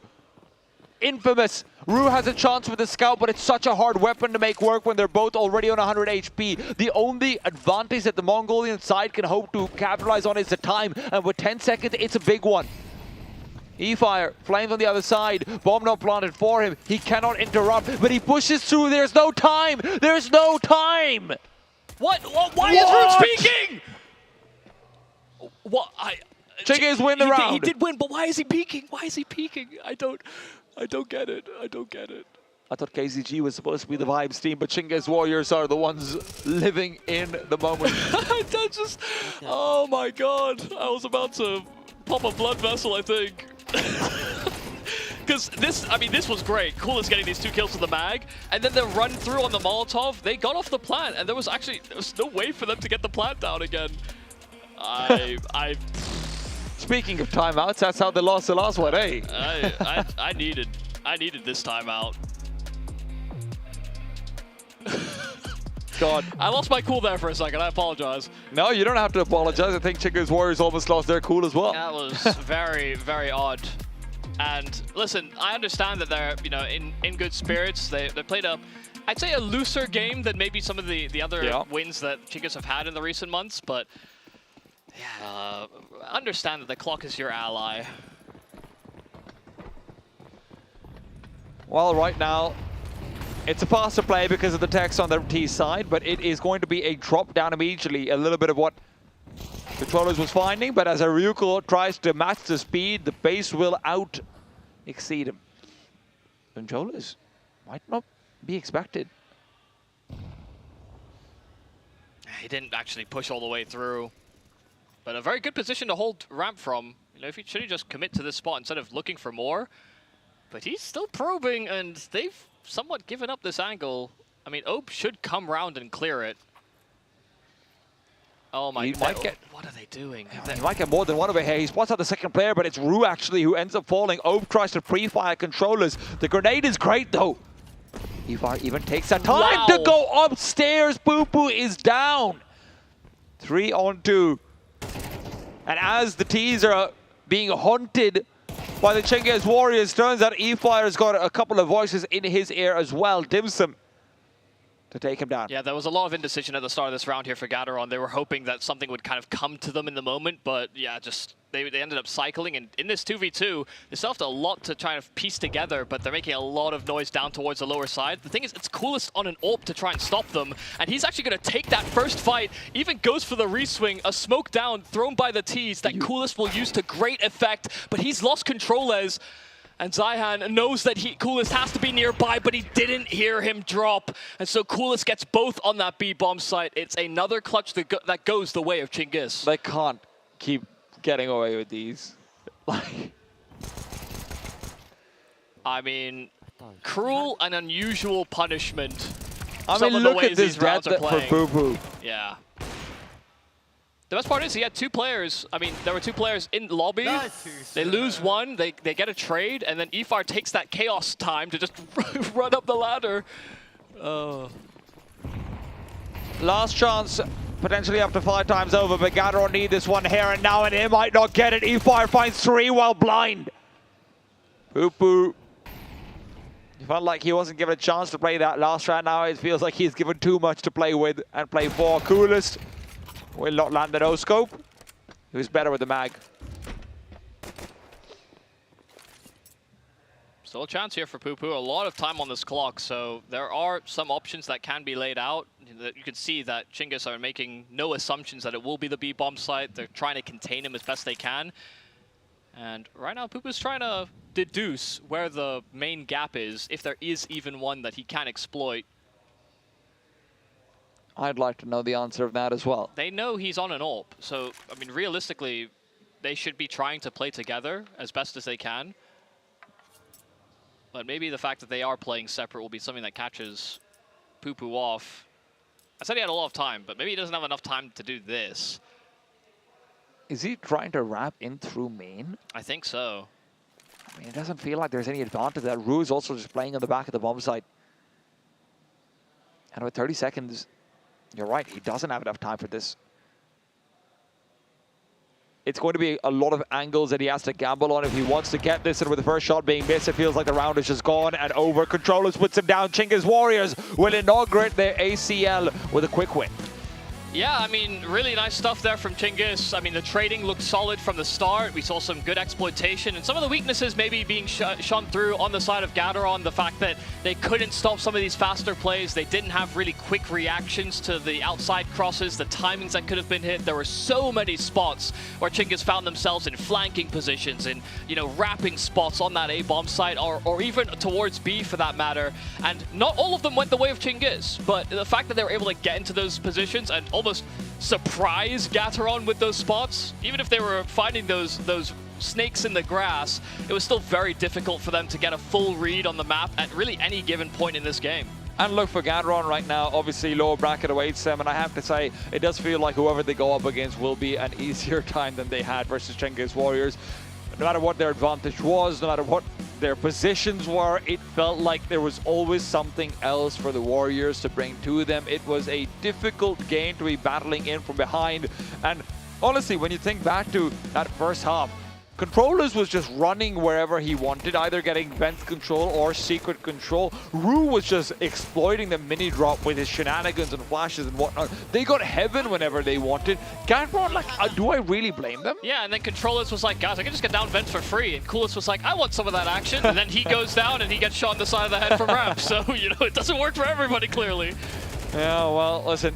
Chinggis Warriors made it work for themselves in a lot of 3 versus 5, 2 versus 4s, 1 versus X's as well. So good for them. They do come in loosey-goosey, but it turns out they can still sail into the distance. But we also didn't see that Poo-Poo that we saw from the open qualifiers, the touted story about, you know, beating NIP. I mean, do we set NIP at a high standard? I don't really know. So yeah, NIP, listen, NIP didn't make the major, Chinggis Warriors did, right? Yeah, let's be clear about that. In different regions, to be fair. Yeah, exactly. You're right. Europe has more slots. It's easier to qualify from there. Makes a lot of sense. Another man who makes some sense sometimes is Neokai, and I'm going to bring him into UConn reply to me. Fair enough.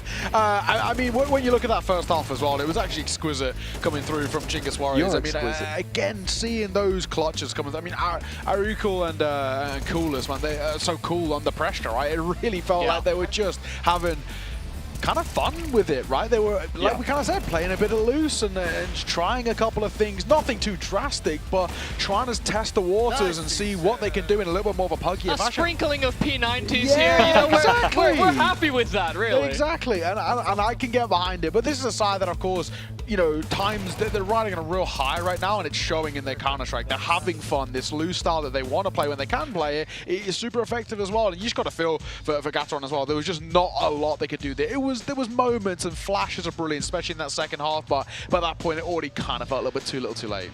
Yeah, look, at the end of the day, Gateron, like I said, kind of an unlucky opponent to start with, but it is also just a reminder of what sort of the upper limit of skill is going to be. I think Chinggis Warriors, JJ Howe might even be more individually gifted than Ray Random, who are probably our favorites for the close qualifiers and the like. But lower bracket runs are never fun, but maybe they'll be more fun than going up against Chinggis Warriors. Yeah, I mean, listen, today feels like we've had fairly one-sided games.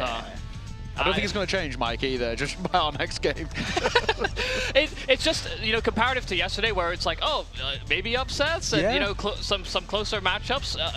We have to sort of outline our favorites when we come into day 2, where, yeah, Chinggis, Rare Adam are sort of finishers for the evening, are probably going to have a much easier time ahead of them. You know, maybe the story is slightly different for that Rare Adam game, but I'm sure we'll touch on that later. Yeah, exactly. I mean, for Chinggis here, they're actually given a really good opportunity to warm up in towards this tournament, you know, on kind of foreign soil and be able to kind of get comfortable with the surroundings, and they were very comfortable in that game. And the expectation is now they actually have a really good chance at running through this qualifier and proving their worth. I mean, they are a side that we have to consider as one of the top 4 to make it out and make it in towards the playoffs without a shadow of a doubt. And I think they're a side who can do it absolutely that, right? So, you know, for what we've seen from them, they're quite exciting. And this is, of course, again, coming back to a side that I think, you know, aren't really dipping into the strats. They're not really having to kind of move past a coasting movement. Coolest walking away for an MVP. I don't think it's too surprising. His form has been absolutely unbelievable. Like I mentioned, in their qualification to the major, he was the second best player of the entire tournament, or entire qualifier. So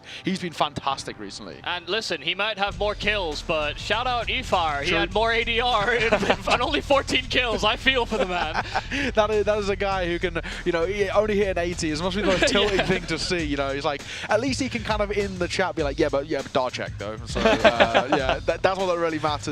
Fantastic win from Chinggis, as expected. You know, we've already touched on this team. Most of the games today have kind of felt that way, and I think our next one will as well. But for Chinggis, it is actually about, I think, in the scope of this tournament, really actually start flexing your muscles a bit and start to kind of, you know, we've spoken about the Mongolian scene, and, you know, we always talk about teams like the Mongols, and I think, you know, recently we've had like the Huns started to get a lot of respect, but at times I feel like Chinggis Warriors have been overlooked in an international scope, and now I think this is a really good tournament for them to be like, guys, like, we are them, like, you know, don't sleep on us anymore.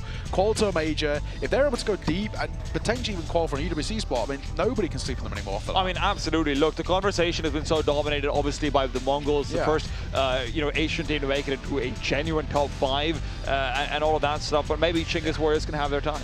Exactly that. Well, it looks like we're going to throw it to the stage in just a sec. We're going to interview with one of the Chinggis Warriors off the back of that. So Baseline J will be taking it away, and we'll see you all for the final game soon.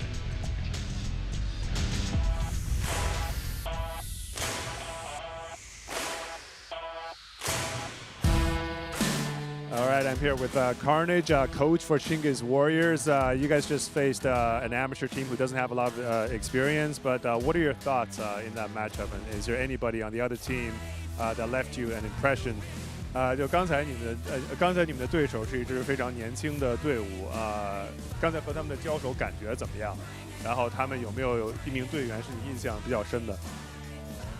对，他们很年轻，可是他们的那个力量和 tactic， 他们战术也可以。我以前也跟他们我们训练过，然后我觉得他们还得继续努力，他们有机会啊。还有一个选手季涵，他也我觉得挺不错的，所以我对他们说加油吧。So we did play against a very young team, but I think that they're very good and they have really good tactics. And we actually scrimmed and practiced against them these past few days, and they were very good. And so the player that left an impression on me was ZY Han. And yeah, so they just keep practicing, and they're going to do really well. Okay. So what is your well? Congratulations on making the major. So how's the team feeling so far? 也是恭喜你们晋级了这个奥斯汀 Major。那么现在大家的感觉怎么样？心情是怎么样的？当然很高兴，这是就是我们全队的那个目标什么，感觉无意的，真是很高兴，无意的真的。Yeah, absolutely. We are just super happy. We're extremely happy, and yeah, like this is our purpose. This is everything that my team has worked for. So yeah, we are just ecstatic. And so, what is your goal in this tournament? And what is the team that you guys look forward to facing the most? 那你们对你们这届 ACL 的比赛，你们的目标是什么？然后你们最想面对哪一支战队呢？哪一支队作为对手？目标的话，当然我们想拿到的冠军，就是目标是冠军。然后呢，就是想打的话 ，Rare Atom 吧，因为是我们也对跟他们的朋友关系的，联系过很多次，关系好，所以跟他们玩挺有意思，还有很那个 tactic， 互相 tactic 那个很成功的。Yeah, so our goal for this tournament is obviously to win everything, and the team that we look forward to playing the most is Rare Atom.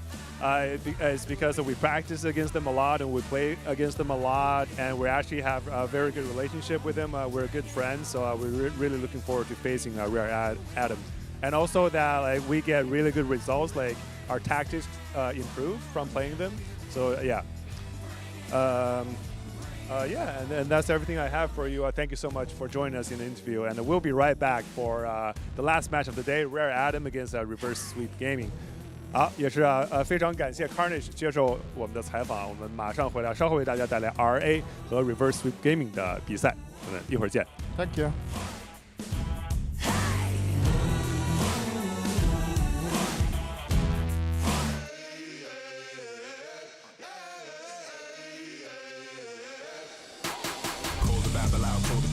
Back to life, I'm under siege. Breaking the chain, unleashed my true power released. Reached my hand into the sky and made the stars align. Cause when I left it down to fate, it was taking up too much time. It's a miracle, it's a curse. I will not be deterred. If you predicted the worst, bon appetit, eat your words. Keep my score, fire the gun. Watch me how I overcome what they said could not be done. I did it, now sing it.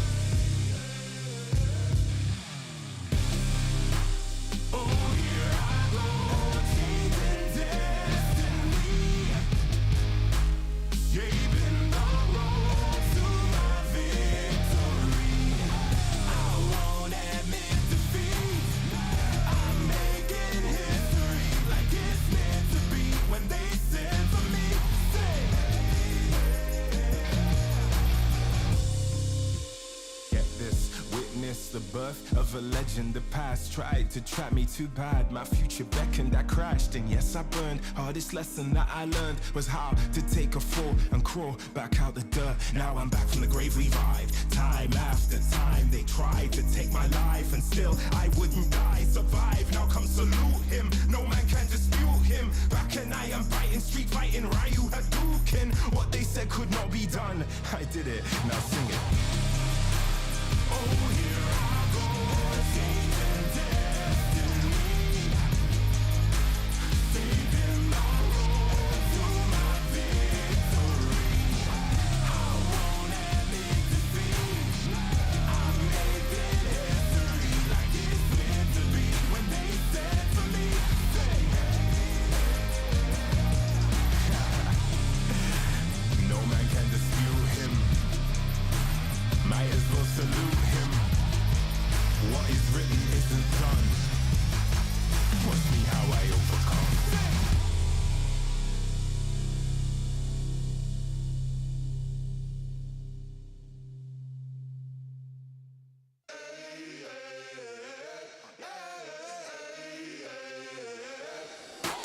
Call the Babel out, call the priest. Back to life, I'm under siege. Breaking the chain, unleashed. My true power released. reached my hand into the sky and made the stars align. Cause when I left it down to fate, it was taking up too much time. It's a miracle, it's a curse, I will not be deterred. If you predicted the worst, bon appetit, eat your words. Keep my score, fire the gun, watch me how I overcome. What they said could not be done, I did it, now sing it.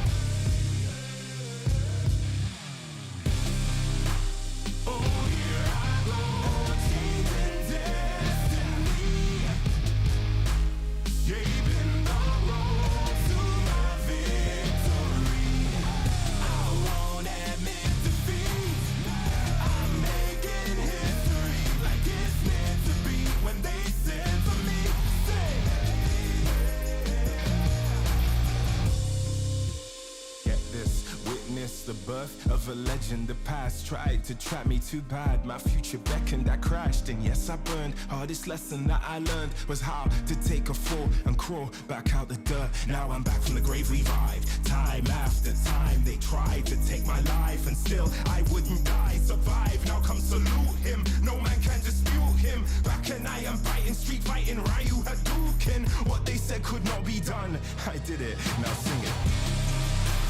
Oh, here I go, changing destiny, saving the road to my victory. I won't admit defeat, I'm making history like it's meant to be. When they said for me, say no man can dispute him. Might as well salute him. What is written isn't done. Watch me how I overcome.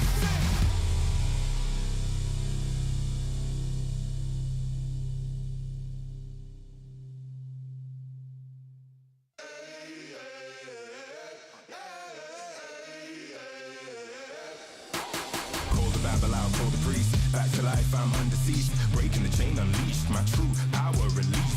My hand into the sky and made the stars align. Cause when I left it down to fate, it was taking up too much time. It's a miracle, it's a curse, I will not be deterred. If you predicted the worst, bon appetit, eat your words. Keep my score, fire the gun, watch me how I overcome. What they said could not be done, I did it, now sing it. Oh, here I go, changing destiny, shaping the road to my victory. I won't admit defeat, I'm making history like it's meant to be. When they said for me, say get this, witness the birth of a legend. The past tried to trap me too bad. My future beckoned, I crashed, and yes, I burned. Hardest lesson that I learned was how to take a fall and crawl back out the dirt. Now I'm back from the grave, revived. Time after time, they tried to take my life, and still I wouldn't die, survive. Now come salute him, no man can dispute him. Back and I am biting, street fighting, Ryu Hadouken. What they said could not be done, I did it, now sing it. Oh, here I go, changing destiny, saving the road to my victory. I won't admit defeat, I'm making history like it's meant to be. When they said for me, say no man can dispute him. Might as well salute him. What is written isn't done. Watch me how I overcome.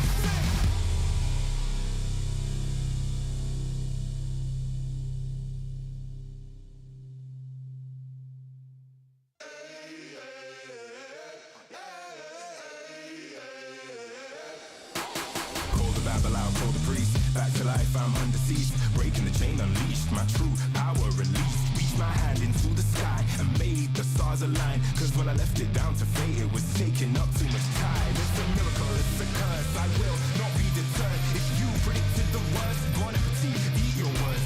Keep my score, fire the gun, watch me how I overcome. What they said could not be done, I did it, now sing it.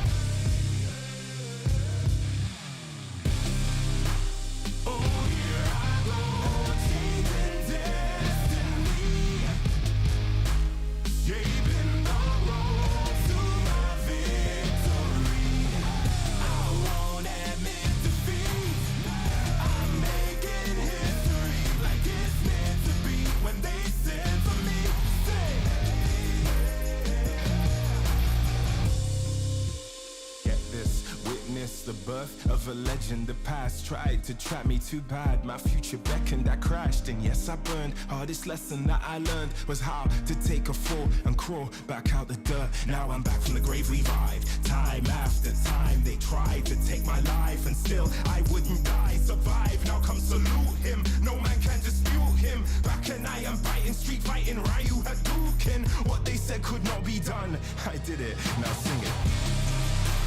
Oh, here I go, changing destiny,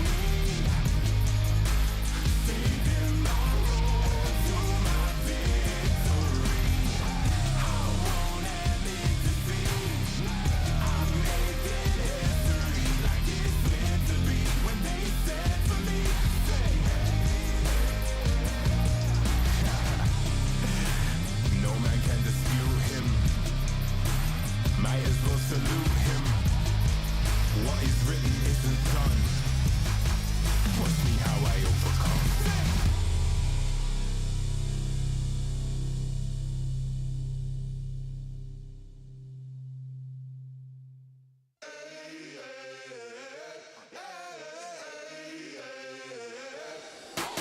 Call the Babel out, call the priest. Back to life, I'm under siege. Breaking the chain, unleashed. My true power released. My hand into the sky and made the stars align. Cause when I left it down to fate, it was taking up too much time. It's a miracle, it's a curse, I will not be deterred. If you predicted the worst, bon appetit, eat your worst. Keep my score, fire the gun. Watch me how I overcome. What they said could not be done, I did it, now sing it. Oh, here I go, changing destiny. Shaping the road to my victory. I won't admit defeat. I'm making history like it's meant to be. When they said for me, say get this, witness the birth of a legend. The past tried to trap me too bad. My future beckoned, I crashed, and yes, I burned. Hardest lesson that I learned was how to take a fall and crawl back out the dirt. Now I'm back from the grave, revived. Time after time, they tried to take my life, and still I wouldn't die. Survive, now come salute him. No man can dispute him. Back and I am biting, street fighting, Ryu Hadouken. What they said could not be done, I did it, now sing it. Oh, here I go, changing destiny, saving the road to my victory. I won't admit defeat. I'm making history like it's meant to be. When they said for me, say hey. No man can dispute him. Might as well salute him. What is written isn't done. Watch me how I overcome.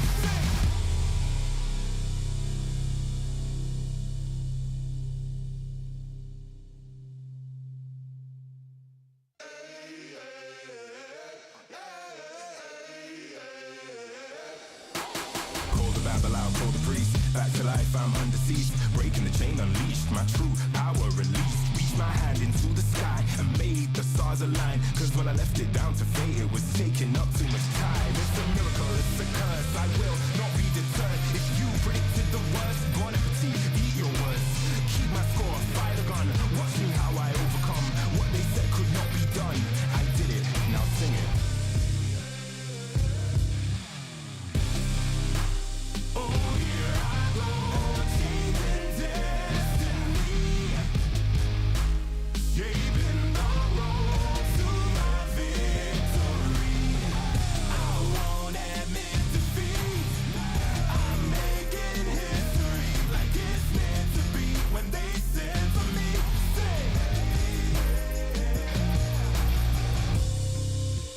get this, witness the birth of a legend. The past tried to trap me too bad. My future beckoned, I crashed, and yes, I burned. Hardest lesson that I learned was how to take a fall and crawl back out the dirt. Now I'm back from the grave, revived. Time after time, they tried to take my life, and still I wouldn't die. Survive, now come salute him. No man can dispute him. Back and I am biting, street fighting, Ryu Hadouken. did it, now sing it. Oh, here I go, changing destiny, taking the road to my victory. I won't admit defeat. I'm making history like it's meant to be. When they said for me, say, no man can dispute him. Might as well salute him. What is written isn't done. Watch me how I overcome.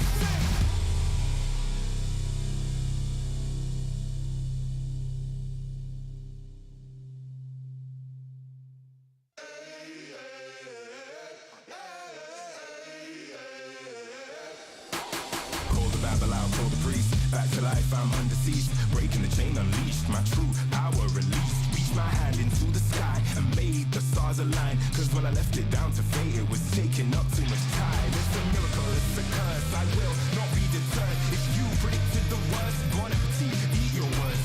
Keep my score, fire the gun. Watch me how I overcome. What they said could not be done. I did it, now sing it.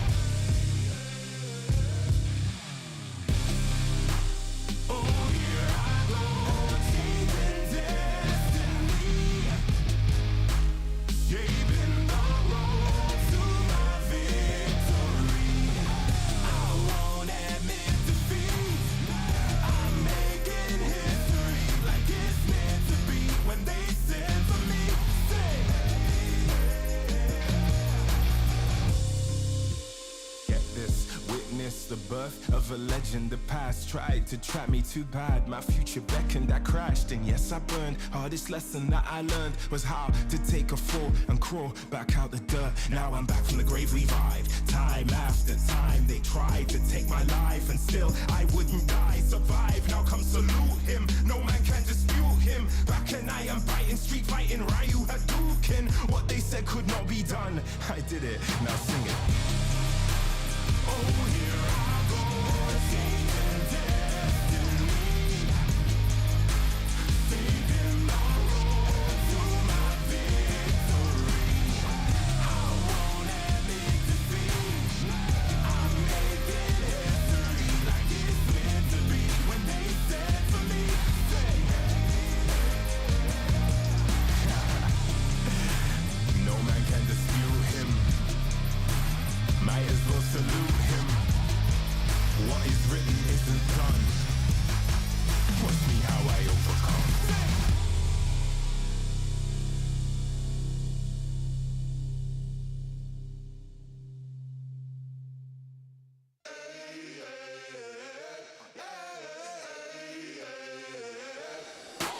Call the Babel out, call the priest. Back to life, I'm under siege. Breaking the chain, unleashed. My true power released.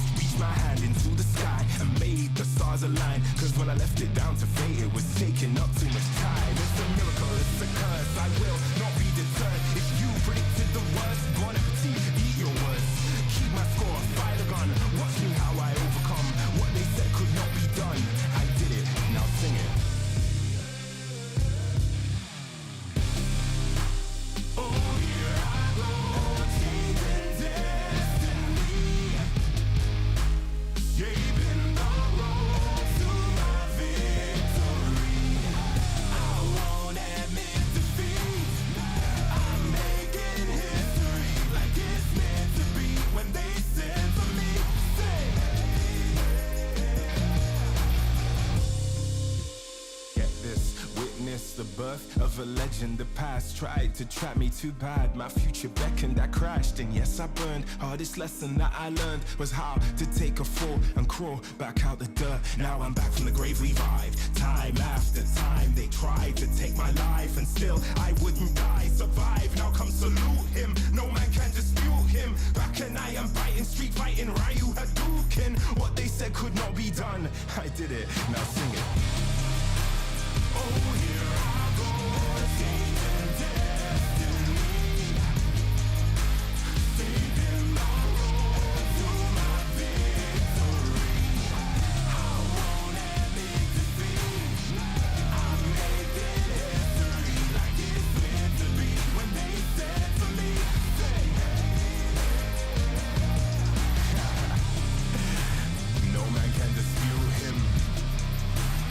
Might as well salute him.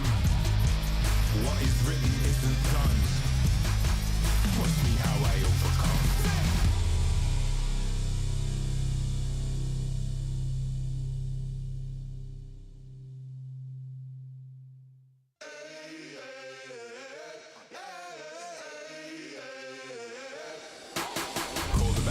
Call the priest, back to life, I'm undeceased. Breaking the chain, unleashed, my true power released. Reached my hand into the sky and made the stars align. Cause when I left it down to fate, it was taking up too much time. It's a miracle, it's a curse, I will not be deterred. If you predicted the worst, bon appetit, eat your words. Keep my score, fire the gun, watch me how I overcome. What they said could not be done, I did it, now sing it.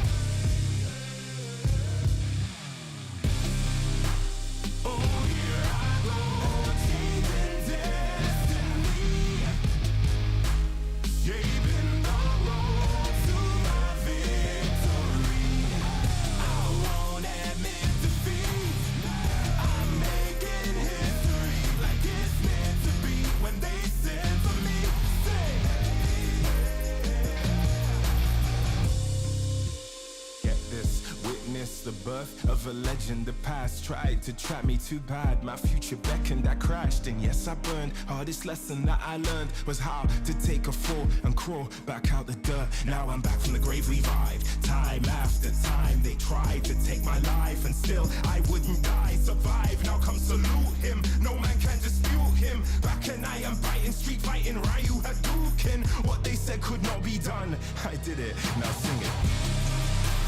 Oh, here I go, changing destiny, saving the road to my victory. I won't admit defeat. I'm making history like it's meant to be. When they said to me, say hey. No man can dispute him. Might as well salute him. What is written isn't done. Watch me how I overcome.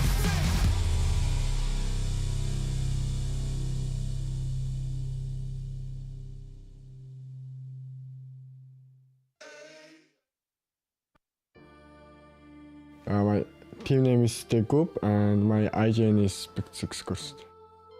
Бид нар бол анх удаа юм тэнцээнд ирж байна. Тэгээ хожигын төлөө тоглоно, хожигдсон ш. Тэгтээ том туршлага болж үлдэнэ. Клэстс ах юм бол амтч байр эзлэгийн төлөө тоглоно. Тэгээл хожигын төлөө тоглоно. Тэгэл бүр байр эзлэгийн төлөө тоглоно. Ямартч хожигд хэцүү нэг 2-3 л баг байгаа. Бусд нь бол гайгүй л гэж байна. Монголчууд ямартч миний бодлоор буудалтан дээр ямарч тоглодог байх. Одоо мянга тактик гэдэг бас дүүл амг авахгүй бол уусаа хожихгүй. Тэгэл дүүлээ л авч тоглодог л гэж боддог. Тэгээ ер нь тэгээ монголчууд урдаа тэгээ буудалтсан дээр л тоглодог. Тэгээ буудалцсан тоглодог юм байна шууд. Тэгээ маа тоглолтыг мэдгүй юм чинь бэлтгэлээ л аваарай гэж хэлээ да.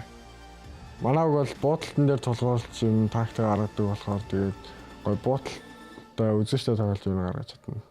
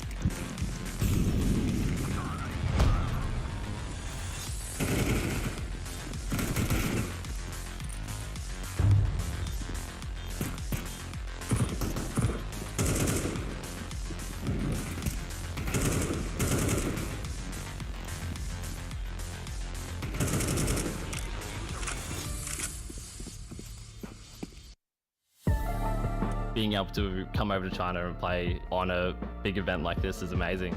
За бид нар плей-оффтоо шалрахын төлөө маш их хичээж байгаа. За плей-офф заавал шалрах боллоо. 我认为我们跟他们的比赛应该也是会打得非常的焦灼，也是非常有实力的一支队伍。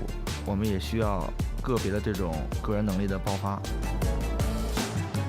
我觉得决定的因素就是决策、战术和枪法，最重要的还是沟通。我们可以无情地针对他们。如果我们要碰到那些轻视我队伍的话，我相信比赛的结果会告诉他们，轻视我们没有什么好的结果。 За монголчууд бидний контр тоглох онцлог гэх юм бол маш өндөр потенциалтай тоглодог. Тэгээд бас буудалтай айгуу сайтай гэж өөрсдөө хардаг да монголчуудаа. I would say our team strength would be a bond as friends. We get along as friends. It's not just like a CS team. We do it for the love and the joy of it. We should be a very hype team, hopefully. Чадвал SL-ийнхаа аврагыг авнаа гэж бодож байна да. Гэж одоо нэрээ үлдээ да. 我们要对阵的队伍都是亚洲区最屌的前10支嘛，那我们必须弱势的呀，所以打他们的话，我们端好枪应该是可以赢的。最想碰到的还是 RA 吧，因为他们是最强的嘛，所以说我们可能也想跟强队交一交手，学习经验嘛。基本每一场比赛都有我们每个选手的个人能力爆发。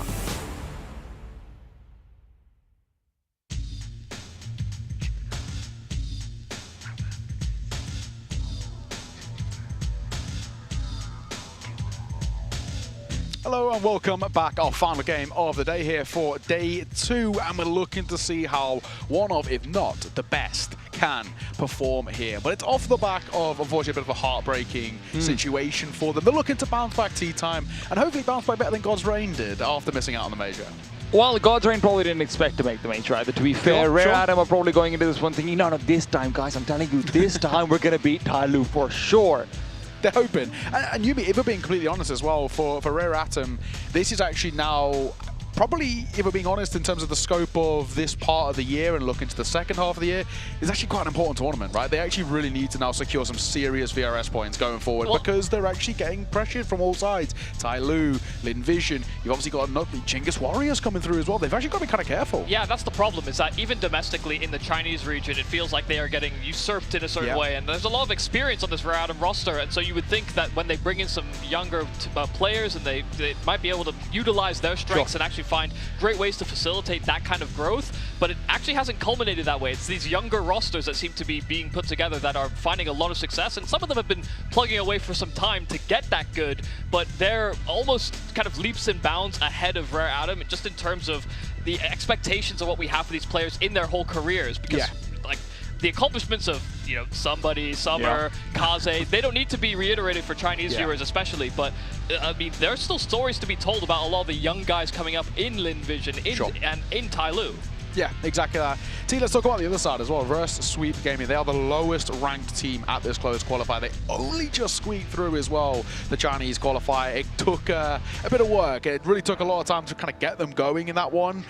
Without a doubt, this is the hardest task they could possibly have. It's obviously how seeding works out, but they have really got a job ahead of them. I mean, this listen, is a side that struggled. We've been seeing the videos, and they have said, hey, we're excited to go up against the best. There's a lot to learn from. That concerns me.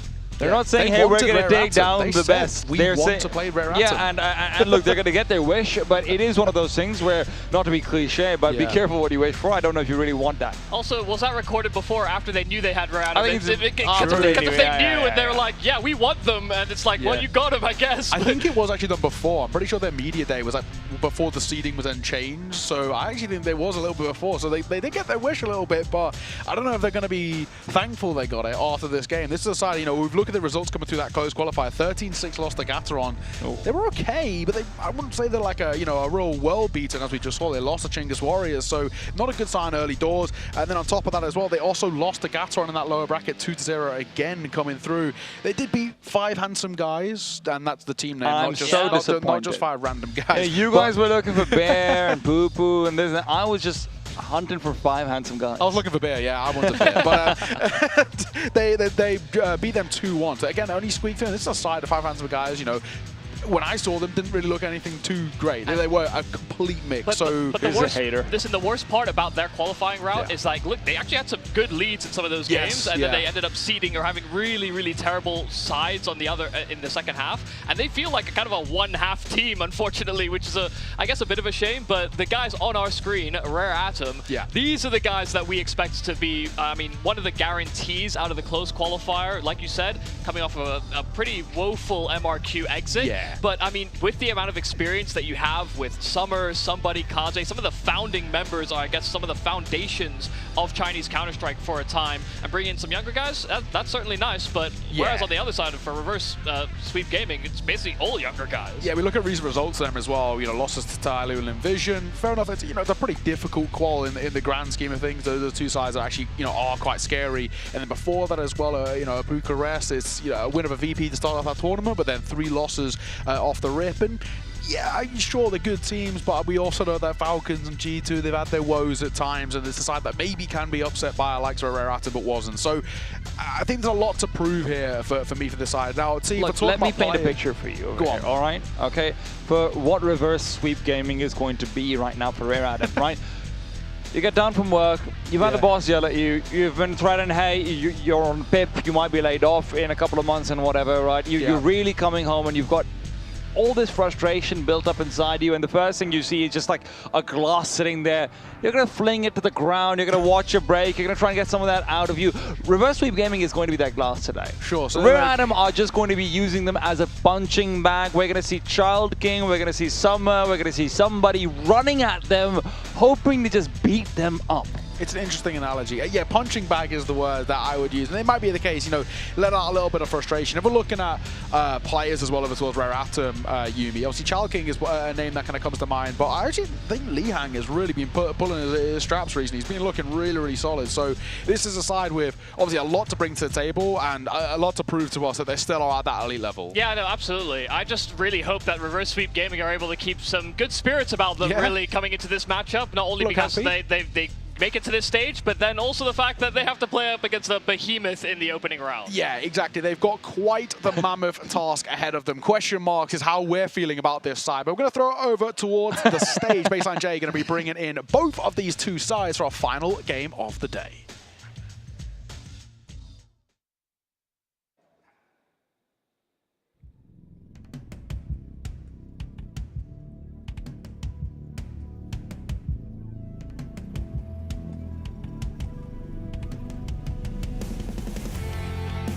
Welcome on stage from China, Rare Atom.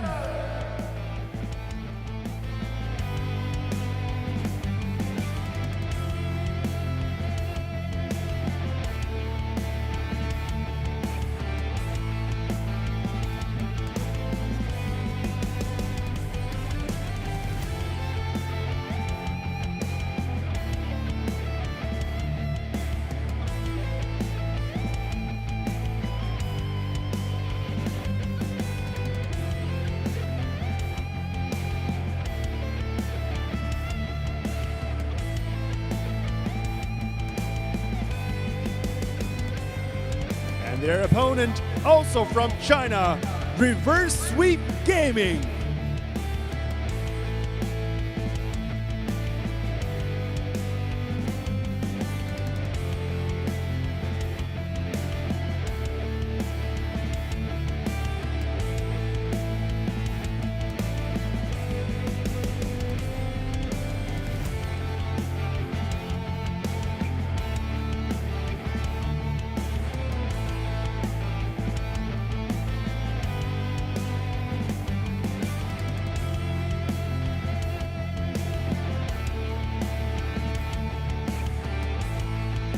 Rare Atom versus Reverse Sweep Gaming. Good luck.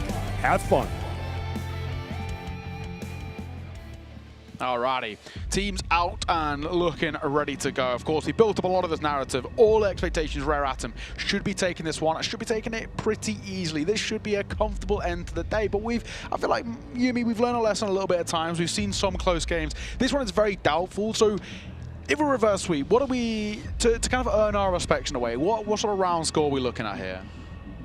just to feel like, all right, guys, that wasn't too bad. It's like a 13-10. Yeah, they've got to win 13-10, I agree. Well, no. I feel like 10's quite ambitious. Is that too mean to say? Listen, Rare Adam can get 10 rounds. What are you talking about, bro? Stop being so mean to them. I'll give it 9, maybe. Like I was gonna say like 8 or 7, but yeah, you know, maybe I'm being a little harsh here. I think what I'm looking for from this team is less about, hey, get this specific round score, more like, hey, how many times can you get into a 2 versus 2? Sure. How many times can you get into a position to win? How many times are you getting man advantages in a round? Because sure, you might end up losing those rounds, but that's going to be very indicative of what your team can actually bring to the table. Yeah, well, Veto running through here as well. Train going to get banned out nice and early. Inferno going to follow that as well.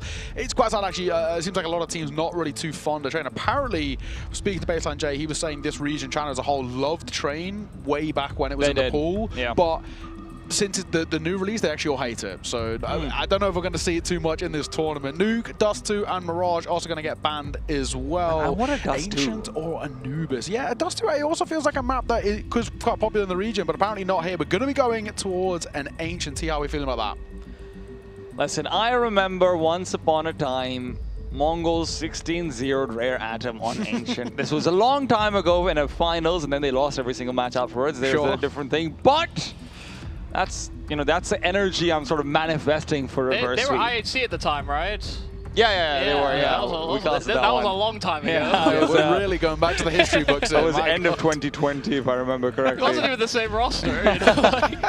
Was that like back when it was like Score? Bartek and No, Score? not Bartek. It was Bartek, Score and 9 on the team. Okay, right. So we're really throwing it back one time. Yeah, you look towards Ancient. At the very least, Mike, a bit of a puggy map, especially if a couple of individuals can get going for reverse sweep. There might be a chance. Not a chance, but there might be a little bit of a few rounds here and there that you're like, okay, that's good. I think unfortunately they tried to throw a curveball in their own veto, but I don't think it's worked. And I'll explain after we get into the game. Yeah, it seems like we're about to go live. It is game number 4, our final one of the day. It's Rare Atom taking on Reverse Sweep Gaming, the highest seed versus the lowest. T-Time Yumi, take it away. Thank you, Nao. I am now going to continue explaining. Yeah, I just think Reverse Sweep, they actually didn't want to play Mirage, and they tried to ban other maps that maybe Rare Atom could have kept floating inside of that pool, and instead Rare Atom banned RSG's permaban instead. So you can't really curveball in a best of 1, unfortunately. Well, somebody's already gone straight to the A-bomb side. He's not throwing any curveballs either. Making no secrets, making no friends either. Big will take him down. Somebody's demise does give Reverse Sweep the advantage that they were looking for to start to assemble around this bomb site. It's all very much going to be hinged on Child King and this duel and Donut to see how much the players inside the site will be threatened. Child King waits. Shen is going to be taken down immediately. Hunter at least does respond with quick double fragging. And as Ghost will go down, it does feel like Kaz is going to be all the insurance they needed. When Child King maintained Donut, it always was going to be difficult. Yeah, I mean, a small mismanagement there from RSG. I mean, they left that A-bomb site open, so it was a breeze to get that bomb planted. But they had a Kit Smoke available on Pig, who was holding in from Temple, and he got his opening kill. They found a man advantage very quickly before the post-plant even really had come through. We heard them yell as soon as they got that kill as well. But Pig actually, I think, had to come back through spawn if they really wanted to make use of that Kit and Smoke to apply pressure to Rare Atom. But he came out through Temple. He wanted to fight the A-main guy. He had to be the one that jumped on the bomb, and he just was too far away. For Reverse Sweep Gaming, we have to remember this is also going up against some of their idols of yesteryear. And sure, they might be dying to summer, but who better to die to if you're going to be a newer Chinese player trying to make your way in the world. Still, 1 kill's nice, that might be all they get. Yeah, I mean, we talked about the eras that the Chinese scene has had with different teams, whether it was Tai Lu and their breakthrough to, what, top 5? Top 10? 10. Yeah, I was going to say top 5. That seemed even crazier than even in my head. But yeah, from top 10 to the sort of rise of Rare Atom, the more structured version of Chinese Counter-Strike.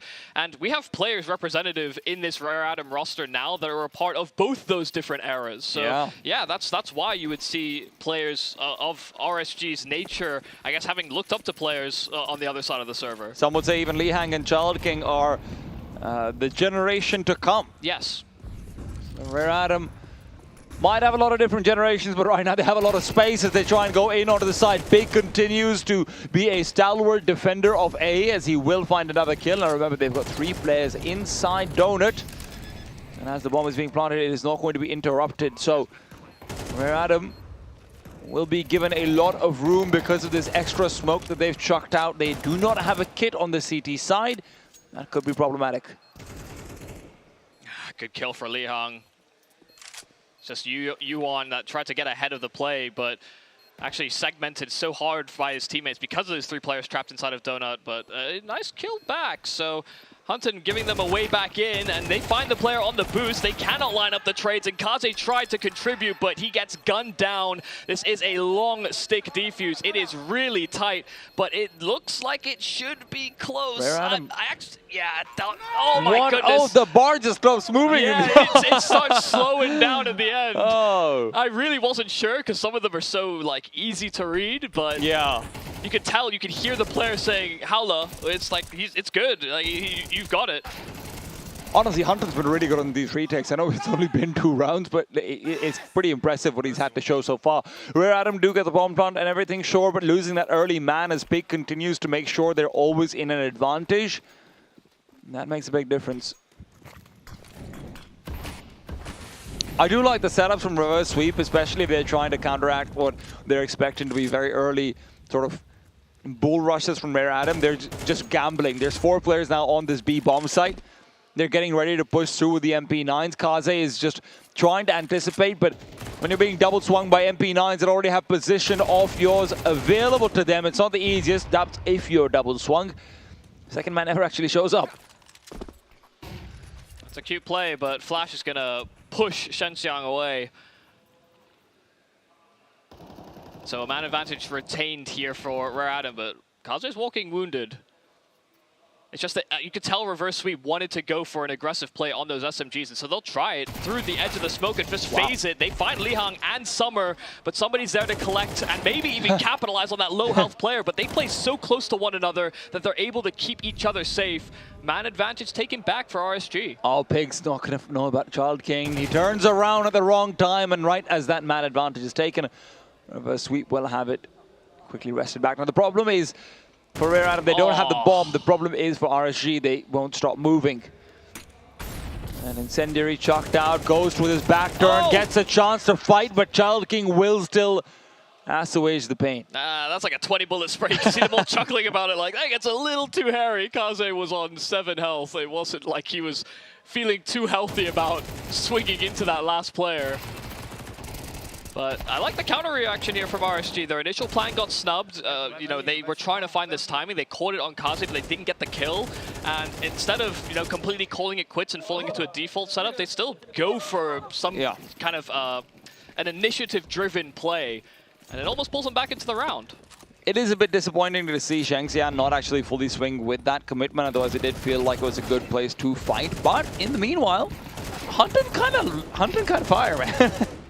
Good kill on the USP. And there should have probably been another one, but Shenxiang unfortunately can't collect with a 5-7, and Rare Adam do make quick work. Yeah, I mean, it was a good call there for RSG. They stacked the B-bomb site, and sure enough, Rare Adam ran straight up with an MP7 leading the charge, so... Again, I just appreciate the fact that RSG are trying to play cheese, right? Yeah. Like, they're very openly acknowledging, okay, listen, we probably can't beat you normal.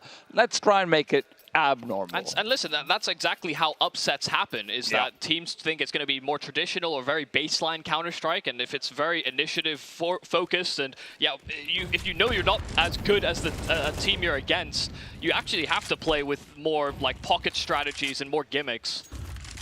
And I've heard cheese is very expensive in China. There's no price higher to pay than a loss in a best of one in an upper bracket. Yeah, keep an eye on Cheese Ball. I wonder if his stock might be rising. Yeah. Now that he's in China. There you go. Hunton.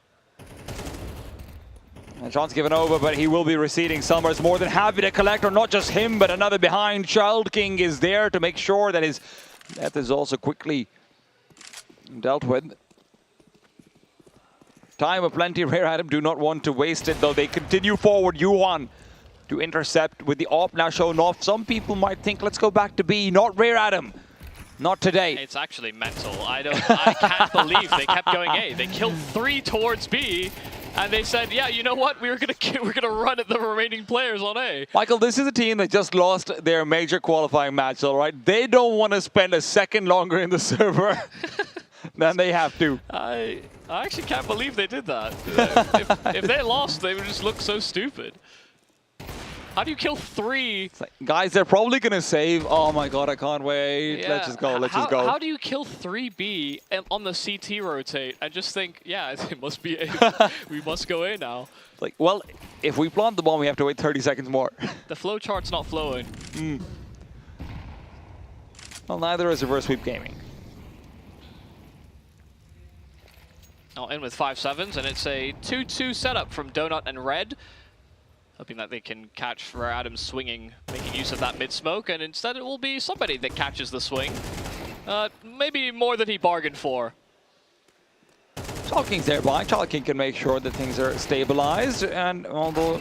Right, okay. Listen, a lot of damage, but the bomb's been planted. In the meanwhile, Kaz has decided he wants to play Counter-Strike. Yeah, nice. A little bit hectic. Yeah. A lot more damage than necessary. Maybe. But the vibes are immaculate. Yeah, they got there. This is Counter-Strike how it's meant to be played. I'm going to be honest, it's not really the Counter-Strike I want to see Rare Adam playing. I know you are a skill gap over this team. I expect you to be a skill gap over this team. Show some class.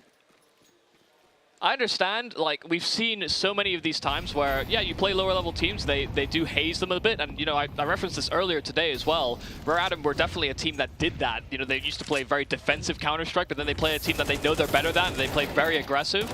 That was the old Advent system. Yeah.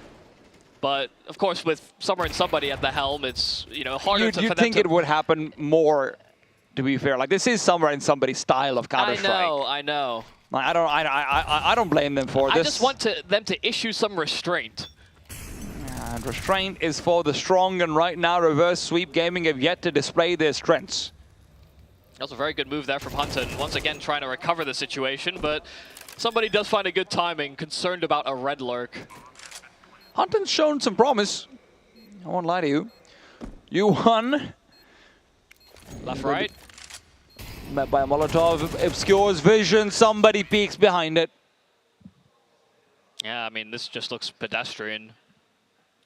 You know, we've seen some of the teams, they're still excited, even if they're winning. You know, I mean, we had Chinggis earlier, they were still pretty happy and, you know, laughing and while they were playing. Rare Adam just looked like old business, but playing loose. Just like, let's get this over and done with. I told you, man, they're the glass. They're going to break out of frustration, nothing else. Yeah, and I hate that that's right. Chuck it against the wall. I think the problem with me for RSG is that I didn't see one player or two players that really stood out. You know, some of these other Chinese Open Qualifier teams had these players that did step up in the moment. I'm not sure that RSG have that in the wheelhouse. Hunton does get a good kill after the Kaze entry on the AWP, and they do find another as well. So catching the red lurk, it's the Kaze AWP though that's causing them problems. It is still a 2 versus 3. Right now are in a disadvantage with Yuan having an AK-47. Yeah, want to challenge themselves. Well, they've done it a few times so far, and well, this is the biggest challenge yet. Child King will be able to get the bomb planted if he goes right now, but he instead wants to take the fight. Knows that there should be a player inside cave, and that's the player that takes him down. Second round on the board for Reverse Sweep. The worst part is if Child King got that kill, he actually would have had a good read on where the last player was, because Hunton got the first kill in at ramp, so unlikely that he made a deep rotate through spawn, especially when he saw them re-aggressing to cave. But yeah, an important kill there from Shenxiang. Make sure that all the hard work on those 5-7s wasn't for naught. So a second round there for RSG. And maybe Rare Adam will be forced to show some restraints in these moments. Or maybe not. I mean, that's a lovely swing there from Li Hong. Immediate dispersal of the incendiary with the smoke and just playing around the edge of it. The flashes are coupled well. Look at how much space they've just been given as well. Rare Adam are taking full control over the map. Child King spots out a second player behind in CT spawn as well, and as he continues to threaten A, Shenxing is suddenly wondering, well, I don't know how to help my A-side players. They have to just take the fight, and that's exactly what they're trying to do. Kaz is here, though, and he makes it a crossfire the other way, and why stop at one when Yuan's right around the corner? Well, Summer could get a knife kill here. Oh, good turn from Hunton. Cognizant of his flank.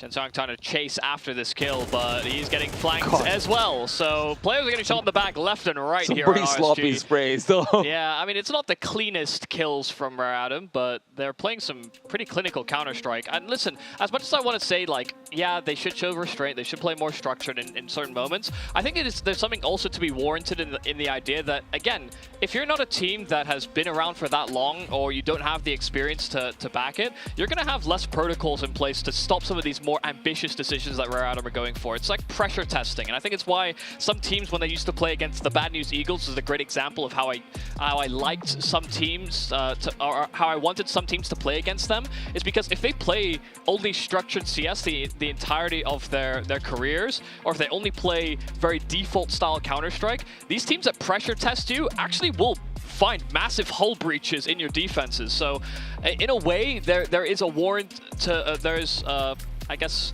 there's credence to the ideas that Rare Adam are putting forward, even if it is a bit more risk-oriented. Early grenades are avoided by Rare Adam.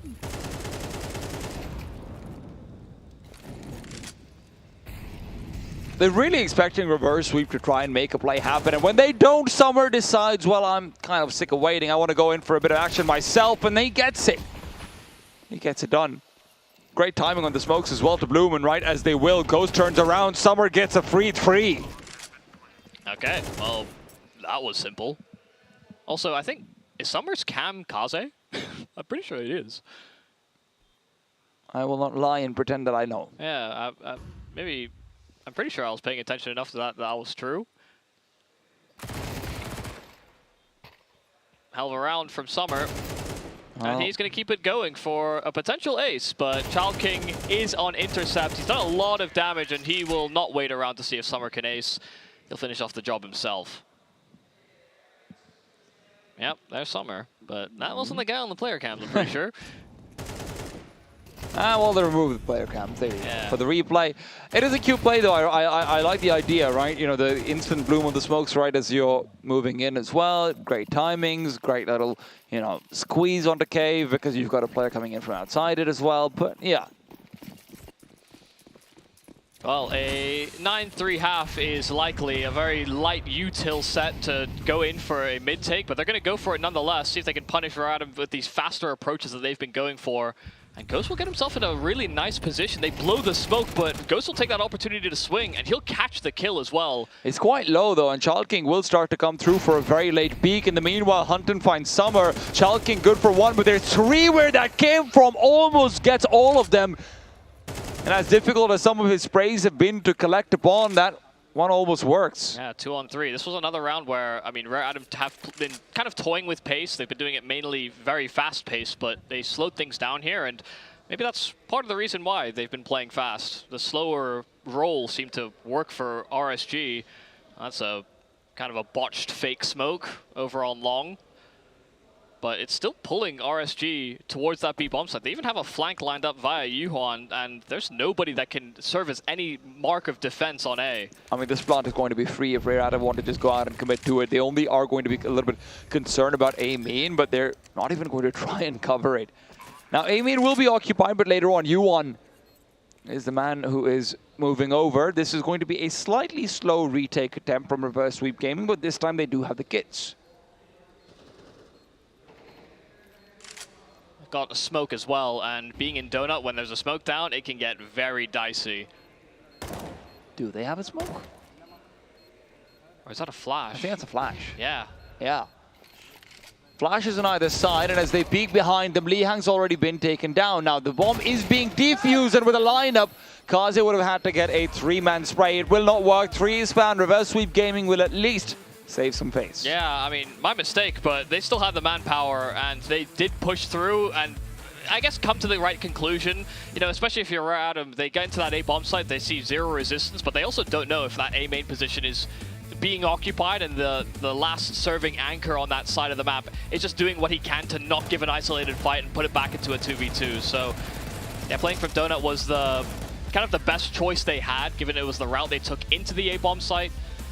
But I have to say, I mean, Random have just showed the firepower gap between both them and Reverse Sweep Gaming, but also that they have many different looks, and a lot of that will often be facilitated by players like Summer, like somebody that are, you know, especially Summer, that loves to just like push in for these opening fights.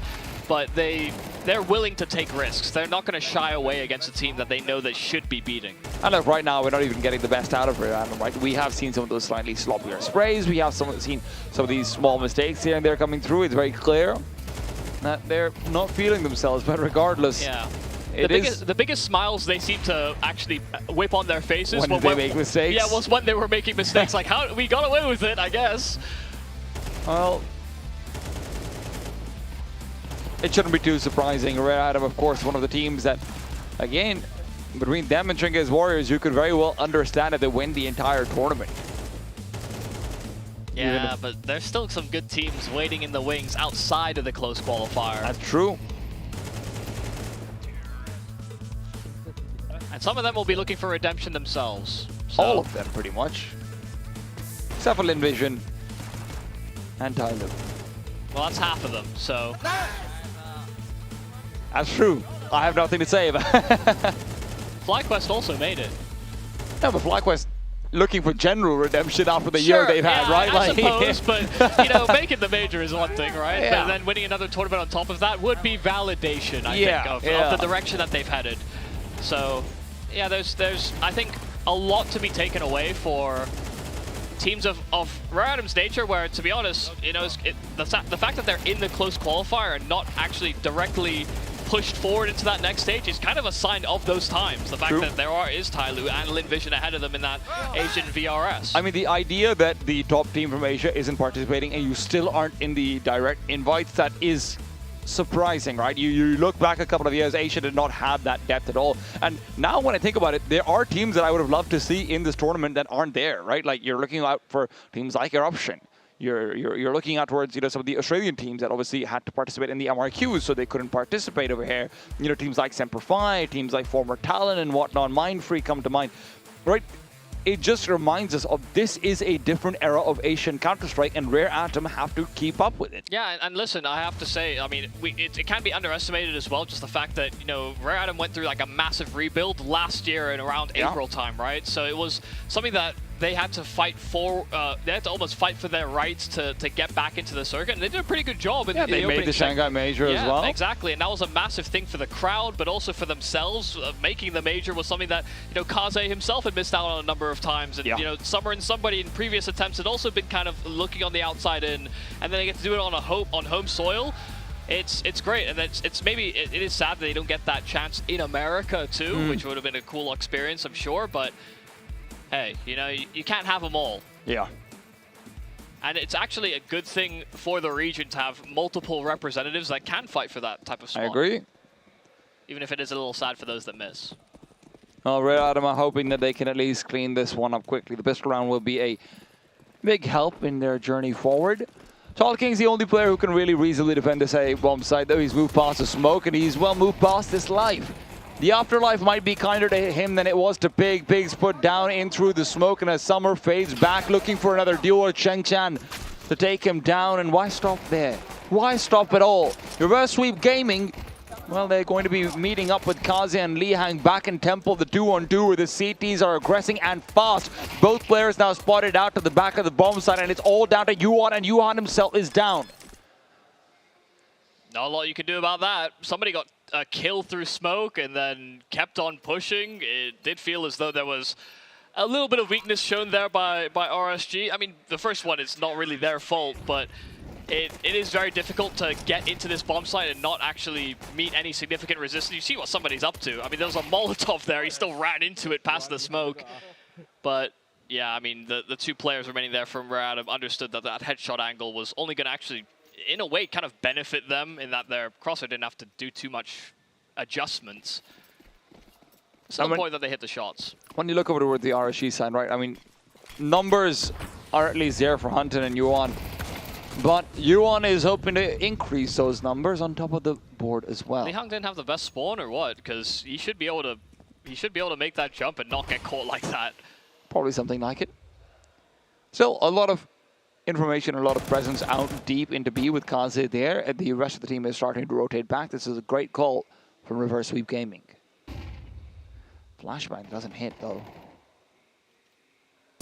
Big taken down. Kaze gets one for free. He has the ability to back off. This smoke is going to be having another 2 seconds on it before it vanished, so does fade. And now as Rare Adam are waiting, oh. Yeah, it's a throwback. Kind of insult as well to injury, but hey. That was the Face It Major sticker, right? Yeah, London where Tyloo yeah.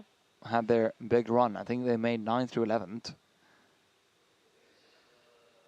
I still remember the good old days. Indeed.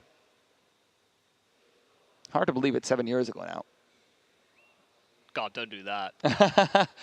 35 seconds, though, is a very short amount of time, even if 7 years might be as well. Kaze spots out, heads, backs off, and will let Child King be the one to take contact. With the MP9, he gets money, and with the flashbang, he gets surprise. Yeah, there was just no util.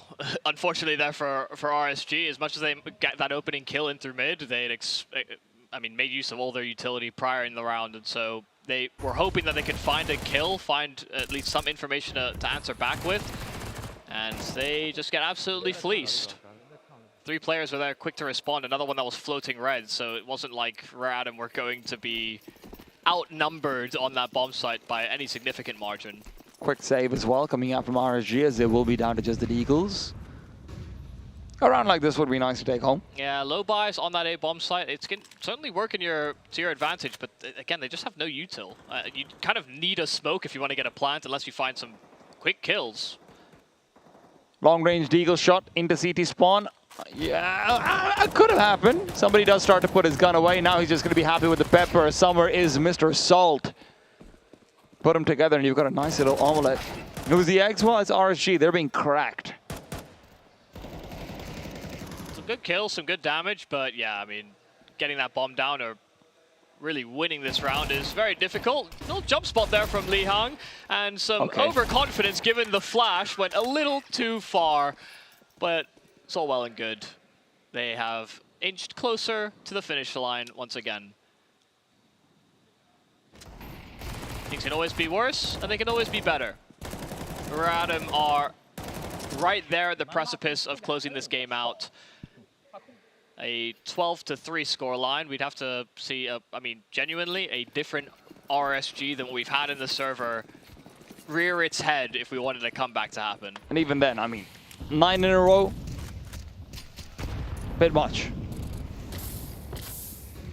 Speaking of a bit much, Summer is a bit much. He's gone all the way out through a Molotov. But they smoked the molly to try and get access to cave quick, so it actually serves as coverage to this flank, but oh my god, they're going around it. They have no idea they're getting flanked again. But Ghost is quick switching back and forth.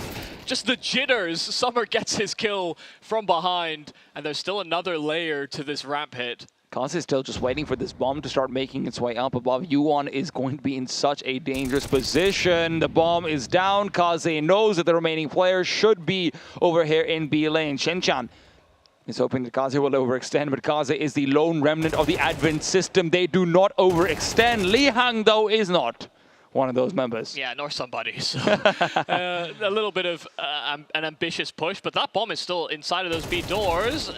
Kaze was expecting. Oh my god. Everything on the screen is getting shot right now. Both these players were already walking wounded, and now even more so. So Child King could be set up for a cheeky double kill if he pieces this one together. If they even go over to the B-bomb site. They have no idea where he is. They're looking at the flank for T-spawn. They're looking at everywhere except for where Child King actually is. There wouldn't be a third player ramp, but Child King has also not seen them. So severe doubts. And with the way the time is going, either Child King sprints for A or he just parks himself down over here at B. RSG are not making any noise and Child King's in the perfect position. And with the time that's remaining, he might be shot in the back, but the smoke is now deployed and he's going to be moving around it. Shensheng inside it. And as he sprays away, Rare Atom will save it. 13-3. It is just as one-sided as maybe we thought it would be. Yeah, and maybe not in the, actually kind of in the manner we expected as well. I mean, when you have Summer and somebody on the team, it's hard to say that they won't take advantage of the fact that they have that experience gap. A little bit of a flat performance there for RSG, but they had a behemoth in front of them, and Fortunately, that behemoth actually was one. We didn't see them shut in or sort of shy themselves away from that gap that they should have in the server. And yeah, a bit of early punishment. Oh God, look at how starstruck they are as well. Yeah. To just even fist bump, like, I love you, thank you. And look, I understand, right? These are legends of every generation, and they are showing us exactly why that is the case. RSG, to be honest, I don't even think I've seen them play yet. The lower bracket is where we'll actually get to have a proper barometer of, hey, what's going on with them. Yeah, not every one of the Chinese Open Qualifier teams can undergo a metamorphosis in the closed qualifiers. So we're not going to pretend it wasn't anything but the expected result, but there was a little bit of creeping doubt about Rare Atom and where they would be at personally after their recent disappointments. Nothing really reared its head here, though. Yeah, and look, was a quick little second half. The nice thing for Rare Atom, though, is that at the end of the day, even in a few of these more chaotic situations and whatnot, they were able to recollect themselves. Sure, there were some sloppy sprays here and there, but nothing that should really hinder them from making their way through this close qualifiers as the massive favorites. It will be everyone else's job to force them to play a different style, to force them to be truly punished for their mistakes. Yeah, and listen, when they ended up in like these 2v3s, these 1vx's, to be honest, I imagine they were probably having more fun that way than just, you know, rolling over them in 5-on-5s. It's true. And it's kind of like, you know, smurfing with your friends. When you're in a clutch, you kind of want to flex a little bit. And listen, I have more fun when I'm not just with you, and I've got Neokai with me as well, so why don't we bring him onto the desk? Am I not enough? No. No, is the real answer. Damn it. Fellas, simple way of putting it, just a lovely walk and a lovely day at the office for Rare Atom. They coasted through that, but safe to be, you know, expected, right? This is a Rare Atom side who've got a lot to prove, and I think there was, you know, T-Tom, as you kind of put it, a bit of a punching bag. I think they wanted to be like, all right, guys, sure, the last couple of days, maybe the last couple of tournaments haven't been what we wanted, right? But don't underestimate us. Don't think we're just some unks who are trying to live on our last bit of glory. They look great all the way throughout, and I think as well they would have loved that extra bit of health right at the end there. There wasn't a bit of team damage too. That could have gone a long way. It could have served to benefit them. I'm not saying it contributed to their loss, but you know, it could have gone a long way. But guys, Rare Atom, as expected, and I think, you know, with that sort of performance, sure, maybe not the best of opponents, but real proof to us of why they're kind of the #1 seed here too. Absolutely. I mean, look, like I said, you know, even in just the end of the match, this should be a team that rolls over everyone on their side of the bracket, right? When I look over towards it, they are truly getting the benefit of being the first seed. Up next, they're against Only One Word, who themselves did have some struggles. I could very well see Only One Word being just demolished in the exact same way. I don't know, Freeman against some ex-teammates? I'm kind of down with it. Freeman couldn't frag when they were even on his side, man.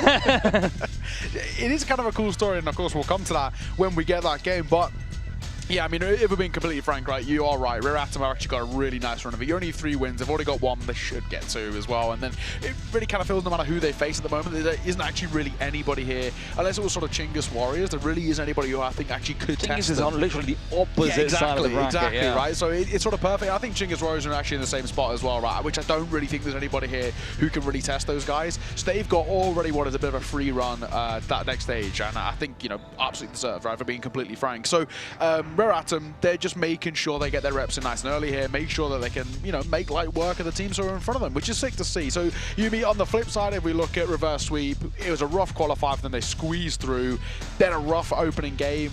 Time's not looking too great, right? Is this just like getting a bit of experience, tournament, have a bit of fun? I mean, I kind of said before that they were kind of a one-half team, but if they have no halves, then it's kind of hard to make it work. And listen, they were only able to squeak through every single one of their wins. Like, every single one was incredibly labored, even if they had these massive leads. So I was kind of expecting them to fall a little short. Like, they wouldn't have found that massive exploitation. They would have been punished that much harder in the game against a team of this caliber. And to be honest, even the teams that are slightly below Chinggis Warriors and Rare Atom as these big favorites, they will also punish them just as hard, I think. Look, but we also have to remember that right now for Reverse Sweep Gaming, and as spectators who are watching right now, because let's be honest, they don't know what we're saying, right? My advice to them doesn't matter. But for the spectators, I'd advise, watch out for who's going to be good.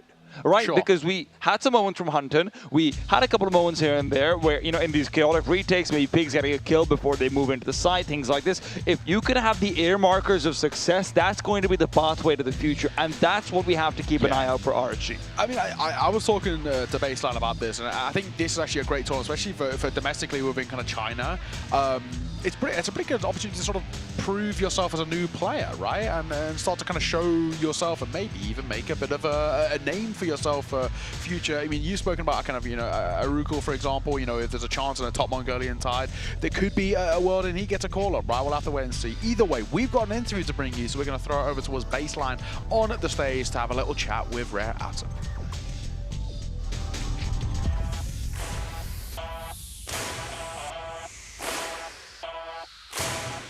All right, I'm with Chalking on Rare Atom, and your opponents today are obviously much younger and much less experienced than you guys. So, do you have any tips for them on how to improve? 子豪，你们今天的对手呢，肯定是比你们来说要更年轻，然后大赛经验要少很多。那么你有什么建议能给到他们？就如何去提高呢？我的建议就是个人方面的话，多加看录像嘛，然后多加练习，团队配合上面的话也多加去磨练去。Yeah, so just work on everything, work on your personal skills, watch a lot of demos, and work on your teamwork. And so what is your goal for this tournament, and which team do you guys want to play the most? 这届比赛你们的目标是什么？然后你们最想打哪一支队伍？这次比赛来的话，肯定就是想拿冠军嘛，然后去外面打比赛嘛。然后最想碰的队伍其实也没有吧，就是遇到什么队就去拿下它。So this tournament, obviously, we want to win, so we get to play more tournaments, get more points, and we don't really have a team that we want to play the most. Just whoever we have in front of us, we'll play them. You have anything you want to say to your fans? 有什么想跟你的粉丝们说的？我想对粉丝说，就是继续支持我们吧，就是继续支持 RA 吧，然后我们会更加努力的。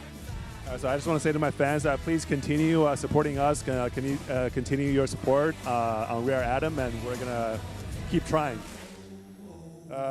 So you guys play OOW in your next match with Freeman on it. So what are your thoughts on that match? 你们下一场比赛是打这个 OOW， 然后有我们 CNCS 的老朋友 Freeman， 那么你有什么想法呢？对这场比赛？其实也交过手挺多次了吧，就是其实也没什么想法，就是正常对待比赛。Right, so we played against him many times before, so I don't really have anything much to say. So we just treat it like any other match, and that's it. And all right, let's thank Chalking on Rare Atom for doing this interview, and we're gonna hand it back to our casters. 好，我们感谢子豪接受我们的采访，我们把时间交给解说席。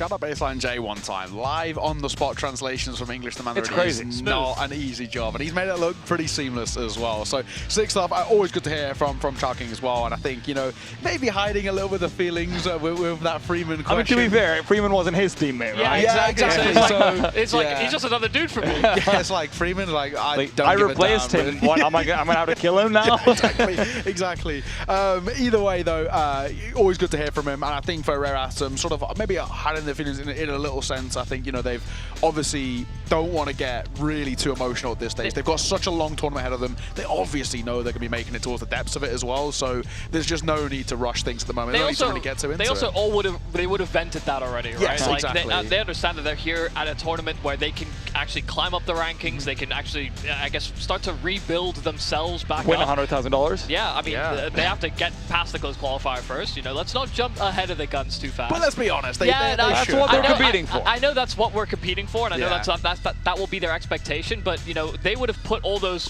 feelings and emotions away. I think that's what pros have always been very good at, is moving forward and moving past losses. Otherwise, how do you stay sane in Counter-Strike? Because you're always going to take losses at some point. Chalking, of course, we spoke to him, and his performance is absolutely fantastic. 26 and 6. Hunting at the side, I think, looked really, really good too. I mean, you obviously brought his name up tea time, and this Big has 4 kills. What? I could have sworn he got more. Yeah, and it felt like he was getting some really big impact frags. I guess that's all he got. Yeah, and it wasn't even a case of where he's like getting ADR but just not the kills. He's getting a lot of nothing. He was oinking around the gaff, but not really doing too much, it seems. 13-3, of course, is the scoreline. We expected this to be as one-sided as it was, but Yumi, I think, again, for a reverse sweep, they're now in a bit of a tricky spot, right? you haven't got that second chance anymore. You haven't got that lifeline. We're right in saying they play Mantra up next as well. So again, you know, there wasn't in Mantra only one word, had a pretty close game, and I wasn't really convinced of what I saw. So they've got quite a tough task, it seems. Yeah, I mean, you are right. I mean, that Mantra team were playing only one word very close, and they play very structured Counter-Strike. I mean, the good news for RSG is that they won't have to deal with like a hyper-aggressive style running at them all the time, but it will definitely be a different experience. They're being thrown in the the deep waters at first, and then they're being thrown in the sauna, and they're not prepared for that immediate temperature shift. Well, here's our bracket, of course, on the winner side. Rare Atom taking on only one word, as we sort of spoke about already. Just Wing going to be taking on XTM. That actually could be quite a spicy game, it has to be said. GG How taking on the Exusier side, which also could be pretty cool too. And then Nomads versus Chingus Warriors, a little bit of a derby there too. So these upper bracket games are starting to look quite spicy, and we are, now he said, very close to seeing who's going to be locking in their spots. There's only 4 spots available from the 16 teams here. Here in the lower bracket, this is now where we're on the chopping block, quite literally tea time. You lose here, and that is that. I'm actually really interested in the lower bracket games in comparison to the upper bracket ones. Obviously, those are good too, but for me, Change the Game versus God's Reign is going to be fun because I do want to see God's Reign and see if they can actually recover it or not. Then also at the same time, KZG versus GTR. I mean, Gateron could take that one out, and then KZG, I mean, look, you don't want to be losing out to an open qualified team that isn't with the top 2 either, right? Like, that's something you always have to keep in mind. You're going back to Australia. You don't want to be going back with, you know, your head down low saying, yeah, actually, we kind of looked like we didn't even have a chance to do anything. Yeah, I got to say as well, I don't know if you agree, Yumi, but I feel like God's Reign have kind of got slightly a harsher side of it. Of all the teams that they could have been playing, I really actually respect what I saw from Change the Game. They looked pretty scary. They were very close to getting a win in their first game. Yeah, I mean, both their biggest obstacles are going to be both Mantra and Change the Game, right? Yeah. So if they get past the first, the second one should be just as hard, provided Mantra make it past that hurdle themselves, right? So it'll be complicated to really forecast it all. And speaking of, we're going to get that for that second game as well, so it should be all very, very spicy. We've got some of these lower bracket Elim games, which is, you know, in a way, it's what we want to be seeing, right? We actually want to get, unfortunately, you have to say goodbye, but actually it's about who can start that lower bracket run, and there is teams that are going to have to make it through that lower bracket, and there is a real chance as well. If you can start at maybe, short tea time, it's a little bit of a slow start tournament, but if you can get a bit of momentum going in this lower bracket, you can hopefully spiral to one of those 2 spots that come from this lower bracket. I am all about cutting these teams. You need to understand this. Yeah. I genuinely think the best part of the ACL and the closed qualifiers is finding out who does not deserve to be here, right? Because there's so many differences across the regions. There's so much shit that these regions talk to each other as well. I just want to know who can back it up. All right, yeah, who can, you know, walk the walk as well as talk the talk type of thing. And that's the, I guess, the beautiful, some people will call it harsh thing, but it is double Elim, but it's best of ones as well, right? So it is yet out. There's no second chances, and I think as well, as much as obviously there's always talk to me about these best of ones, in the same vein, for some of these newer or mixier teams, it actually helps them a lot in the veto process. Yeah, I really do think that there's often weaknesses in those map pools, and I think this is what you're alluding to. You know, you kind of end up on middling ground, and that's why it is a good indicator of whether or not you deserve to be here. I get it. But also, it is a bit sad to see teams only get to play 2 games, and you know, like you said, there's so many different styles in the region. Not everyone's going to be used to that type of environment. A lot of them, this will be their first time abroad playing Counter-Strike, so it's kind of crazy to think that it can end so quickly, but there has to be winners and losers. I have no qualms with that. We can cut teams. Yeah. I will also say as well, you know, this is always a talking point, I think, and I think the community like to talk about this a lot, where they talk about best of ones and they say they're not a fair judgment, but every time I've seen best of one results, especially when it comes to like major qualifications, they're actually always spot on for the most part, right? There's very few misses in that sense. I mean, there's a few here and there, but you know, Astralis didn't deserve it. Either way, we're done for the day. We're going to see you all tomorrow.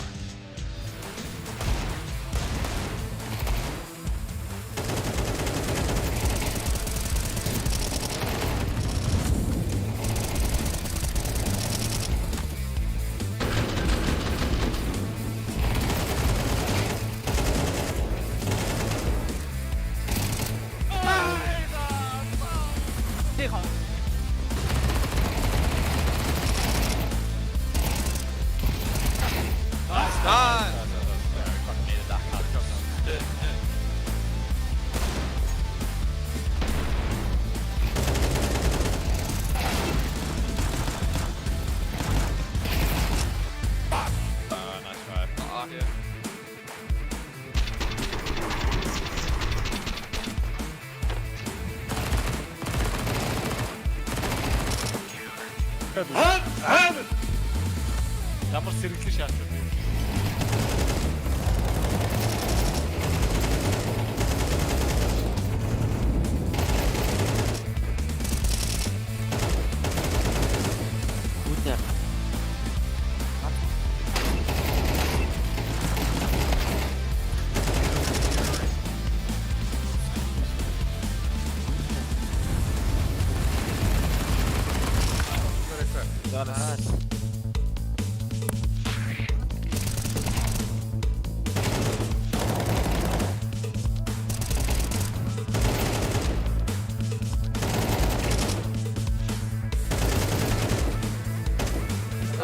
别打我呀！你妈的，别干了，全别干。